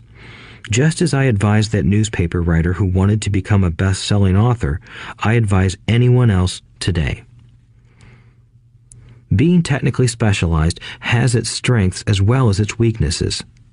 I have friends who are geniuses, but they cannot communicate effectively with other human beings, and, as a result, their earnings are pitiful. I advise them to just spend a year learning to sell. Even if they earn nothing, their communication skills will improve, and that is priceless. In addition to being good learners, sellers, and marketers, we need to be good teachers as well as good students. To be truly rich, we need to be able to give as well as to receive. In cases of financial or professional struggle, there is often a lack of giving and receiving. I know many people who are poor because they are neither good students nor good teachers. Both of my dads were generous men. Both made it a practice to give first. Teaching was one of their ways of giving. The more they gave, the more they received. One glaring difference was in the giving of money. My rich dad gave lots of money away. He gave to his church, to charities, and to his foundation. He knew that to receive money, you had to give money. Giving money is the secret to most great wealthy families. That is why there are organizations like the Rockefeller Foundation and the Ford Foundation. These are organizations designed to take their wealth and increase it, as well as give it away in perpetuity. My educated dad always said, "When I have some extra money, I'll give it." The problem was that there was never any extra. So he worked harder to draw more money in rather than focus on the most important law of money. Give and you shall receive. Instead, he believed in receive and then you give. In conclusion, I became both dads. One part of me is a hardcore capitalist who loves the game of money making money. The other part is a socially responsible teacher who is deeply concerned with this ever-widening gap between the haves and have-nots. I personally hold the archaic educational system primarily responsible for this growing gap. Chapter 7. Overcoming Obstacles. The primary difference between a rich person and a poor person is how they manage fear. Once people have studied and become financially literate, they may still face roadblocks to becoming financially independent. There are 5 main reasons why financially literate people may still not develop abundant asset columns that could produce a large cash flow. The 5 reasons are: 1. Fear. 2. Cynicism. 3. Laziness. 4. Bad habits. 5. Arrogance. Overcoming fear. I have never met anyone who really likes losing money. And in all my years, I have never met a rich person who has never lost money. But I have met a lot of poor people who have never lost a dime. Investing, that is. The fear of losing money is real. Everyone has it, even the rich. But it's not having fear that is the problem. It's how you handle fear. It's how you handle losing. It's how you handle failure that makes the difference in one's life. The primary difference between a rich person and a poor person is how they manage that fear. It's okay to be fearful. It's okay to be a coward when it comes to money. You can still be rich. We're all heroes at something and cowards at something else. My friend's wife is an emergency room nurse. When she sees blood, she flies into action. When I mention investing, she runs away. When I see blood, I don't run. I pass out. My rich dad understood phobias about money. Some people are terrified of snakes. Some people are terrified about losing money. Both are phobias, he would say. So his solution to the phobia of losing money was this little rhyme. If you hate risk and worry, start early. If you start young, it's easier to be rich. I won't go into it here, but there is a staggering difference between a person who starts investing at age 20 versus age 30. The purchase of Manhattan Island is said to be one of the greatest bargains of all time. New York was purchased for $24 in trinkets and beads. Yet if that $24 had been invested at 8% annually, that $24 would have been worth more than $28 trillion by 1995. Manhattan could be repurchased with money left over to buy much of Los Angeles. But what if you don't have much time left or would like to retire early? How do you handle the fear of losing money? My poor dad did nothing. He simply avoided the issue, refusing to discuss the subject. My rich dad, on the other hand, recommended that I think like a Texan. I like Texas and Texans, he used to say. In Texas, everything is bigger. When Texans win, they win big. And when they lose, it's spectacular. They like losing? I asked. That's not what I'm saying. Nobody likes losing. Show me a happy loser, and I'll show you a loser, said Rich Dad. It's a Texan's attitude toward risk, reward, and failure I'm talking about. It's how they handle life. They live it big.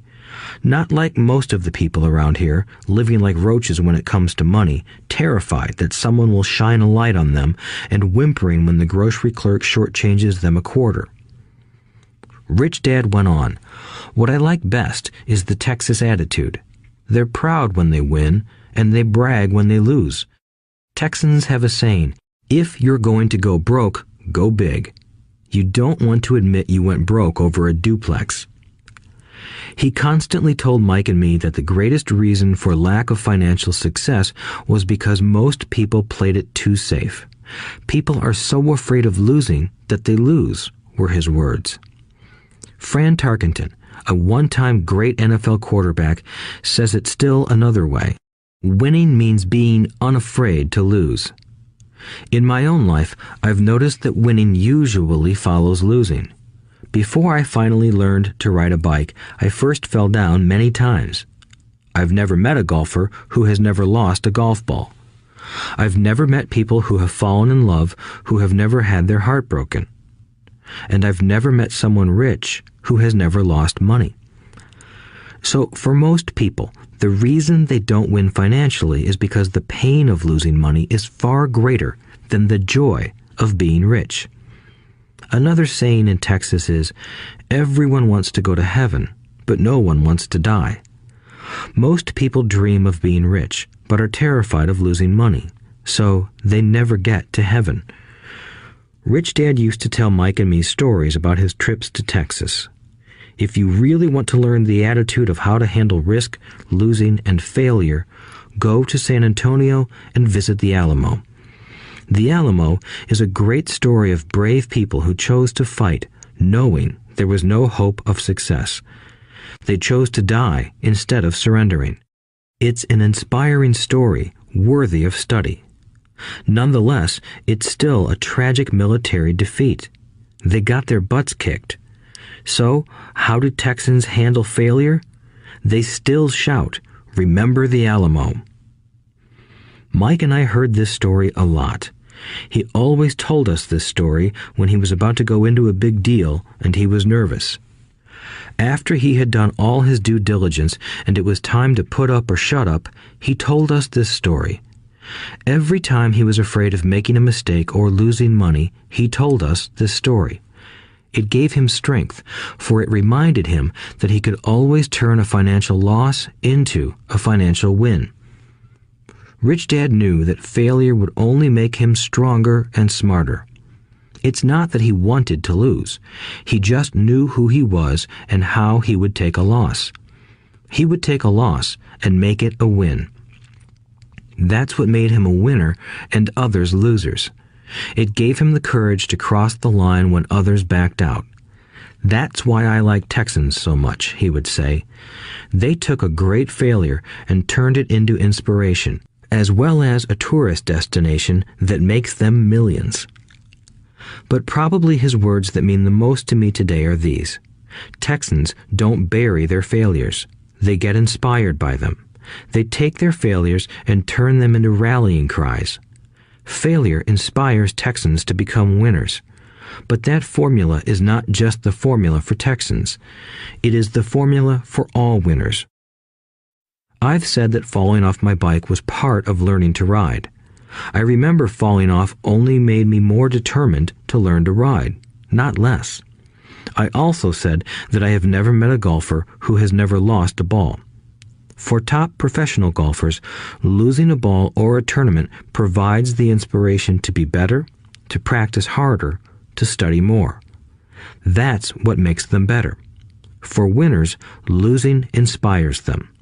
For losers, losing defeats them.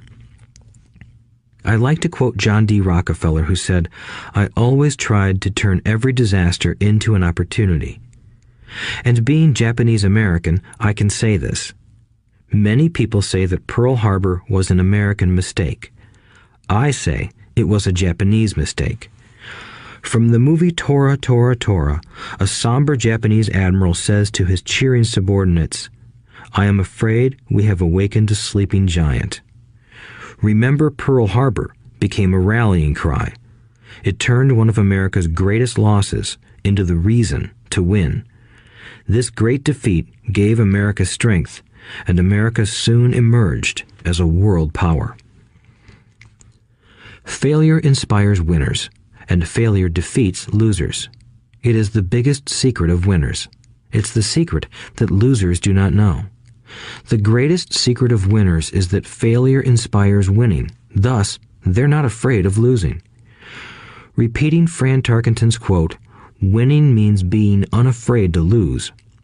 People like Fran Tarkenton are not afraid of losing because they know who they are. They hate losing, so they know that losing will only inspire them to become better. There is a big difference between hating losing and being afraid to lose. Most people are so afraid of losing money that they lose. They go broke over a duplex. Financially, they play life too safe and too small. They buy big houses and big cars, but not big investments. The main reason that over 90% of the American public struggles financially is because they play not to lose. They don't play to win. They go to their financial planners or accountants or stockbrokers and buy a balanced portfolio. Most have lots of cash in CDs, low-yield bonds, mutual funds that can be traded within a mutual fund family, and a few individual stocks. It is a safe and sensible portfolio, but it is not a winning portfolio. It is a portfolio of someone playing not to lose. Don't get me wrong, it's probably a better portfolio than more than 70% of the population has, and that's frightening. It's a great portfolio for someone who loves safety. But playing it safe and balanced on your investment portfolio is not the way successful investors play the game. If you have little money and you want to be rich, you must first be focused, not balanced. If you look at any successful person, at the start, they were not balanced. Balanced people go nowhere. They stay in one spot. To make progress, you must first go unbalanced. Just look at how you make progress walking. Thomas Edison was not balanced. He was focused. Bill Gates was not balanced. He was focused. Donald Trump is focused. George Soros is focused. George Patton did not take his tanks wide. He focused them and blew through the weak spots in the German line. The French went wide with the Maginot Line, and you know what happened to them. If you have any desire to be rich, you must focus. Do not do what poor and middle-class people do, put their few eggs in many baskets. Put a lot of your eggs in a few baskets and focus. Follow one course until successful.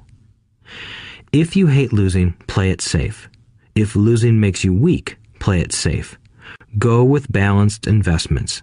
If you're over 25 years old and are terrified of taking risks, don't change.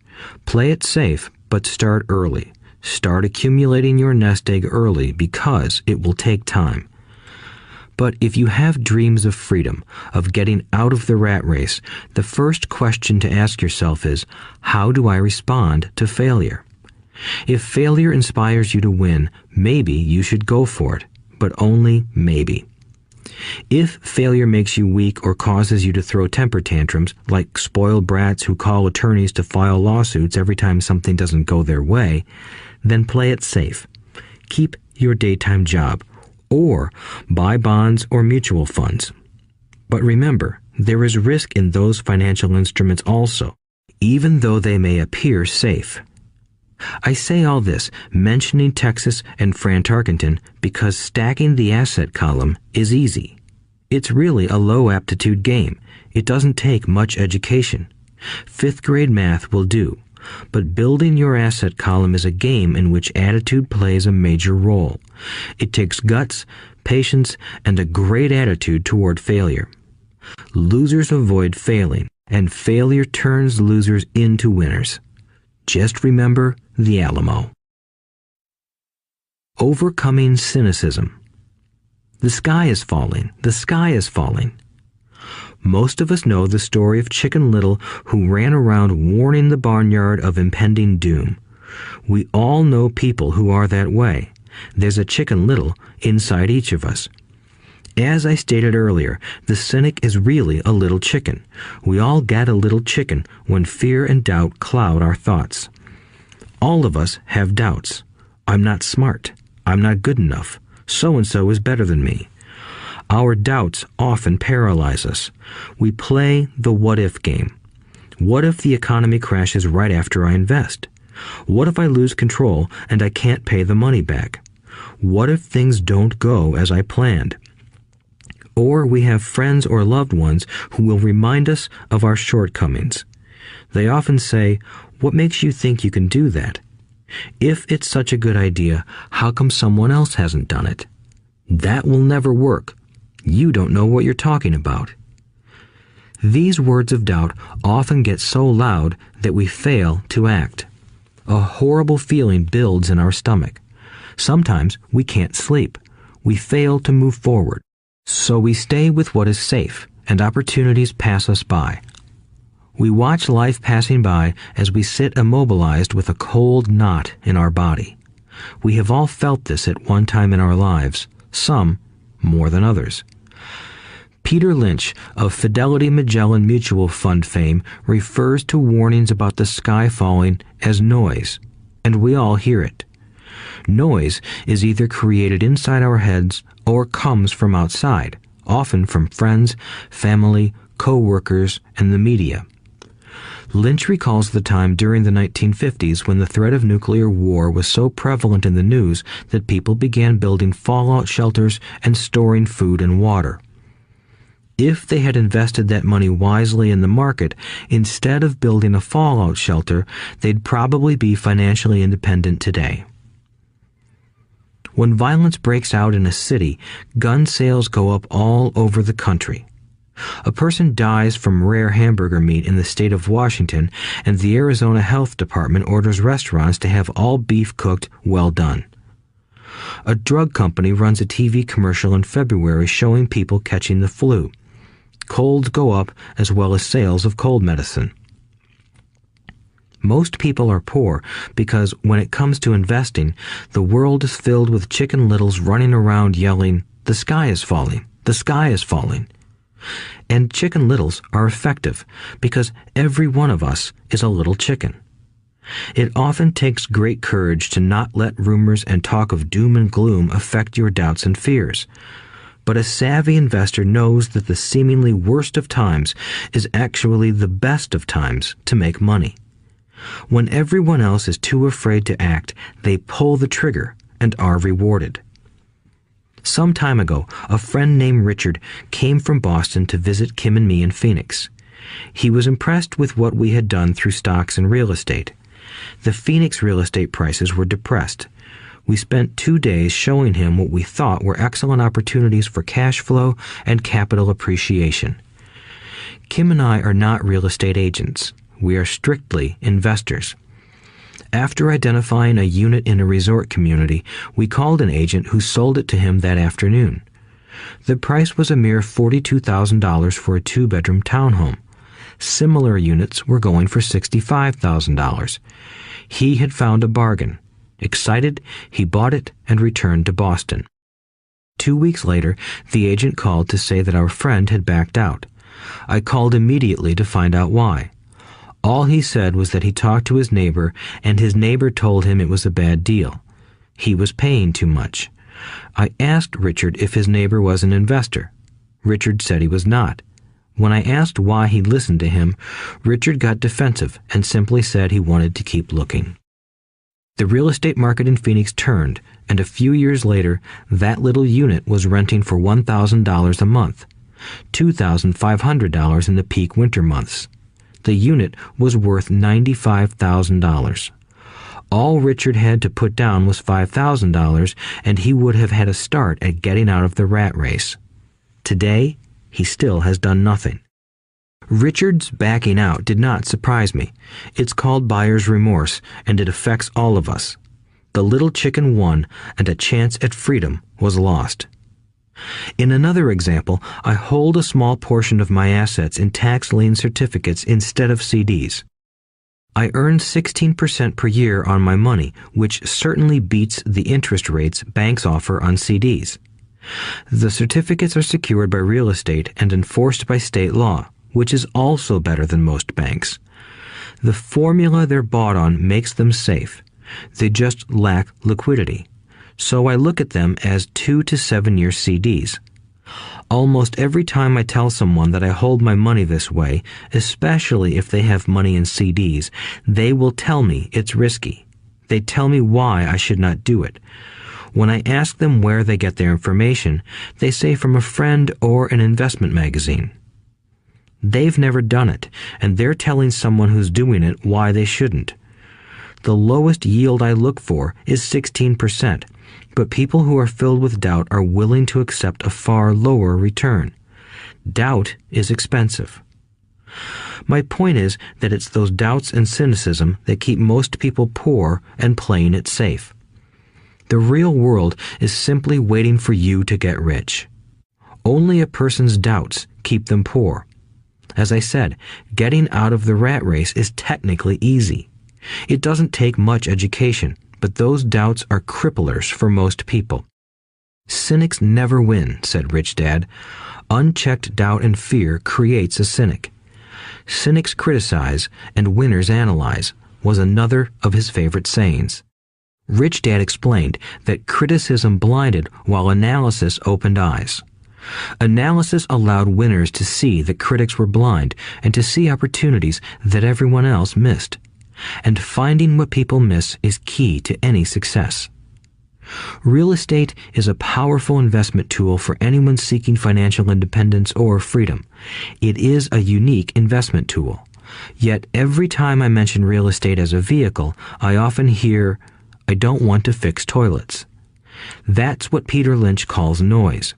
That's what my rich dad would say is the cynic talking, someone who criticizes and does not analyze, someone who lets their doubts and fears close their mind instead of open their eyes.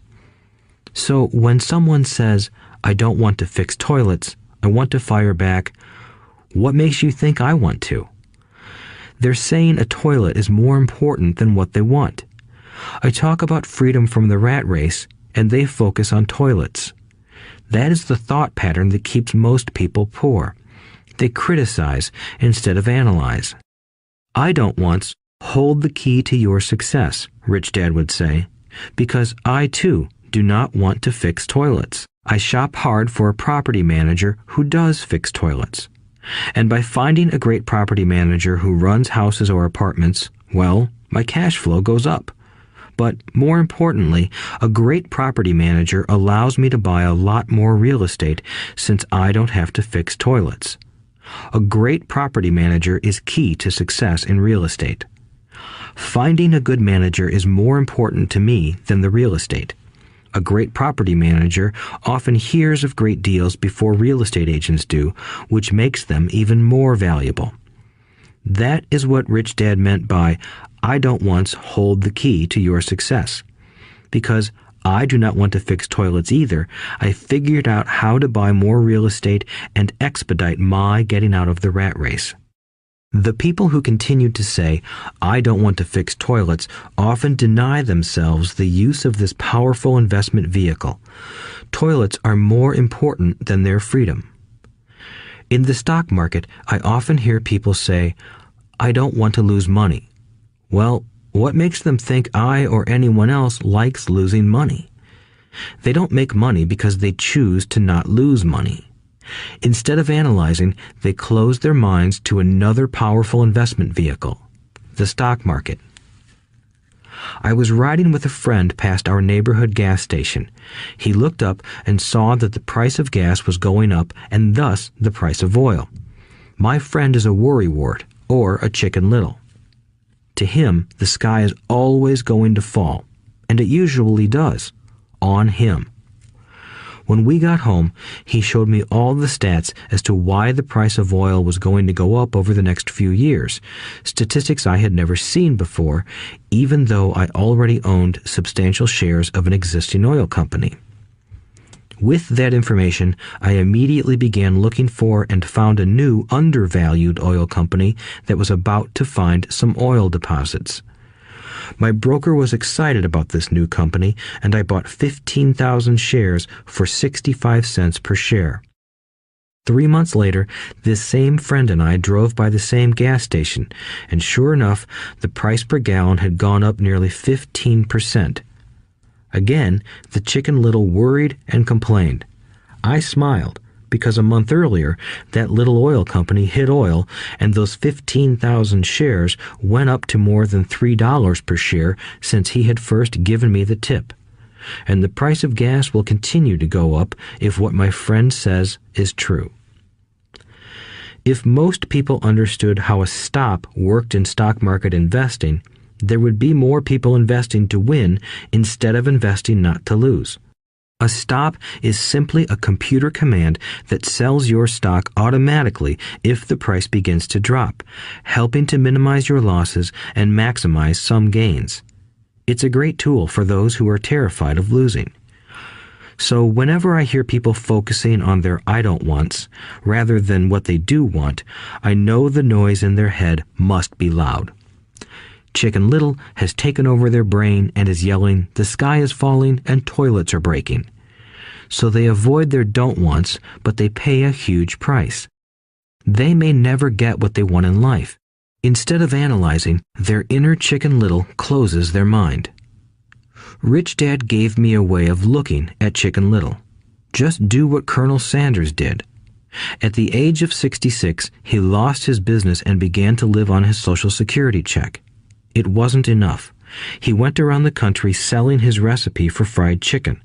He was turned down 1,009 times before someone said yes, and he went on to become a multimillionaire at an age when most people are quitting. He was a brave and tenacious man, Rich Dad said of Harlan Sanders. So when you're in doubt and feeling a little afraid, just do what Colonel Sanders did to his little chicken. He fried it. Overcoming laziness. Busy people are often the most lazy. We have all heard stories of a businessman who works hard to earn money. He works hard to be a good provider for his wife and children. He spends long hours at the office and brings work home on weekends. One day he comes home to an empty house. His wife has left with the kids. He knew he and his wife had problems, but rather than work to make the relationship strong, he stayed busy at work. Dismayed, his performance at work slips and he loses his job. Today, I often meet people who are too busy to take care of their wealth, and there are people too busy to take care of their health. The cause is the same. They're busy, and they stay busy as a way of avoiding something they do not want to face. Nobody has to tell them. Deep down, they know. In fact, if you remind them, they often respond with anger or irritation. If they aren't busy at work or with the kids, they're often busy watching TV, fishing, playing golf, or shopping.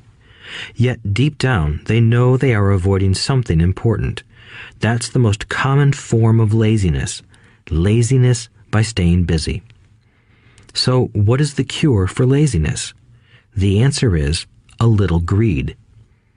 For many of us, we were raised thinking of greed or desire as bad. Greedy people are bad people, my mom used to say, yet we all have inside of us this yearning to have nice, new, or exciting things. So, to keep that emotion of desire under control, often parents find ways of suppressing that desire with guilt. You only think about yourself. Don't you know you have brothers and sisters? Was one of my mom's favorites. You want me to buy you what? Was a favorite of my dad. Do you think we're made of money? Do you think money grows on trees? We're not rich people, you know. It wasn't so much the words, but the angry guilt trip that went with the words that got to me. Or the reverse guilt trip was the I'm sacrificing my life to buy this for you. I'm buying this for you because I never had this advantage when I was a kid. I have a neighbor who is stone broke but can't park his car in his garage. The garage is filled with toys for his kids. Those spoiled brats get everything they ask for. I don't want them to know the feeling of want are his everyday words. He has nothing set aside for their college or his retirement, but his kids have every toy ever made. He recently got a new credit card in the mail and took his kids to visit Las Vegas. I'm doing it for the kids, he said with great sacrifice. Rich Dad forbade the words, I can't afford it. In my real home, that's all I heard. Instead, Rich Dad required his children to say, how can I afford it? He believed that the words, I can't afford it, shut down your brain. It didn't have to think anymore. How can I afford it opened up the brain and forced it to think and search for answers. But most importantly, he felt the words, I can't afford it, were a lie, and the human spirit knows it. The human spirit is very, very powerful, he would say. It knows it can do anything. By having a lazy mind that says, I can't afford it, a war breaks out inside you. Your spirit is angry, and your lazy mind must defend its lie. The spirit is screaming, come on, let's go to the gym and work out. And the lazy mind says, but I'm tired, I worked really hard today. Or the human spirit says, I'm sick and tired of being poor, let's get out there and get rich. To which the lazy mind says, rich people are greedy. Besides, it's too much bother. It's not safe. I might lose money. I'm working hard enough as it is. I've got too much to do at work anyway. Look at what I have to do tonight. My boss wants it finished by morning. I can't afford it also causes sadness, a helplessness that leads to despondency and often depression. How can I afford it opens up possibilities, excitement, and dreams. So Rich Dad was not so concerned about what we wanted to buy as long as we understood that how can I afford it creates a stronger mind and a dynamic spirit. Thus, he rarely gave Mike or me anything. He would instead ask, how can you afford it? And that included college, which we paid for ourselves. It was not the goal, but the process of attaining the goal that he wanted us to learn. The problem I see today is that there are millions of people who feel guilty about their desire or their greed. It's old conditioning from their childhood. While they desire to have the finer things that life offers, most have been conditioned subconsciously to say, I can't have that, or I'll never be able to afford that. When I decided to exit the rat race, it was simply a question of how can I afford to never work again? And my mind began to kick out answers and solutions. The hardest part was fighting my real parents' dogma. We can't afford that. Stop thinking only about yourself. Why don't you think about others? And other similar sentiments designed to instill guilt to suppress my greed. So, how do you beat laziness? Once again, the answer is a little greed. It's that radio station WIIFM, which stands for What's in it for me? A person needs to sit down and ask, what would my life be like if I never had to work again? What would I do if I had all the money I needed? Without that little greed, the desire to have something better, progress is not made. Our world progresses because we all desire a better life. New inventions are made because we desire something better. We go to school and study hard because we want something better. So whenever you find yourself avoiding something you know you should be doing, then the only thing to ask yourself is, what's in it for me? Be a little greedy. It's the best cure for laziness. Too much greed, however, as anything in excess can be, is not good. But just remember what Michael Douglas said in the movie Wall Street. Greed is good. Rich Dad said it differently. Guilt is worse than greed, for guilt robs the body of its soul. I think Eleanor Roosevelt said it best. Do what you feel in your heart to be right, for you'll be criticized anyway. You'll be damned if you do, and damned if you don't. Overcoming bad habits. Our lives are a reflection of our habits more than our education. After seeing the movie Conan the Barbarian, starring Arnold Schwarzenegger, a friend said, "I'd love to have a body like Schwarzenegger." Most of the guys nodded in agreement. "I even heard he was really puny and skinny at one time," another friend added. "Yeah, I heard that too," another one said. "I heard he has a habit of working out almost every day in the gym." "Yeah, I'll bet he has to." "Nah," said the group's cynic. "I'll bet he was born that way. Besides, let's stop talking about Arnold and get some beers." This is an example of habits controlling behavior. I remember asking my rich dad about the habits of the rich. Instead of answering me outright, he wanted me to learn through example, as usual. "When does your dad pay his bills?" Rich Dad asked. "The first of the month," I said. "Does he have anything left over?" he asked. "Very little," I said. "That's the main reason he struggles," said Rich Dad. "He has bad habits. Your dad pays everyone else first. He pays himself last, but only if he has anything left over." "Which he usually doesn't," I said. "But he has to pay his bills, doesn't he? You're saying he shouldn't pay his bills?" "Of course not," said Rich Dad. "I firmly believe in paying my bills on time. I just pay myself first, before I pay even the government." "But what happens if you don't have enough money?" I asked. "What do you do then?" "The same," said Rich Dad. "I still pay myself first, even if I'm short of money. My asset column is far more important to me than the government." "But," I said, "don't they come after you?" "Yes, if you don't pay," said Rich Dad. "Look, I did not say not to pay. I just said I pay myself first, even if I'm short of money." "But," I replied, "how do you do that?" "It's not how. The question is why," Rich Dad said. "Okay, why?" "Motivation," said Rich Dad.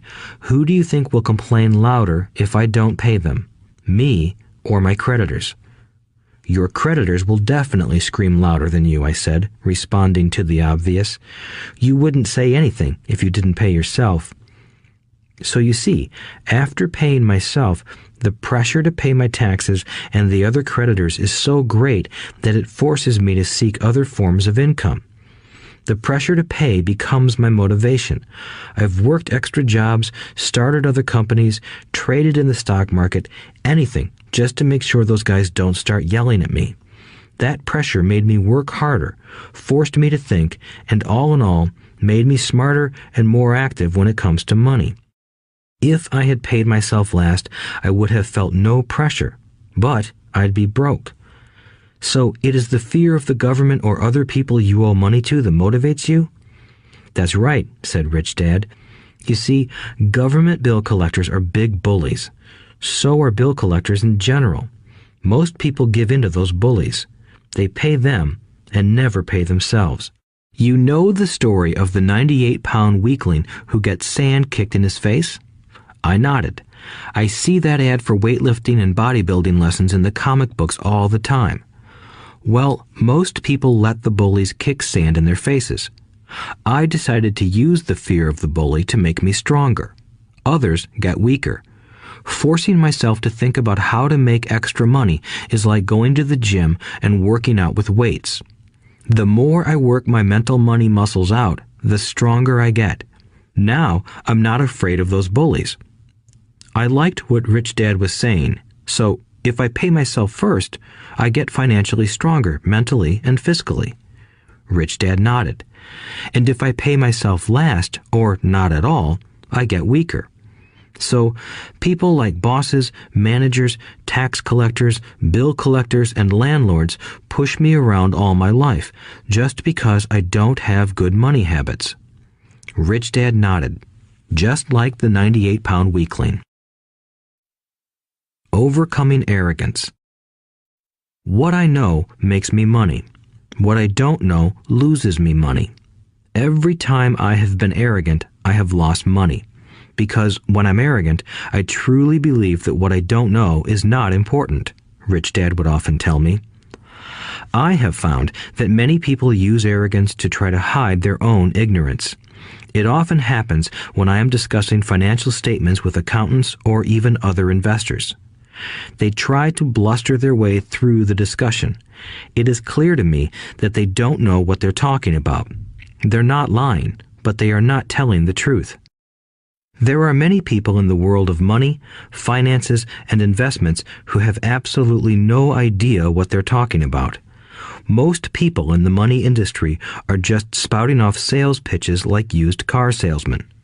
When you know you are ignorant in a subject, start educating yourself by finding an expert in the field or a book on the subject. Chapter 8. Getting Started. There is gold everywhere. Most people are not trained to see it. I wish I could say acquiring wealth was easy for me, but it wasn't. So in response to the question, how do I start, I offer the thought process I go through on a day-to-day basis. It really is easy to find great deals. I promise you that. It's just like riding a bike. After a little wobbling, it's a piece of cake. But when it comes to money, it takes determination to get through the wobbling. That's a personal thing. To find million-dollar deals of a lifetime requires us to call on our financial genius. I believe that each of us has a financial genius within us. The problem is that our financial genius lies asleep, waiting to be called upon. It lies asleep because our culture has educated us into believing that the love of money is the root of all evil. It has encouraged us to learn a profession so we can work for money, but failed to teach us how to have money work for us.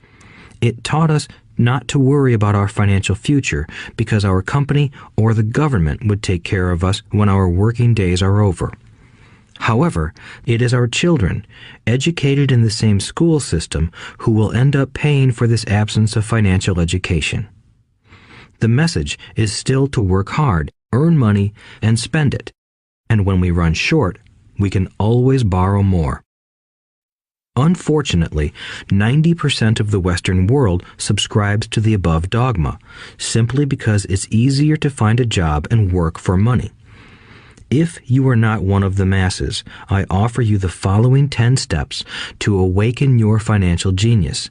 I simply offer you the steps I have personally followed. If you want to follow some of them, great. If you don't, make up your own. Your financial genius is smart enough to develop its own list. While in Peru, I asked a gold miner of 45 years how he was so confident about finding a gold mine. He replied, "There is gold everywhere. Most people are not trained to see it." And I would say that is true. In real estate, I can go out and in a day come up with 4 or 5 great potential deals. while the average person will go out and find nothing, even looking in the same neighborhood. The reason is that they have not taken the time to develop their financial genius. I offer you the following 10 steps as a process to develop your God-given powers, powers over which only you have control. 1. Find a reason greater than reality, the power of spirit. If you ask most people if they would like to be rich or financially free, they would say yes. But then reality sets in. The road seems too long with too many hills to climb. It's easier to just work for money and hand the excess over to your broker. I once met a young woman who had dreams of swimming for the U.S. Olympic team. The reality was that she had to get up every morning at 4 o'clock to swim for 3 hours before going to school. She did not party with her friends on Saturday night. She had to study and keep her grades up, just like everyone else. When I asked her what fueled her superhuman ambition and sacrifice, she simply said, "I do it for myself and the people I love. It's love that gets me over the hurdles and sacrifices." A reason or a purpose is a combination of wants and don't wants.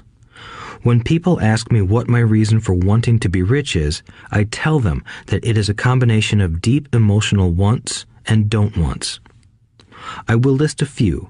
First, the don't wants, for they create the wants. I don't want to work all my life. I don't want what my parents aspired for, which was job security and a house in the suburbs. I don't like being an employee. I hated that my dad always missed my football games because he was so busy working on his career. I hated it when my dad worked hard all his life and the government took most of what he worked for at his death. He could not even pass on what he worked so hard for when he died. The rich don't do that. They work hard and pass it on to their children. Now, the wants. I want to be free to travel the world and live in the lifestyle I love.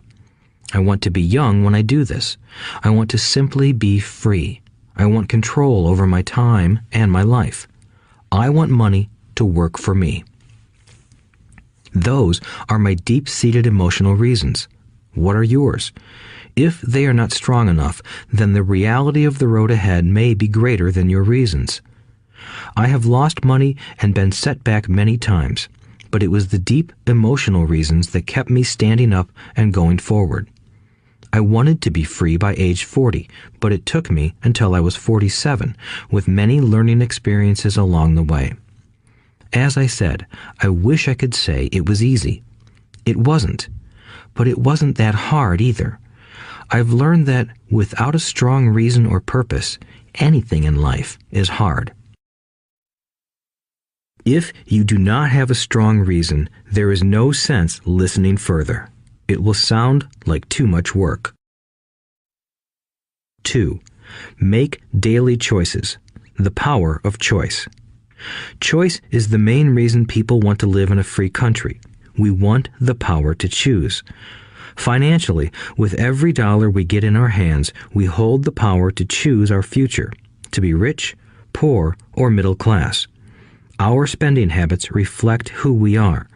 Poor people simply have poor spending habits. The benefit I had as a boy was that I loved playing Monopoly constantly. Nobody told me Monopoly was only for kids, so I just kept playing the game as an adult. I also had a rich dad who pointed out to me the difference between an asset and a liability. So a long time ago, as a little boy, I chose to be rich, and I knew that all I had to do was learn to acquire assets, real assets. My best friend, Mike, had an asset column handed to him, but he still had to choose to learn to keep it.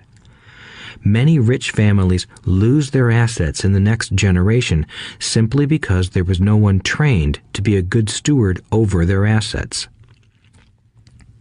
Most people choose not to be rich. For 90% of the population, being rich is too much of a hassle. So they invent sayings that go, "I'm not interested in money. I'll never be rich. I don't have to worry. I'm still young. When I make some money, then I'll think about my future." My husband or wife handles the finances. The problem with those statements is that they rob the person who chooses to think such thoughts of two things. One is time, which is your most precious asset. The second is learning. Having no money should not be an excuse to not learn, but that is a choice we all make daily. The choice of what we do with our time, our money, and what we put in our heads. That is the power of choice. All of us have choice. I just choose to be rich, and I make that choice every day. Invest first in education. In reality, the only real asset you have is your mind, the most powerful tool we have dominion over. Each of us has the choice of what we put in our brain once we're old enough. You can watch TV, read golf magazines, or go to ceramics class or a class on financial planning. You choose. Most people simply buy investments rather than first investing in learning about investing. A friend of mine recently had her apartment burglarized. The thieves took her electronics and left all the books. And we all have that same choice. 90% of the population buys TV sets, and only about 10% buy business books. So what do? I go to seminars. I like it when they are at least 2 days long because I like to immerse myself in a subject. In 1973, I was watching this guy on TV who was advertising a 3-day seminar on how to buy real estate for nothing down. I spent $385, and that course has made me at least $2 million, if not more. But more importantly, it bought me life. I don't have to work for the rest of my life because of that one course. I go to at least 2 such courses every year. I love CDs and audiobooks. The reason? I can easily review what I just heard. I was listening to an investor say something I completely disagreed with. Instead of becoming arrogant and critical, I simply listened to that 5-minute stretch at least 20 times, maybe more. But suddenly, by keeping my mind open, I understood why he said what he said. It was like magic. I felt like I had a window into the mind of one of the greatest investors of our time. I gained tremendous insight into the vast resources of his education and experience. The net result? I still have the old way I used to think, and I now have a new way of looking at the same problem or situation. I have 2 ways to analyze a problem or trend, and that is priceless. Today, I often say, how would Donald Trump do this, or Warren Buffett, or George Soros? The only way I can access their vast mental power is to be humble enough to read or listen to what they have to say. Arrogant or critical people are often people with low self-esteem who are afraid of taking risks. That's because if you learn something new, you are then required to make mistakes in order to fully understand what you have learned. If you have listened this far, arrogance is not one of your problems. Arrogant people rarely read or listen to experts. Why should they? They are the center of the universe. There are so many intelligent people who argue or defend when a new idea clashes with the way they think. In this case, their so-called intelligence combined with arrogance equals ignorance. Each of us knows people who are highly educated or believe they are smart, but their balance sheet paints a different picture. A truly intelligent person welcomes new ideas, for new ideas can add to the synergy of other accumulated ideas. Listening is more important than talking. If that were not true, God would not have given us 2 ears and only 1 mouth. Too many people think with their mouth instead of listening in order to absorb new ideas and possibilities. They argue instead of asking questions. I take a long view on my wealth. I do not subscribe to the get-rich-quick mentality most lottery players or casino gamblers have. I may go in and out of stocks, but I am long on education. If you want to fly an airplane, I advise taking lessons first. I am always shocked at people who buy stocks or real estate but never invest in their greatest asset, their mind. Just because you bought a house or two does not make you an expert at real estate. 3. Choose friends carefully. The power of association. First of all, I do not choose my friends by their financial statements. I have friends who have actually taken a vow of poverty, as well as friends who earn millions every year. The point is that I learn from all of them. Now, I will admit that there are people I have actually sought out because they had money. But I was not after their money. I was seeking their knowledge. In some cases, these people who had money have become dear friends. I've noticed that my friends with money talk about money. They don't do it to brag. They're interested in the subject. So I learn from them, and they learn from me. My friends who are in dire financial straits do not like talking about money, business, or investing. They often think it rude or unintellectual. So I also learn from my friends who struggle financially. I find out what not to do. I have several friends who have generated over $1 billion in their short lifetimes. The 3 of them report the same phenomenon. Their friends who have no money have never come to them to ask them how they did it, but they do come asking for one of 2 things, or both, a loan or a job. Warning: don't listen to poor or frightened people. I have such friends, and while I love them dearly, they are the Chicken Littles of life. To them, when it comes to money, especially investments, it's always, the sky is falling, the sky is falling. They can always tell you why something won't work. The problem is that people listen to them. But people who blindly accept doom and gloom information are also Chicken Littles. As that old saying goes, birds of a feather flock together. If you watch business channels on TV, they often have a panel of so-called experts. One expert will say the market is going to crash, and the other will say it's going to boom. If you're smart, you listen to both. Keep your mind open because both have valid points. Unfortunately, most poor people listen to Chicken Little. I have had many close friends try to talk me out of a deal or an investment. Not long ago, a friend told me he was excited because he found a 6% certificate of deposit. I told him I earned 16% from the state government. The next day, he sent me an article about why my investment was dangerous. I have received 16% for years now, and he still receives 6%. I would say that one of the hardest things about wealth building is to be true to yourself and to be willing to not go along with the crowd. This is because, in the market, it is usually the crowd that shows up late that is slaughtered. If a great deal is on the front page, it's too late in most instances. Look for a new deal.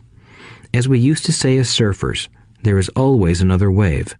People who hurry and catch a wave late usually are the ones who wipe out. Smart investors don't time the markets. If they miss a wave, they search for the next one and get themselves in position. This is hard for most investors because buying what is not popular is frightening.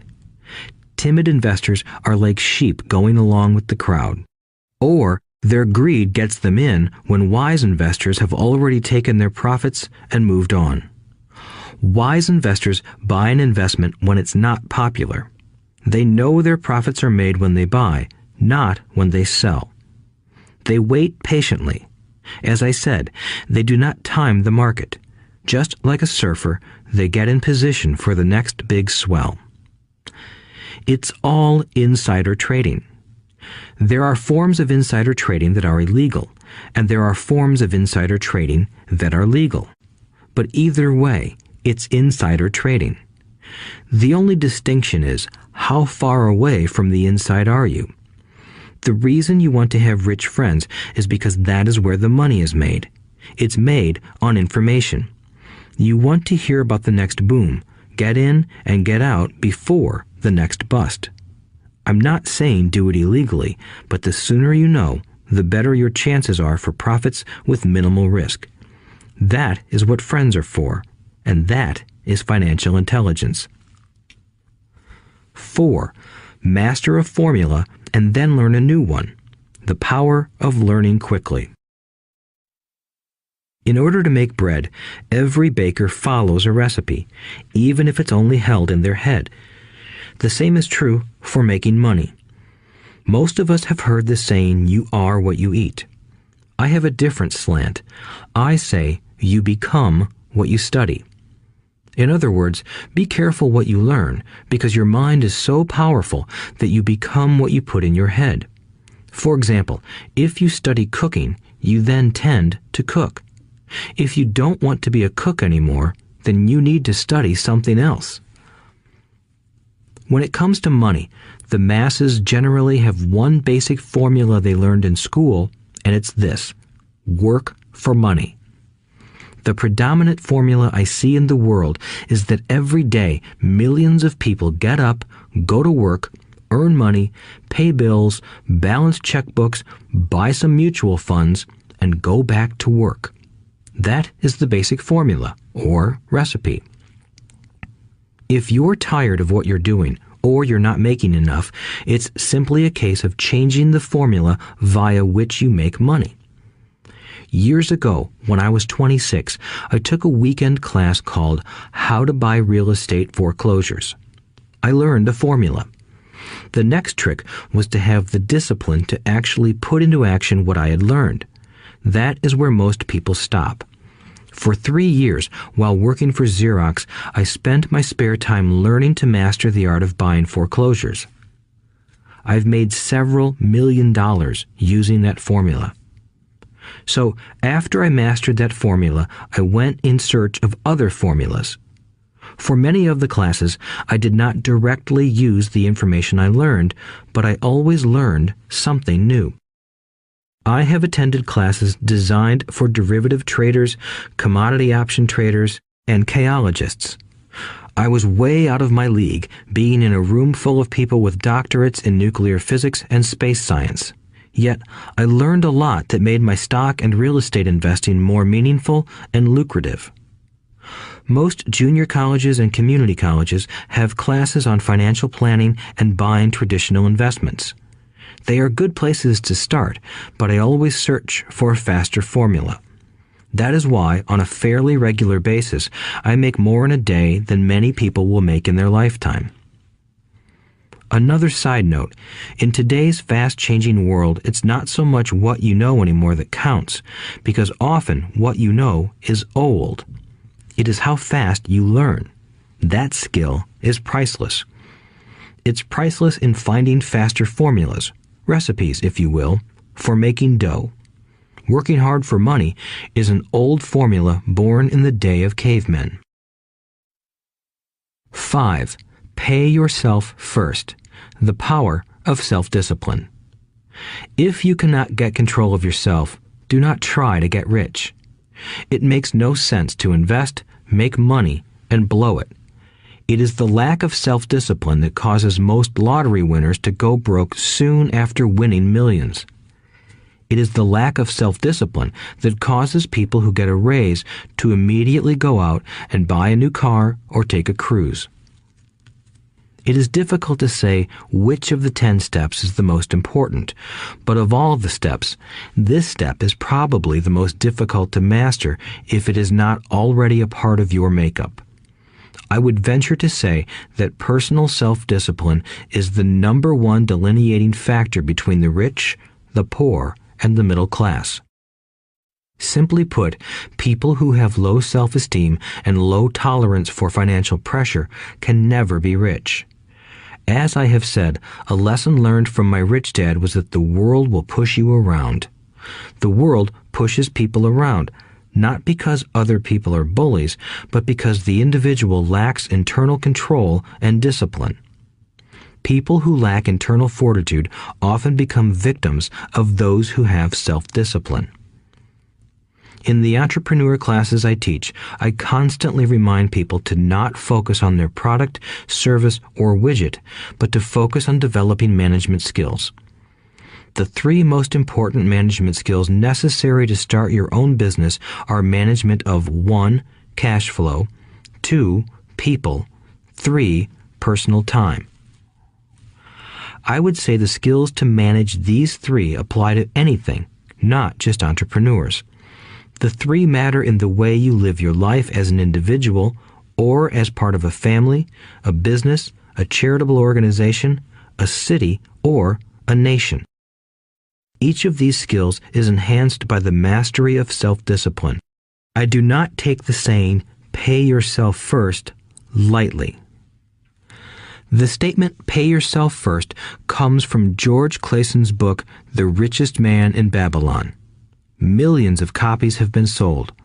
But while millions of people freely repeat that powerful statement, few follow the advice. As I said, financial literacy allows one to read numbers, and numbers tell the story. By looking at a person's income statement and balance sheet, I can readily see if people who spout the words, "pay yourself first," actually practice what they preach. In reality, each month, many allocate money to their asset column before they pay their monthly expenses. Although millions of people have read Clayson's book and understand the words, "pay yourself first," in reality, they pay themselves last.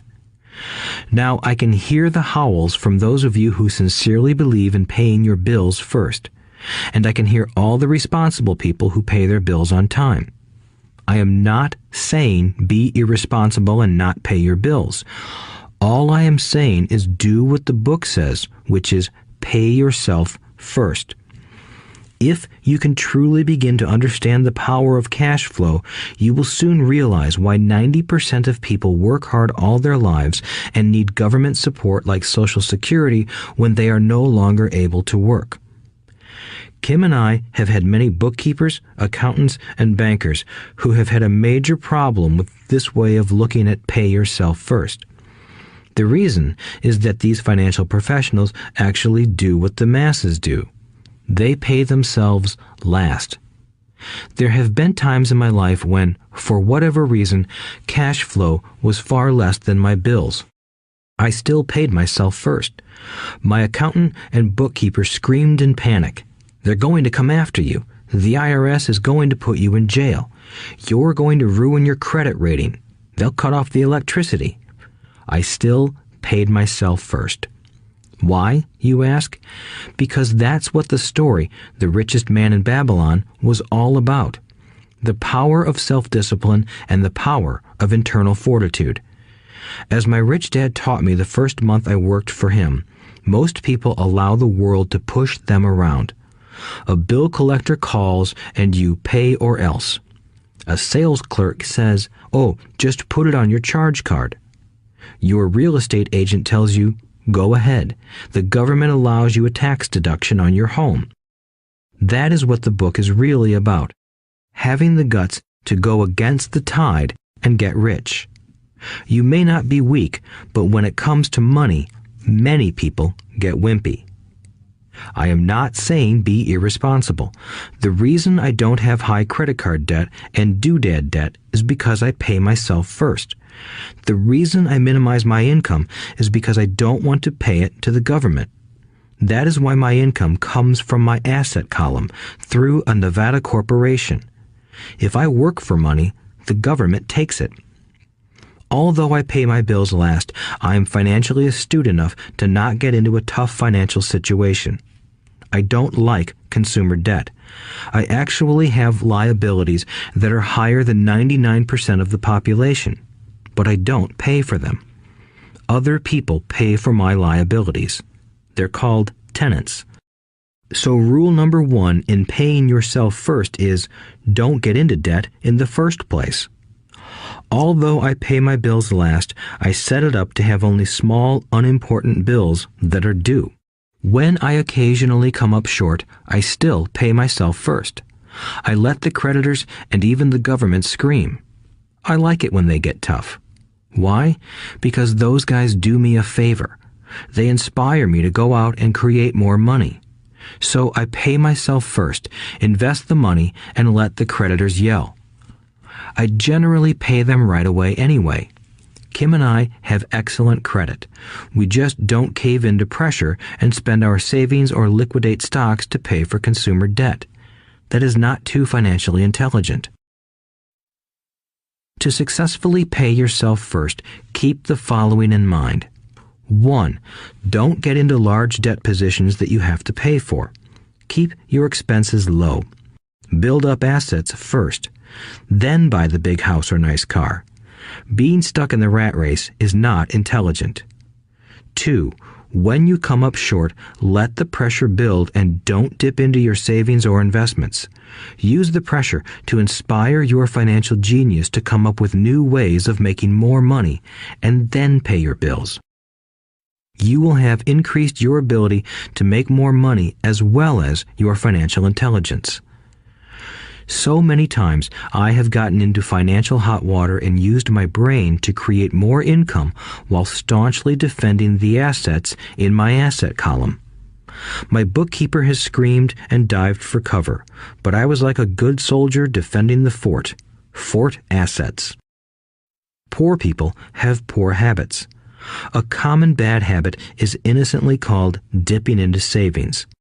The rich know that savings are only used to create more money, not to pay bills. I know that sounds tough, but as I said, if you're not tough inside, the world will always push you around anyway. If you do not like financial pressure, then find a formula that works for you. A good one is to cut expenses, put your money in the bank, pay more than your fair share of income tax, buy safe mutual funds, and take the vow of the average. But this violates the pay yourself first rule. This rule does not encourage self-sacrifice or financial abstinence. It doesn't mean pay yourself first and starve. Life was meant to be enjoyed. If you call on your financial genius, you can have all the goodies of life, get rich, and pay bills. And that is financial intelligence. 6. Pay your brokers well. The power of good advice. Sometimes I see people posting a sign in front of their house that says, "For sale by owner." Or I see people on TV claiming to be discount brokers. My rich dad taught me to take the opposite approach. He believed in paying professionals well, and I have adopted that policy also. Today, I have expensive attorneys, accountants, real estate brokers, and stockbrokers. Why? Because if, and I do mean if, the people are professionals, their services should make you money. And the more money they make, the more money I make. We live in the information age. Information is priceless. A good broker should provide you with information as well as take the time to educate you. I have several brokers who do that for me. Some taught me when I had little or no money, and I am still with them today. What I pay a broker is tiny in comparison with what kind of money I can make because of the information they provide. I love it when my real estate broker or stockbroker makes a lot of money because that usually means I made a lot of money. A good broker saves me time in addition to making me money. Like when I bought the vacant land for $9,000 and sold it immediately for over $25,000 so I could buy my Porsche quicker. A broker is my eyes and ears in the market. They're there every day, so I do not have to be. I'd rather play golf. People who sell their house on their own must not value their time much. Why would I want to save a few bucks when I could use that time to make more money or spend it with those I love? What I find funny is that so many poor and middle-class people insist on tipping restaurant help 15 to 20%, even for bad service, but complain about paying a broker 3 to 7%.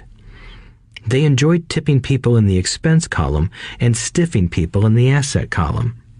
That is not financially intelligent. Keep in mind that not all brokers are created equal. Unfortunately, most brokers are only salespeople. They sell, but they themselves own little or no real estate. There is a tremendous difference between a broker who sells houses and a broker who sells investments. The same is true for stock, bond, mutual fund, and insurance, brokers who call themselves financial planners. When I interview any paid professional, I first find out how much property or stocks they personally own and what percentage they pay in taxes. And that applies to my tax attorney as well as my accountant. I have an accountant who minds his own business. His profession is accounting, but his business is real estate. I used to have an accountant who was a small business accountant, but he had no real estate. I switched because we did not love the same business. Find a broker who has your best interests at heart. Many brokers will spend the time educating you, and they could be the best asset you find. Just be fair, and most of them will be fair to you. If all you can think about is cutting their commissions, then why should they want to help you? It's just simple logic. As I said earlier, one of the management skills is the management of people. Many people only manage people they feel smarter than and they have power over. Many middle managers remain middle managers, failing to get promoted because they know how to work with people below them, but not with people above them. The real skill is to manage and reward the people who are smarter than you in some technical area. That is why companies have a board of directors. You should have one too. That is financial intelligence. 7. Be an Indian giver. The power of getting something for nothing. When the first European settlers came to America, they were taken aback by a cultural practice some American Indians had. For example, if a settler was cold, the Indian would give the person a blanket. Mistaking it for a gift, the settler was often offended when the Indian asked for it back. The Indians also got upset when they realized that settlers did not want to give it back. That is where the term Indian giver came from, a simple cultural misunderstanding. In the world of the asset column, being an Indian giver is vital to wealth. The sophisticated investor's first question is, how fast do I get my money back? They also want to know what they get for free, also called a piece of the action. That is why the ROI, or return on investment, is so important. For example, I found a small condominium that was in foreclosure a few blocks from where I lived. The bank wanted $60,000 and I submitted a bid for $50,000, which they took simply because, along with my bid, was a cashier's check for $50,000. They realized I was serious. Most investors would say, "Aren't you tying up a lot of cash? Would it not be better to get a loan on it?" The answer is, not in this case. My investment company uses this condominium as a vacation rental in the winter months when the snowbirds come to Arizona. It rents for $2,500 a month for 4 months out of the year. For rental during the off-season, it rents for only $1,000 a month. I had my money back in about 3 years. Now I own this asset, which pumps money out for me, month in and month out. The same is done with stocks. Frequently, my broker calls and recommends I move a sizable amount of money into the stock of a company that he feels is just about to make a move that will add value to the stock, like announcing a new product. I will move my money in for a week to a month while the stock moves up. Then I pull my initial dollar amount out and stop worrying about the fluctuations of the market because my initial money is back and ready to work on another asset. So my money goes in, and then it comes out, and I own an asset that was technically free. True, I have lost money on many occasions, but I only play with money I can afford to lose. I would say, on an average 10 investments, I hit home runs on 2 or 3, while 5 or 6 do nothing, and I lose on 2 or 3. But I limit my losses to only the money I have in at that time. People who hate risk put their money in the bank. In the long run, safe savings are better than no savings. But it takes a long time to get your money back, and, in most instances, you don't get anything for free with it. On every one of my investments, there must be an upside, something for free, like a condominium, a mini storage, a piece of free land, a house, stock shares, or an office building. And there must be limited risk or a low-risk idea. There are books devoted entirely to this subject, so I will not talk about it here. Ray Kroc of McDonald's fame sold hamburger franchises, not because he loved hamburgers, but because he wanted the real estate under the franchise for free. So wise investors must look at more than ROI. They look at the assets they get for free once they get their money back. That is financial intelligence. 8. Use assets to buy luxuries. The power of focus. A friend's child has been developing a nasty habit of burning a hole in his pocket. Just 16, he wanted his own car. The excuse? All his friends' parents gave their kids cars. The child wanted to go into his savings and use it for a down payment. That was when his father called me and then came to see me. Do you think I should let him do it, or should I just buy him a car? I answered, it might relieve the pressure in the short term, but what have you taught him in the long term? Can you use this desire to own a car and inspire your son to learn something? Suddenly, the lights went on and he hurried home. 2 months later, I ran into my friend again. Does your son have his new car? I asked. No, he doesn't, but I gave him $3,000 for the car. I told him to use my money instead of his college money. Well, that's generous of you, I said. Not really. The money came with a hitch. So what was the hitch? I asked. Well, first we played your cash flow game. We then had a long discussion about the wise use of money. After that, I gave him a subscription to the Wall Street Journal and a few books on the stock market. Then what? I asked. What was the catch? I told him that $3,000 was his, but he could not directly buy a car with it. He could use it to find a stockbroker and buy and sell stocks.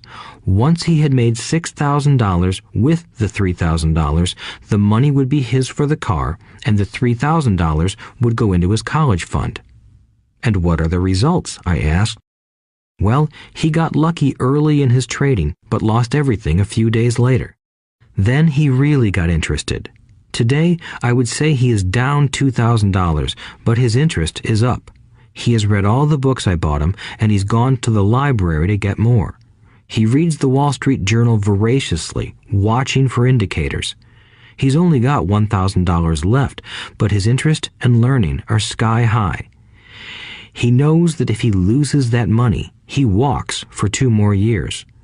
But he does not seem to care. He even seems uninterested in getting a car because he's found a game that is more fun. What happens if he loses all the money? I asked. We'll cross that bridge when we get to it. I'd rather have him lose everything now than wait till he's our age to risk losing everything. And besides, that is the best $3,000 I've ever spent on his education. What he is learning will serve him for life, and he seems to have gained a new respect for the power of money. As I said earlier, if a person cannot master the power of self-discipline, it is best not to try to get rich. I say this because although the process of developing cash flow from an asset column is easy in theory, what's hard is the mental fortitude to direct money to the correct use. Due to external temptations, it is much easier in today's consumer world to simply blow money out the expense column. With weak mental fortitude, that money flows into the paths of least resistance. That is the cause of poverty and financial struggle. The following example illustrates the financial intelligence needed to direct money to make more money. If we give 100 people $10,000 at the start of the year, I believe that at the end of the year, 80 would have nothing left. In fact, many would have created greater debt by making a down payment on a new car, refrigerator, electronics, or a holiday. 16 would have increased that $10,000 by 5 to 10%. 4 would have increased it to $20,000 or into the millions. We go to school to learn a profession so we can work for money. It is my opinion that it's just as important to learn how to have money work for you. I love my luxuries as much as anyone else. The difference is I don't buy them on credit. It's the keep up with the Joneses trap. When I wanted to buy a Porsche, the easy road would have been to call my banker and get a loan. Instead of choosing to focus in the liability column, I chose to focus in the asset column. As a habit, I use my desire to consume to inspire and motivate my financial genius to invest. Too often today, we focus on borrowing money to get the things we want instead of focusing on creating money. One is easier in the short term, but harder in the long term. It's a bad habit that we as individuals and as a nation have gotten into. Remember, the easy road often becomes hard, and the hard road often becomes easy. The earlier you can train yourself and those you love to be masters of money, the better. Money is a powerful force. Unfortunately, people use the power of money against themselves. If your financial intelligence is low, money will run all over you. It will be smarter than you. If money is smarter than you, you will work for it all your life. To be the master of money, you need to be smarter than it. Then money will do as it is told. It will obey you. Instead of being a slave to it, you will be the master of it. That is financial intelligence. 9. Choose heroes. The power of myth. When I was a kid, I greatly admired Willie Mays, Hank Aaron, and Yogi Berra. They were my heroes, and I wanted to be just like them. I treasured their baseball cards. I knew their stats, the RBIs, the ERAs, their batting averages, how much they got paid, and how they came up from the minor leagues. As a 9-year-old kid, when I stepped up to bat or played first base or catcher, I wasn't me. I pretended I was a famous baseball player. It's one of the most powerful ways we learn, and we often lose that as adults. We lose our heroes. Today, I watch young kids playing basketball near my home. On the court, they're not little Johnny. They're pretending to be their favorite basketball hero. Copying or emulating heroes is true power learning. I have new heroes as I grow older. I have golf heroes, and I copy their swings and do my best to read everything I can about them. I also have heroes such as Donald Trump, Warren Buffett, Peter Lynch, George Soros, and Jim Rogers. I know their stats just like I knew the ERAs and RBIs of my childhood baseball heroes. I follow what Warren Buffett invests in, and I read anything I can about his point of view on the market and how he chooses stocks. And I read about Donald Trump, trying to find out how he negotiates and puts deals together. Just as I was not me when I was up to bat, when I'm in the market or I'm negotiating a deal, I am subconsciously acting with the bravado of Trump. Or, when analyzing a trend, I look at it as though Warren Buffett were doing it. By having heroes, we tap into a tremendous source of raw genius. But heroes do more than simply inspire us. Heroes make things look easy. Making it look easy convinces us to want to be just like them. If they can do it, so can I. When it comes to investing, too many people make it sound hard. Instead, find heroes who make it look easy. 10. Teach and you shall receive. The power of giving. Both of my dads were teachers. My rich dad taught me a lesson I have carried all my life, the necessity of being charitable or giving. My educated dad gave a lot of his time and knowledge, but almost never gave away money. He usually said that he would give when he had some extra money, but of course, there was rarely any extra. My rich dad gave money as well as education. He believed firmly in tithing. If you want something, you first need to give, he would always say. When he was short of money, he gave money to his church or to his favorite charity. If I could leave one single idea with you, it is that idea. Whenever you feel short or in need of something, give what you want first, and it will come back in buckets. That is true for money, a smile, love, or friendship. I know it is often the last thing a person may want to do, but it has always worked for me. I trust that the principle of reciprocity is true, and I give what I want. I want money, so I give money, and it comes back in multiples. I want sales, so I help someone else sell something, and sales come to me. I want contacts, and I help someone else get contacts. Like magic, contacts come to me. I heard a saying years ago that went, "God does not need to receive, but humans need to give." My rich dad would often say, poor people are more greedy than rich people. He would explain that if a person was rich, that person was providing something that other people wanted. In my life, whenever I have felt needy or short of money or short of help, I simply went out or found in my heart what I wanted and decided to give it first. And when I gave, it always came back. It reminds me of the story of the guy sitting with firewood in his arms on a cold, freezing night. He is yelling at the pot-bellied stove, "When you give me some heat, then I'll put some wood in you." And when it comes to money, love, happiness, sales, and contacts, all one needs to remember is to give first. Often, just the process of thinking of what I want and how I could give that to someone else breaks free a torrent of bounty. Whenever I feel that people aren't smiling at me, I simply begin smiling and saying hello. Like magic, the next thing I know, I'm surrounded by smiling people. It is true that your world is only a mirror of you. So that's why I say, teach and you shall receive. I have found that the more I teach those who want to learn, the more I learn. If you want to learn about money, teach it to someone else. A torrent of new ideas and finer distinctions will come in.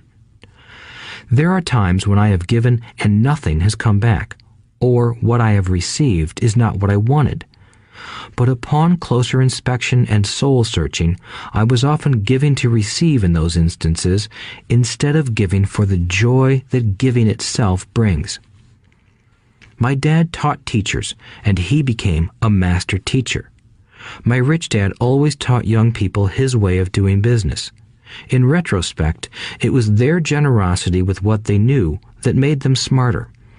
There are powers in this world that are much smarter than we are.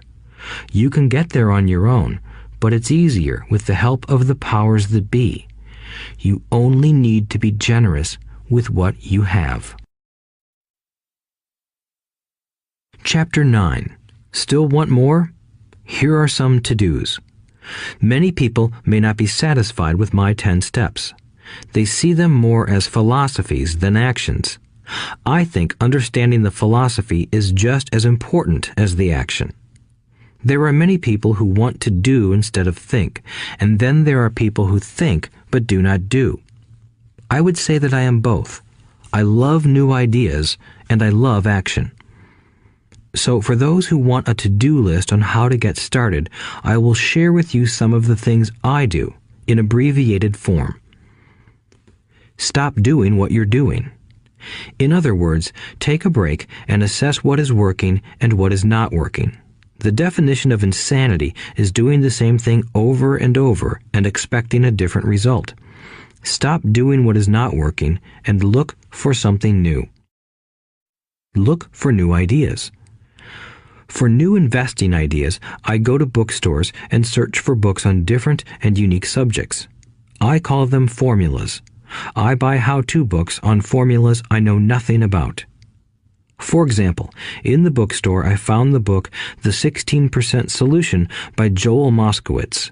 I bought the book and read it, and the next Thursday I did exactly as the book said. Most people do not take action, or they let someone talk them out of whatever new formula they are studying. My neighbor told me why 16% would not work. I did not listen to him because he's never done it. Find someone who has done what you want to do.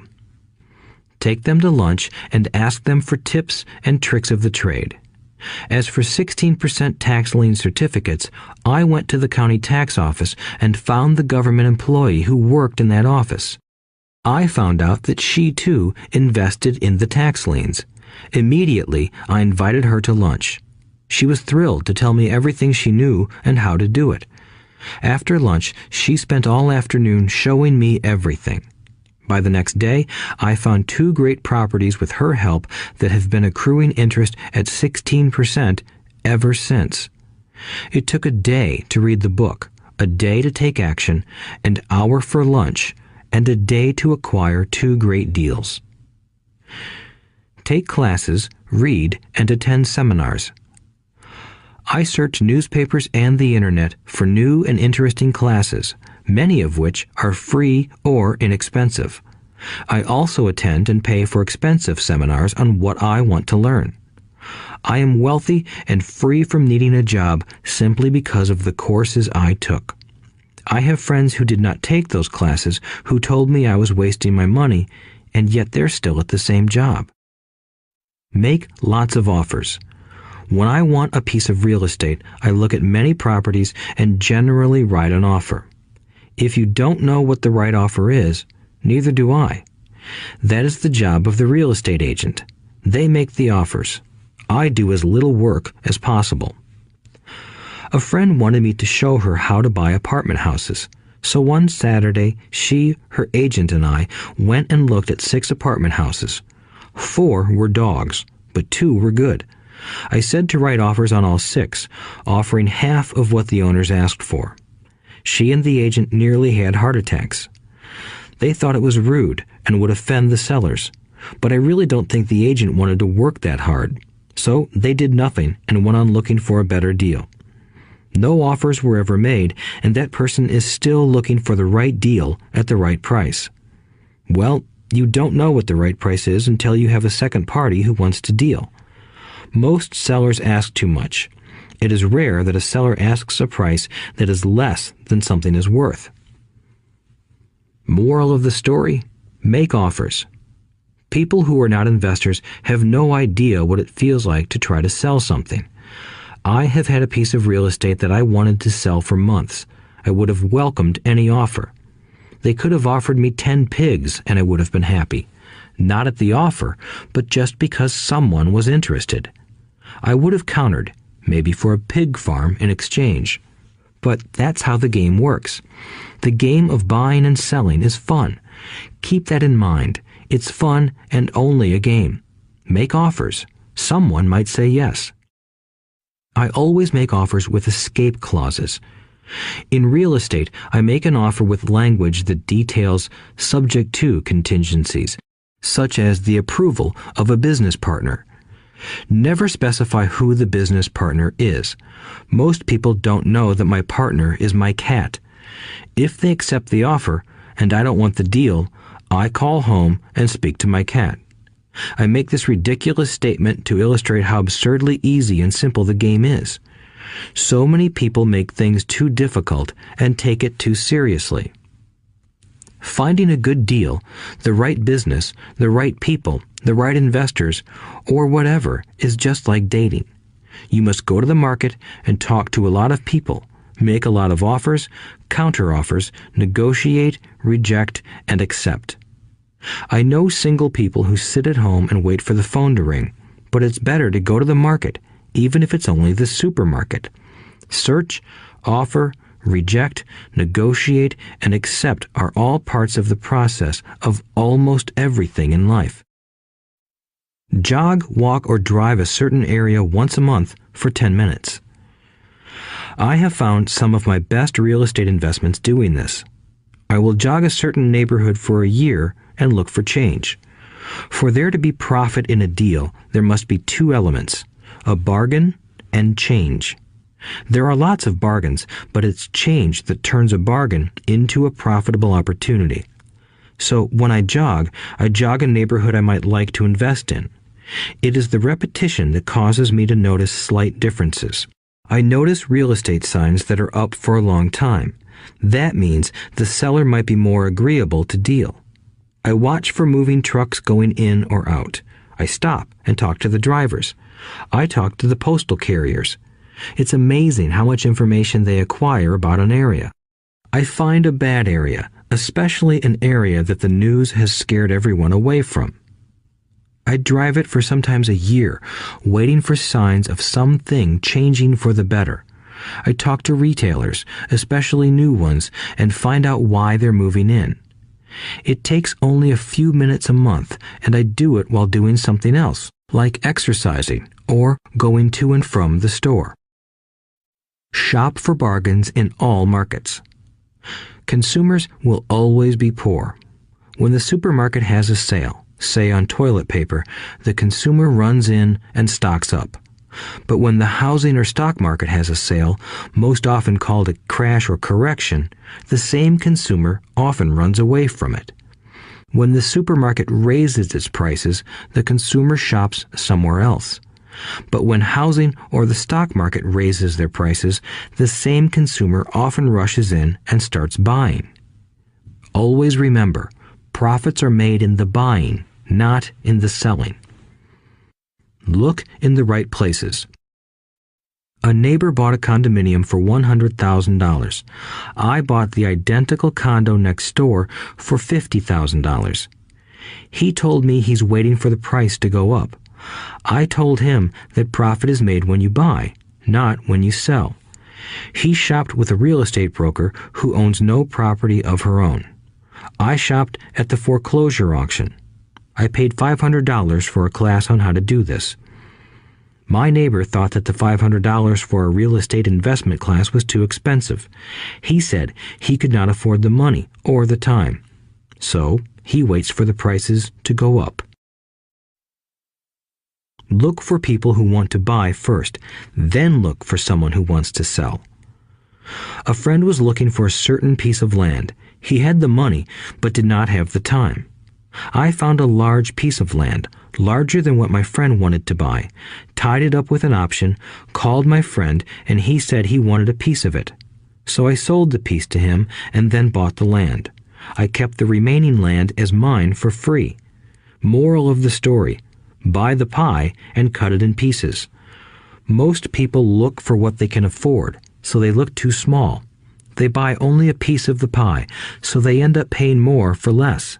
Small thinkers don't get the big breaks. If you want to get richer, think big. Think big. Retailers love giving volume discounts simply because most business people love big spenders. So even if you're small, you can always think big. When my company was in the market for computers, I called several friends and asked them if they were ready to buy also. We then went to different dealers and negotiated a great deal because we wanted to buy so many. I have done the same with stocks. Small people remain small because they think small, act alone, or don't act at all. Learn from history. All the big companies on the stock exchange started out as small companies.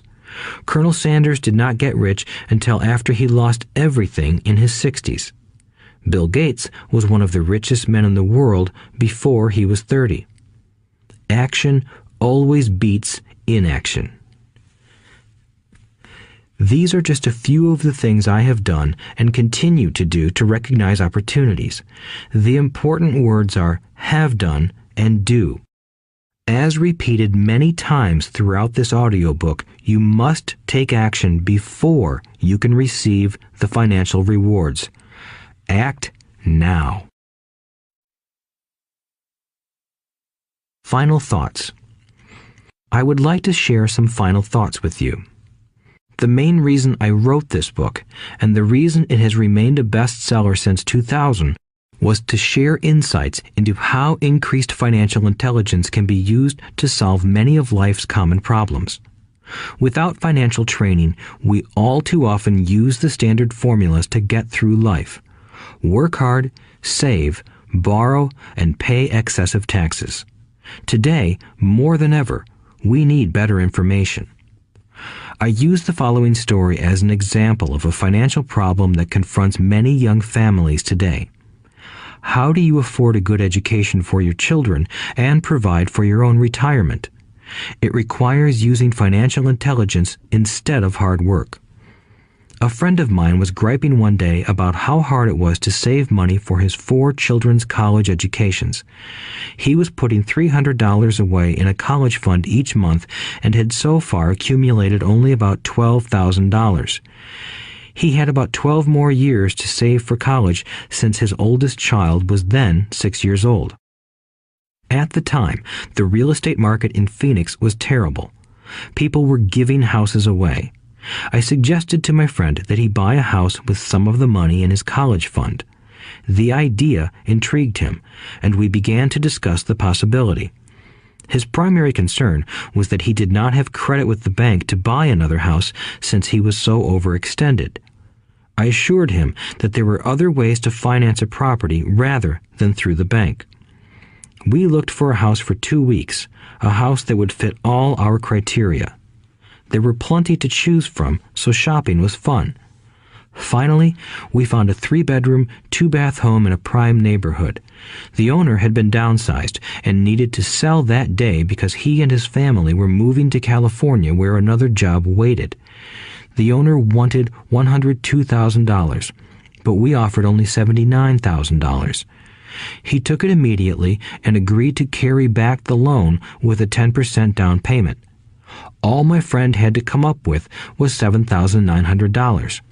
As soon as the owner moved, my friend put the house up for rent.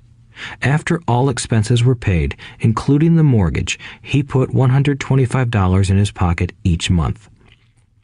His plan was to keep the house for 12 years and let the mortgage get paid down faster by applying the extra $125 to the principal each month. We figured that in 12 years, a large portion of the mortgage would be paid off and he could possibly be clearing $800 a month by the time his first child went to college. He could also sell the house if it had appreciated in value. 3 years later, the real estate market greatly improved in Phoenix, and he was offered $156,000 for the same house by the tenant who lived in it. Again, he asked me what I thought. I advised that he sell it, using a 1031 tax-deferred exchange. Suddenly, he had nearly $80,000 to operate with. I called another friend in Austin, Texas, who then moved this tax-deferred capital gain into a mini storage facility. Within 3 months, he began receiving checks for a little less than $1,000 a month, which he then poured back into the college fund. A couple of years later, the mini warehouse sold, and he received a check for nearly $330,000 as proceeds from the sale. He rolled those funds into a new project that would now generate over $3,000 a month in income, again going into the college fund. He is now very confident that his goal will be met easily. It only took $7,900 to start and a little financial intelligence. His children will be able to afford the education they want, and he will then use the underlying asset, wrapped in his legal entity, to pay for his retirement. As a result of this successful investment strategy, he will be able to retire early. Thank you for listening to this audiobook. I hope it has provided some insights into utilizing the power of money to work for you. Today, we need greater financial intelligence to simply survive. The idea that it takes money to make money is the thinking of financially unsophisticated people. It does not mean that they're not intelligent. They have simply not learned the science of money making money. Money is only an idea. If you want more money, simply change your thinking. Every self-made person started small with an idea and then turned it into something big. The same applies to investing. It takes only a few dollars to start and grow it into something big. I meet so many people who spend their lives chasing the big deal or trying to amass a lot of money to get into a big deal. But to me, that is foolish. Too often, I have seen unsophisticated investors put their large nest egg into one deal and lose most of it rapidly. They may have been good workers, but they were not good investors. Education and wisdom about money are important. Start early. Buy a book, go to a seminar, practice, start small. I turned $5,000 cash into a $1 million asset, producing $5,000 a month cash flow in less than 6 years. But I started learning as a kid. I encourage you to learn because it's not that hard. In fact, it's pretty easy once you get the hang of it. I think I have made my message clear. It's what is in your head that determines what is in your hands. Money is only an idea. There is a great book called Think and Grow Rich. The title is not Work Hard and Grow Rich. Learn to have money work hard for you, and your life will be easier and happier. Today, don't play it safe. Play it smart. The 3 incomes. In the world of accounting, there are 3 different types of income. 1. Ordinary earned. 2. Portfolio. 3. Passive. When my poor dad said to me, "Go to school, get good grades, and find a safe, secure job," he was recommending I work for earned income. When my rich dad said, "The rich don't work for money, they have their money work for them," he was talking about passive income and portfolio income. Passive income, in most cases, is income derived from real estate investments. Portfolio income is income derived from paper assets such as stocks and bonds. Portfolio income is the income that makes Bill Gates the richest man in the world, not earned income. Rich Dad used to say, the key to becoming wealthy is the ability to convert earned income into passive income or portfolio income as quickly as possible. He would say, taxes are highest on earned income. The least taxed income is passive income. That is another reason why you want your money working hard for you. The government taxes the income you work hard for more than the income your money works hard for. In my second book, Rich Dad's Cash Flow Quadrant, I explain the 4 different types of people who make up the world of business. They are E, employee, S, self-employed, B, business owner, and I, investor. Most people go to school to learn to be an E or an S. The cash flow quadrant is written about the core differences of these 4 types and how people can change their quadrant. In fact, most of our products are created for people in the B and I quadrants. In Rich Dad's Guide to Investing, book number 3 in the Rich Dad series, I go into more detail on the importance of converting earned income into passive and portfolio income. Rich Dad used to say, all a real investor does is convert earned income into passive and portfolio income. If you know what you're doing, investing is not risky. It's just common sense. The key to financial freedom. The key to financial freedom and great wealth is a person's ability to convert earned income into passive and/or portfolio income. My rich dad spent a lot of time teaching Mike and me this skill. Having this ability is the reason my wife Kim and I are financially free, never needing to work again. We continue to work because we choose to. Today, we own a real estate investment company for passive income and participate in private placements and initial public offerings of stock for portfolio income. We also went back to work to build a financial education company so that we can continue to create and publish books and games. All of our educational products are created to teach the same skills my rich dad taught me, the skills of converting earned income into passive and portfolio income. The games we create are important because they teach what books cannot teach. For example, you would never learn to ride a bicycle by only reading a book. Our cash flow games for adults and cash flow for kids game are designed to teach players the basic investment skills of converting earned income into passive and portfolio income. They also teach the principles of accounting and financial literacy. These games are the only educational products in the world that teach people all of these skills simultaneously. Cash Flow 202 is the advanced version of Cash Flow 101 and requires the game board from 101 as well as a full understanding of 101 before it can be played. Cash Flow 101 and Cash Flow for Kids teach the principles of fundamental investing. Cash Flow 202 teaches the principles of technical investing. Technical investing involves advanced trading techniques such as short selling, call options, put options, and straddles. A person who understands these advanced techniques is able to make money when the market goes up, as well as when the market comes down. As my rich dad would say, a real investor makes money in an up market and a down market. That is why they make so much money. One of the reasons they make more money is simply because they have more self-confidence. Rich Dad would say they have more self-confidence because they are less afraid of losing. In other words, the average investor does not make as much money because they are so afraid of losing money. The average investor does not know how to protect themselves from losses, and that is what Cash Flow 202 teaches. Average investors think investing is risky because they have not been formally trained to be professional investors.